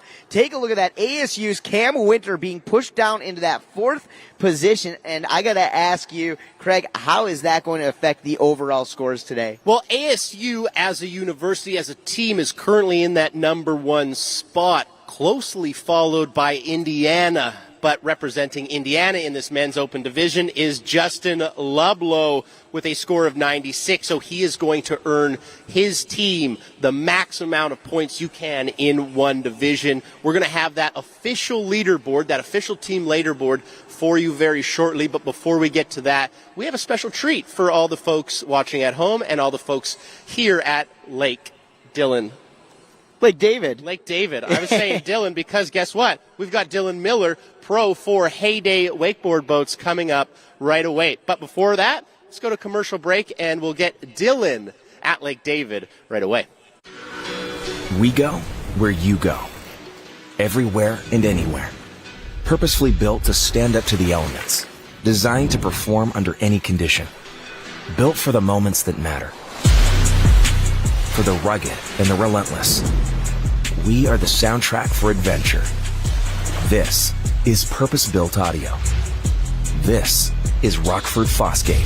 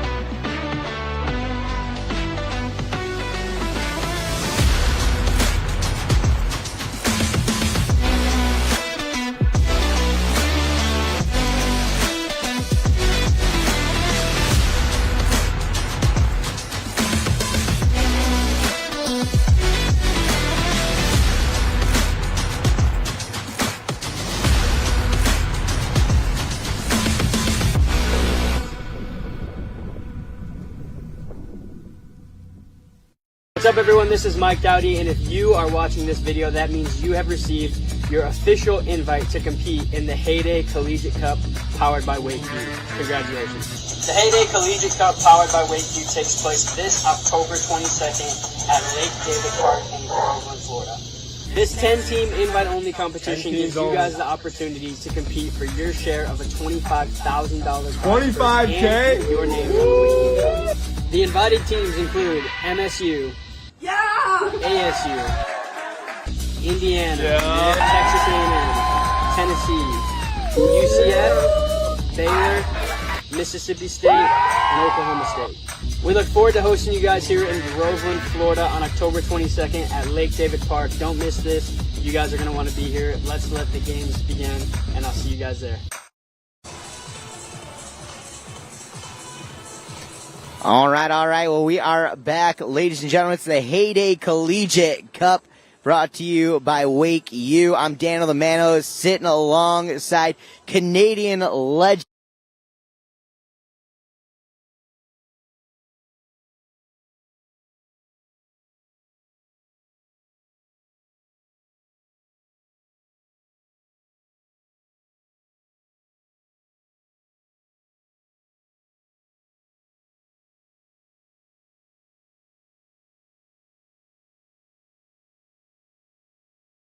Williams and Justin Lublow. We need you all down to the dock. You guys are all getting front row seats for what's coming up next, the Heyday Dylan Miller Pro Wakeboard Demonstration. And we're going to go right down to the dock here. Craig McMorris, I got to ask you, so far so good as we get ready to watch Dylan. Some of your highlights from today so far. Well, that's a great question, Dano. I appreciate you asking it because every single division, we had women's open, we had women's beginner, we had men's intermediate, men's beginner, men's open. They all brought it. There was highlights from everything, and you could see a lot of the riders and athletes trying something new. A lot of them, this was their first competition, and that's one of the biggest hurdles when it comes to competing. Is just getting that first one out of the way. It's nerve-wracking and it's scary, but once you do it once, you kind of get that bug, you get addicted. So I think there's a lot of individuals who will be competing again and again here behind a Heyday H20. It was also just amazing to see the H20 in action as we see Heyday Pro Dylan Miller behind that boat. It was just released yesterday, and, Dano, Dylan makes it look good. Oh, yeah, well, absolutely. You know, Dylan was, when Heyday came into fruition and they were taking a look and putting together that team, Dylan was one of the first riders that they pulled out of the gates, and such a diverse rider. And that's what I think is so cool about Dylan. You know, spent his time in the Great North, you know, a Canadian rider, spent his childhood riding behind the boat. When he got down to Florida, started doing a little more freestyle stuff when it comes to wakeboarding, became recognized as a rail rider, really pushing it on the cable with the winches. But boat riding was something that he never let go of, something that he's always done and kept in his repertoire. He's been a part, of course, of the R&D team at Heyday since day number one, and it's amazing to see him continuing to push forward and rock it out here, brings so much to the table. Absolutely, and I think that's just kind of a testament to how talented Dylan Miller is, right? He can ride any terrain, he can ride any wake, he can do it all, and he's continued to do that through his entire career. And not only does he do it all, he does it in his own way. As you can see, one of the best wrapped wakeboarders, so he's always doing super unique tricks behind the boat. Here he's wrapping up again. Yeah, what I've always liked about Dylan is, you know, he makes the simple amazing out there. You know, he's the kind of guy who can take a 180 or a 360, really tweak it out, and when he's out there, people can look at him and say, hey, that's Dylan Miller. Absolutely. Here's a good look at that cab 360 wrapped up. Style, holds the grab, pokes it, does it correctly. And you can see a good look at that H20 brand new boat released yesterday from Heyday. Dylan Miller's been loving riding behind this thing. If you're just joining us, this is a 20-foot wakeboard boat that sacrifices nothing in wake size. You can see Pro Dylan Miller doing some really, really sick tricks behind this Heyday H20, and that's what was pulling this entire competition, which we had a blast calling, Dana. Absolutely. Well, we're not quite done yet. You know, Dylan out there right now giving a little demonstration for our top podium finishers in all of the divisions. We are going to be rewarding those divisions on stage along with the overall team champions and $25,000 in prize money. We're also going to be awarding the WakeU MP4 Challenge winner here as well. These teams have also been tasked with doing with a little bit of a digital contest. Mike Dowdy and the crew started years ago. The MP4 Challenge gives them a chance to show the lifestyle, not just the wakeboarding, but the lifestyle behind the teams as well, and some of the behind-the-scenes stuff. So looking forward to announcing the winners of the MP4 Challenge. Also going to be coming up here in just a little bit. But as you mentioned moments ago, Craig, the Heyday H20 making its debut here in Groveland, Florida, Lake David for this event, of course, the Heyday Collegiate Cup. And this boat also comes out with some new industry firsts as well. Absolutely. One of my favorite industry firsts in this boat is that power platform. All you have to do, hit a button, and your platform raises up, making it perfect for storage. They have incredible bucket seats right at the back of the boat. That used to be illegal to sit there. Heyday has designed these seats so you can they figured it out, and they made it safe. Yeah, they made it safe, and you're legally allowed to sit right at the back of the boat, so you get the best view of the action, and some of our divisional winners are getting the best view of Dylan Miller, currently on the water here at Lake David. Pro for Heyday wakeboard boats. Looks like he's signaling for a double up, so we might get a little exclamation point at the end of this demo here, Dano. Yeah, a little extra treat here from Dylan Miller. And I want to send a big shout out and a thank you to our friends at Red Bull. You know, we had an early call time. We were here at about 6 a.m. this morning. And a big shout out to Red Bull for keeping us awake all throughout the day. But one other thing I want to mention about Red Bull is over the past month or so, they have put on some incredible events here in Central Florida, kicking off back in September with the Parks Double or Nothing contest. Just a few weeks ago, there was the Red Bull Rivals contest. But here's Dylan Miller as those wakes converge. The natural kicker, the double up, going for that double 360, that hillside 7. What do you think, Craig? I loved it. I like how you mentioned Parks' Double or Nothing competition. That's exactly what it is, double up competition. Dylan must have heard you and said, hey, give me a left-hander. So that's what he got on that brand new H20. Looking good for the nose grab 720 attempt. Let's take another look at it here, Dano. Oh, yeah, as he pops up into the air, he gets that full rotation right there, but maybe just a little bit excited there on the landing. Hey, that'll happen, but always fun nonetheless to watch Dylan Miller out there. And I got to ask you, though, over the years, I know you and your brother did a little bit of wakeboard competition. Did you ever get to compete against some of the Canadian greats, guys like Dylan Miller or Ollie and Raph Jerome, anybody like that? Absolutely. Competed against them all, honestly. A lot of worlds, a lot of nationals, and it was a great way to grow up, spending time behind the boat and kind of honing your competitive prowess, if you will. Wakeboarding is very unique. You're very solo. You're very by yourself, and you have to coach yourself when you're out there. So I think it's great for any competitive career, which is pretty amazing. So thanks for that shout out. Great to see Dylan Miller. But we have another surprise for you. A little video from St. Augustine's. Let's take a look at that right now.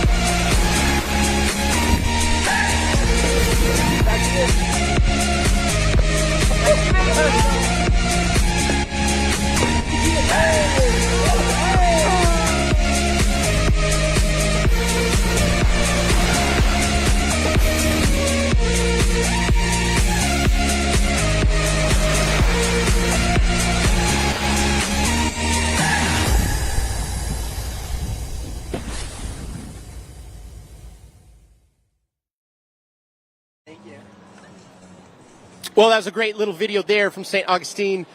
A lot of action, a lot of excitement here today. Why? Well, it's the Heyday Collegiate Cup 2022. We have all 5 divisions rode, competed, and judged. I talked about some of my highlights, and before we get to this final podium, Dan, I want to hear some of your highlights.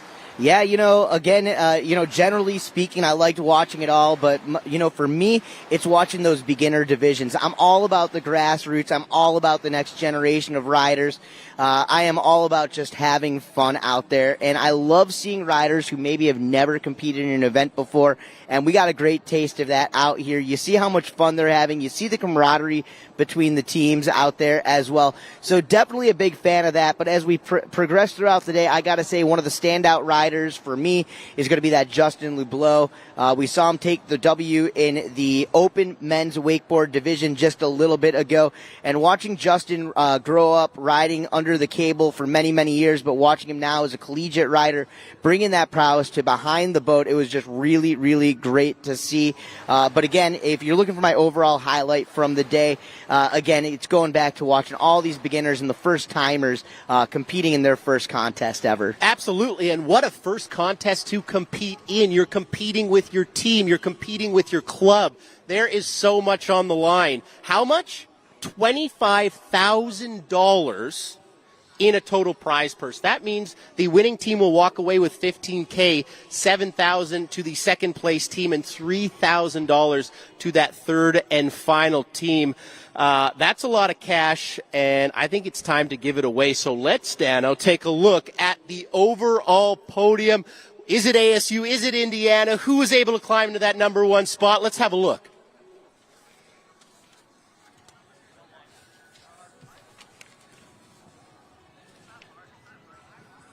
All right, as we await, there it is, showing you guys.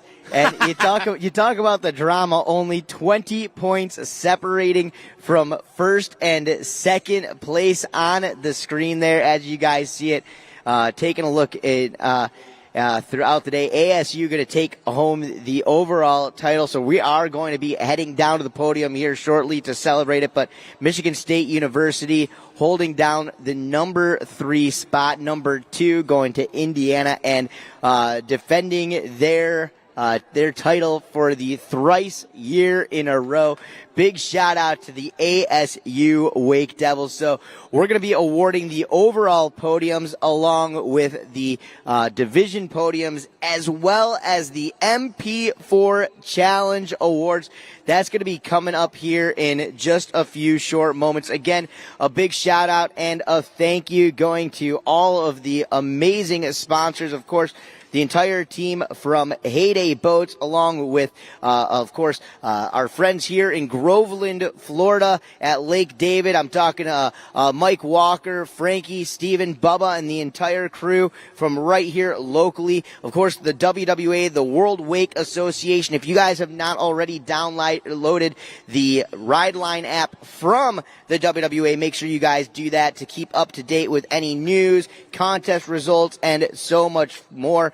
Of course, the engine partner of Heyday Boats and a great contributor to this event, Mercury Marine. Keep in mind, inside that boat, 6.2 liters. 320 horsepower. That's the base engine you guys are going to get inside of these Heyday boats. Of course, our friends from Simrad, the marine electronics partner, Rockford Fosgate, the audio partner, Relion, the marine battery partner, Red Bull, the local dealer here in Central Florida, Liquid Planet Marine. We had all 7 teams representing Michigan State, Arizona State, Indiana University, University of Tennessee, Texas A&M, University of Central Florida, and Mississippi State University at this year's Heyday Collegiate Cup, powered by WakeU. It has been an amazing day, morning, and now into the afternoon as we get ready to go into the awards ceremony. Craig, I mean, you really can't ask for much more. Absolutely. There are so many people to thank, so we thank them all. We thank everyone in the truck. Thank you so much for all your hard work. I think it's time to go give some cash and some hardware, so meet us over at the stage as we give out the big bucks. Thanks, Dano. All right, we're going to do that here in just a moment. Let's go to some quick words from our sponsors, and when you get back, we will be down stage side.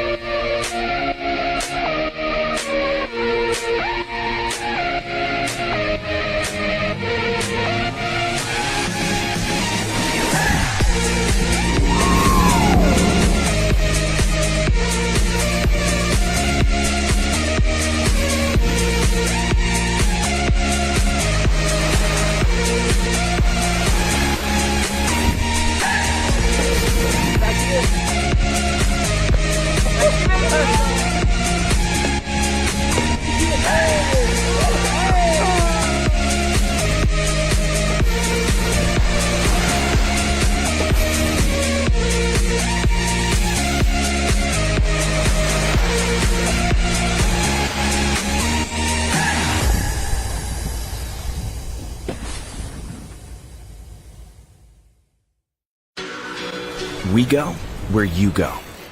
Everywhere and anywhere. Purposefully built to stand up to the elements. Designed to perform under any condition. Built for the moments that matter. For the rugged and the relentless. We are the soundtrack for adventure. This is purpose-built audio. This is Rockford Fosgate.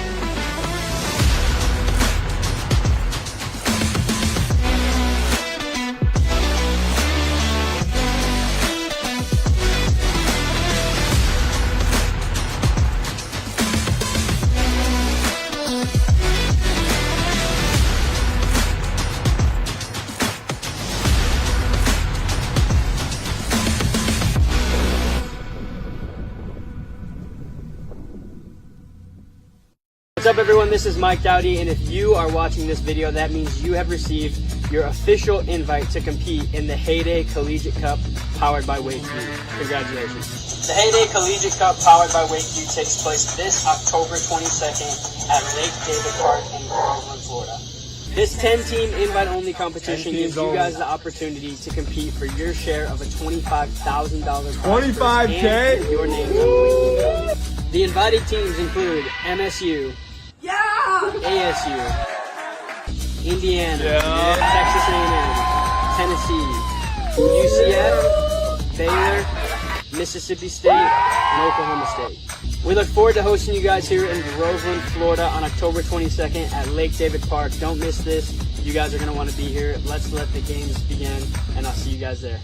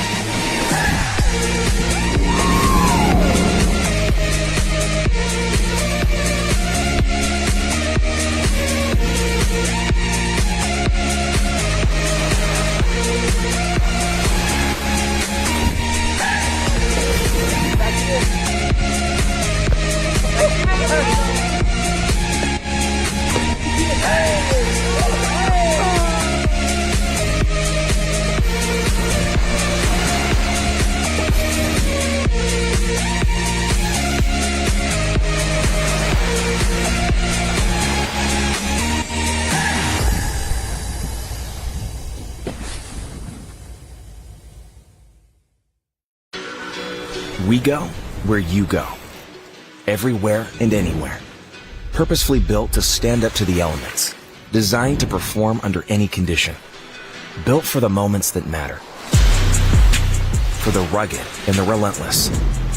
We are the soundtrack for adventure. This is purpose-built audio. This is Rockford Fosgate.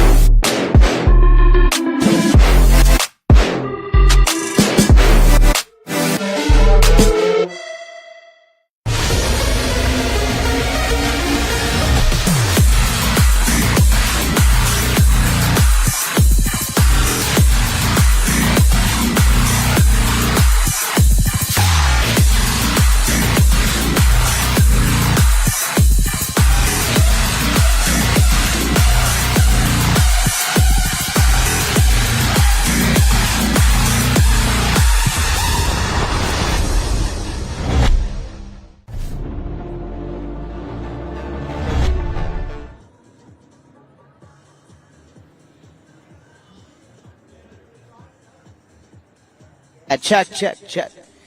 All right. If we can get all the athletes over here to the podium area, if we can get all the athletes and families and friends over here to the stage area, please, you guys, make your way on over here. We're going to do the award ceremony. Right now, we need all of the teams to please make their way over to the stage. We are going to get right into it. The award ceremony getting ready to kick off. Give you guys about 20 more seconds to make your way on over here. All riders, all athletes, all schools, all friends, all families, please make your way over right now towards the stage area.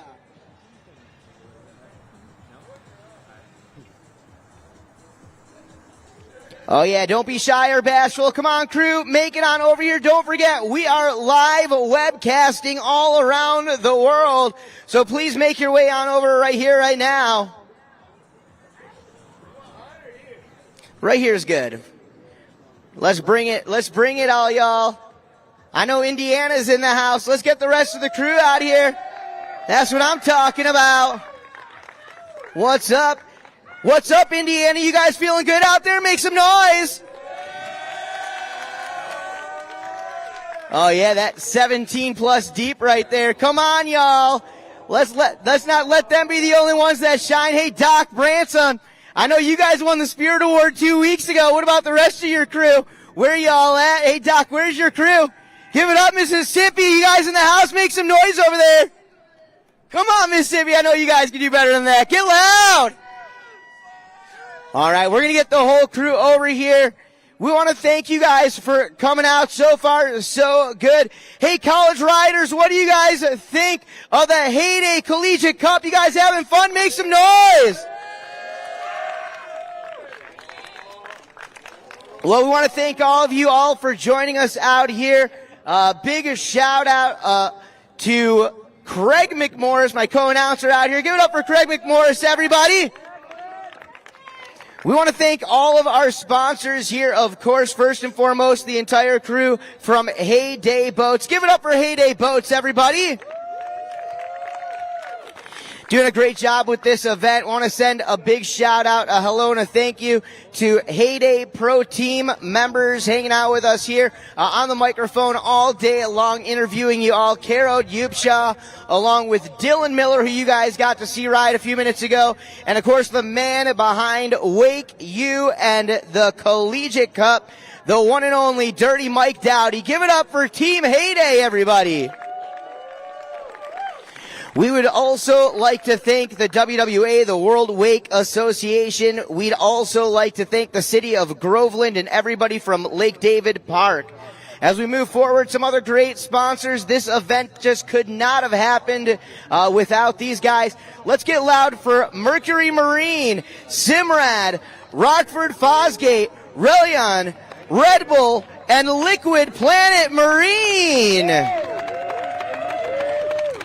We had 7 schools battling it out here at this year's Heyday Collegiate Cup, and you guys all did an awesome job. I'm getting ready to hear you scream when I say your name. Let's give it up, though, for all of the teams. Mississippi State University, University of Central Florida, Texas A&M, University of Tennessee, Indiana University, Arizona State, and MSU, Michigan State University.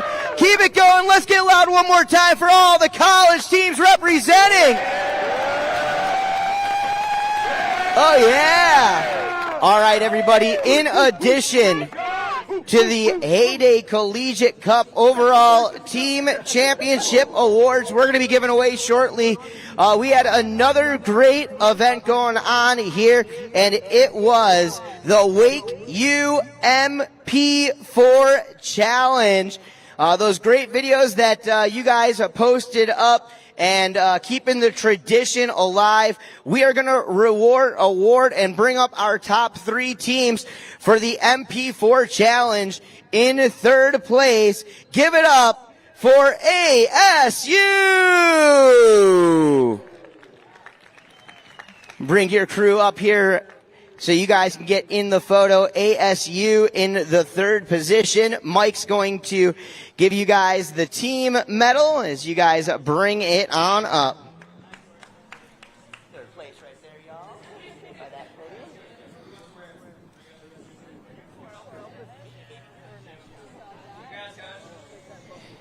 The runner-up in the MP4 Challenge, Mississippi State University.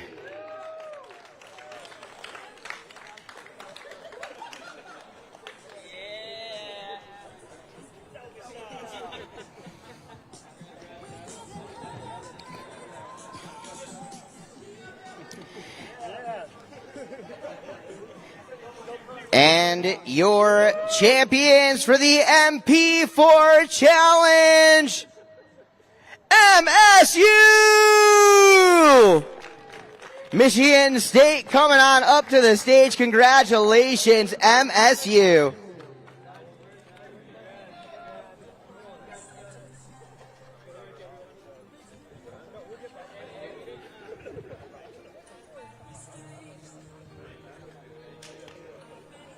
All right, well, let's get the MP4 Challenge champions all together. We're going to get that photo. Give it up for them, ladies and gentlemen. ASU, Mississippi, and Michigan State, your MP4 Challenge champions.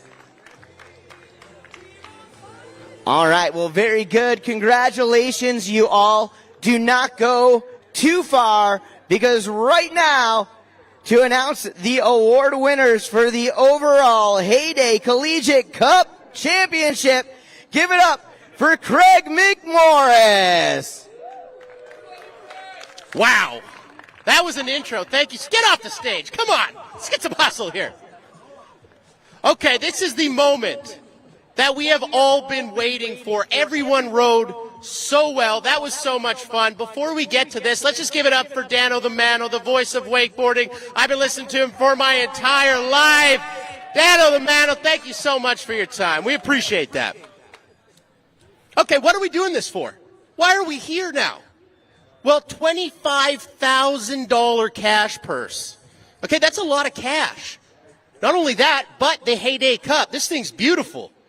You can drink out of it. You can do whatever you want with it. It is yours for a day. So that's pretty exciting.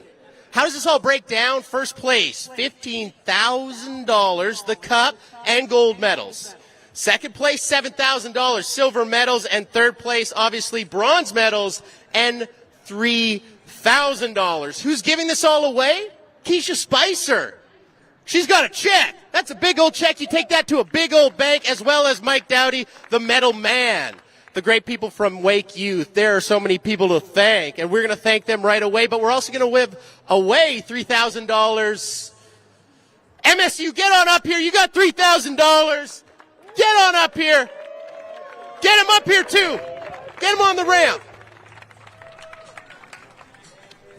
Not too fast. Not too fast.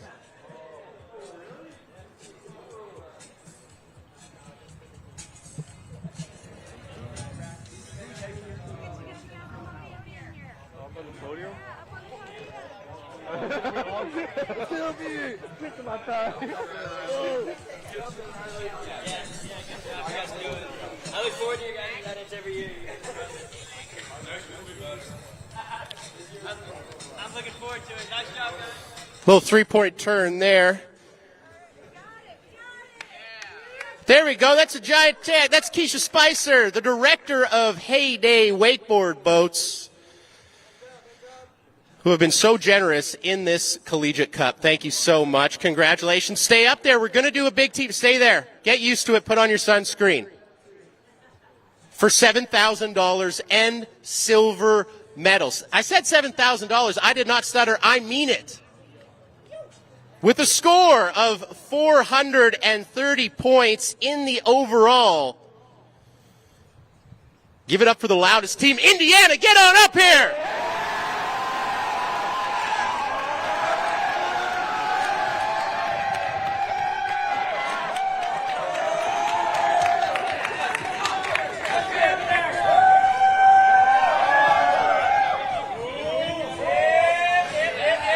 What a performance from Indiana, especially that final one. Justin earning that 96 in the men's open division. We're going to need more real estate next year because they got a lot of human beings up here, and I'm a big fan.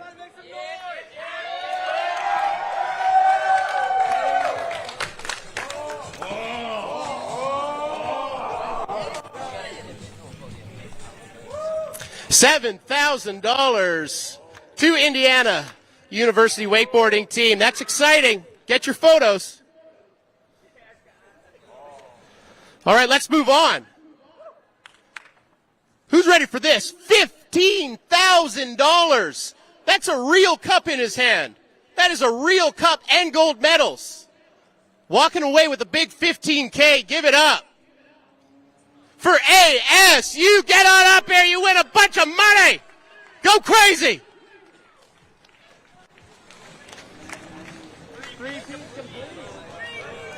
That's a three-peat for ASU. You got to be happy for them. Grab your check. Don't forget your giant check that says $15,000. And your medals. You got to get your medals. Let's get some medals on these folks.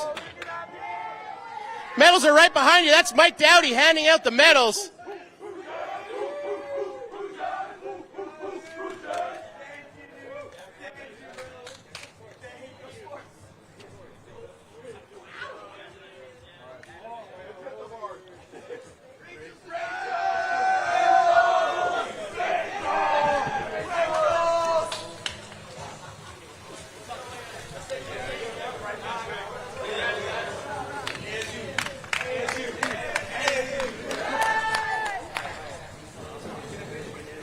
Yeah, keep staying in there, keep staying in there. Let me know when we get all the photos, because we're going to get the rest of our teams up here, and we're going to do a big photo shoot and the wave. That's going to be a fun way to end it. So let me know. Take your photos. Smile.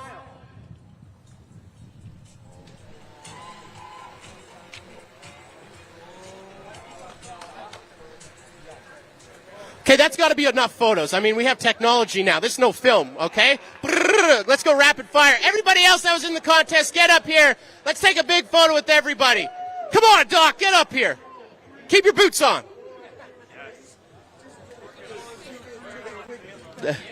Everybody get up here. We're going to do a big photo with everybody before we close the Heyday Collegiate Cup 2022 out. That was an absolute blast to see y'all compete, see y'all put it down. That was so much fun.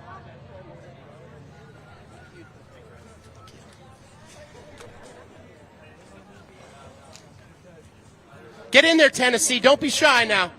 Nobody bites. Nobody bites here.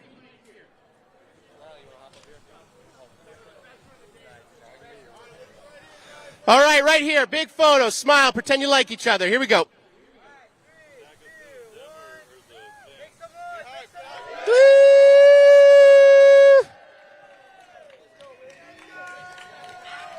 Now do a fun one. Do a fun one. Pretend you're crazy. Ah! Never mind. Either way's fine.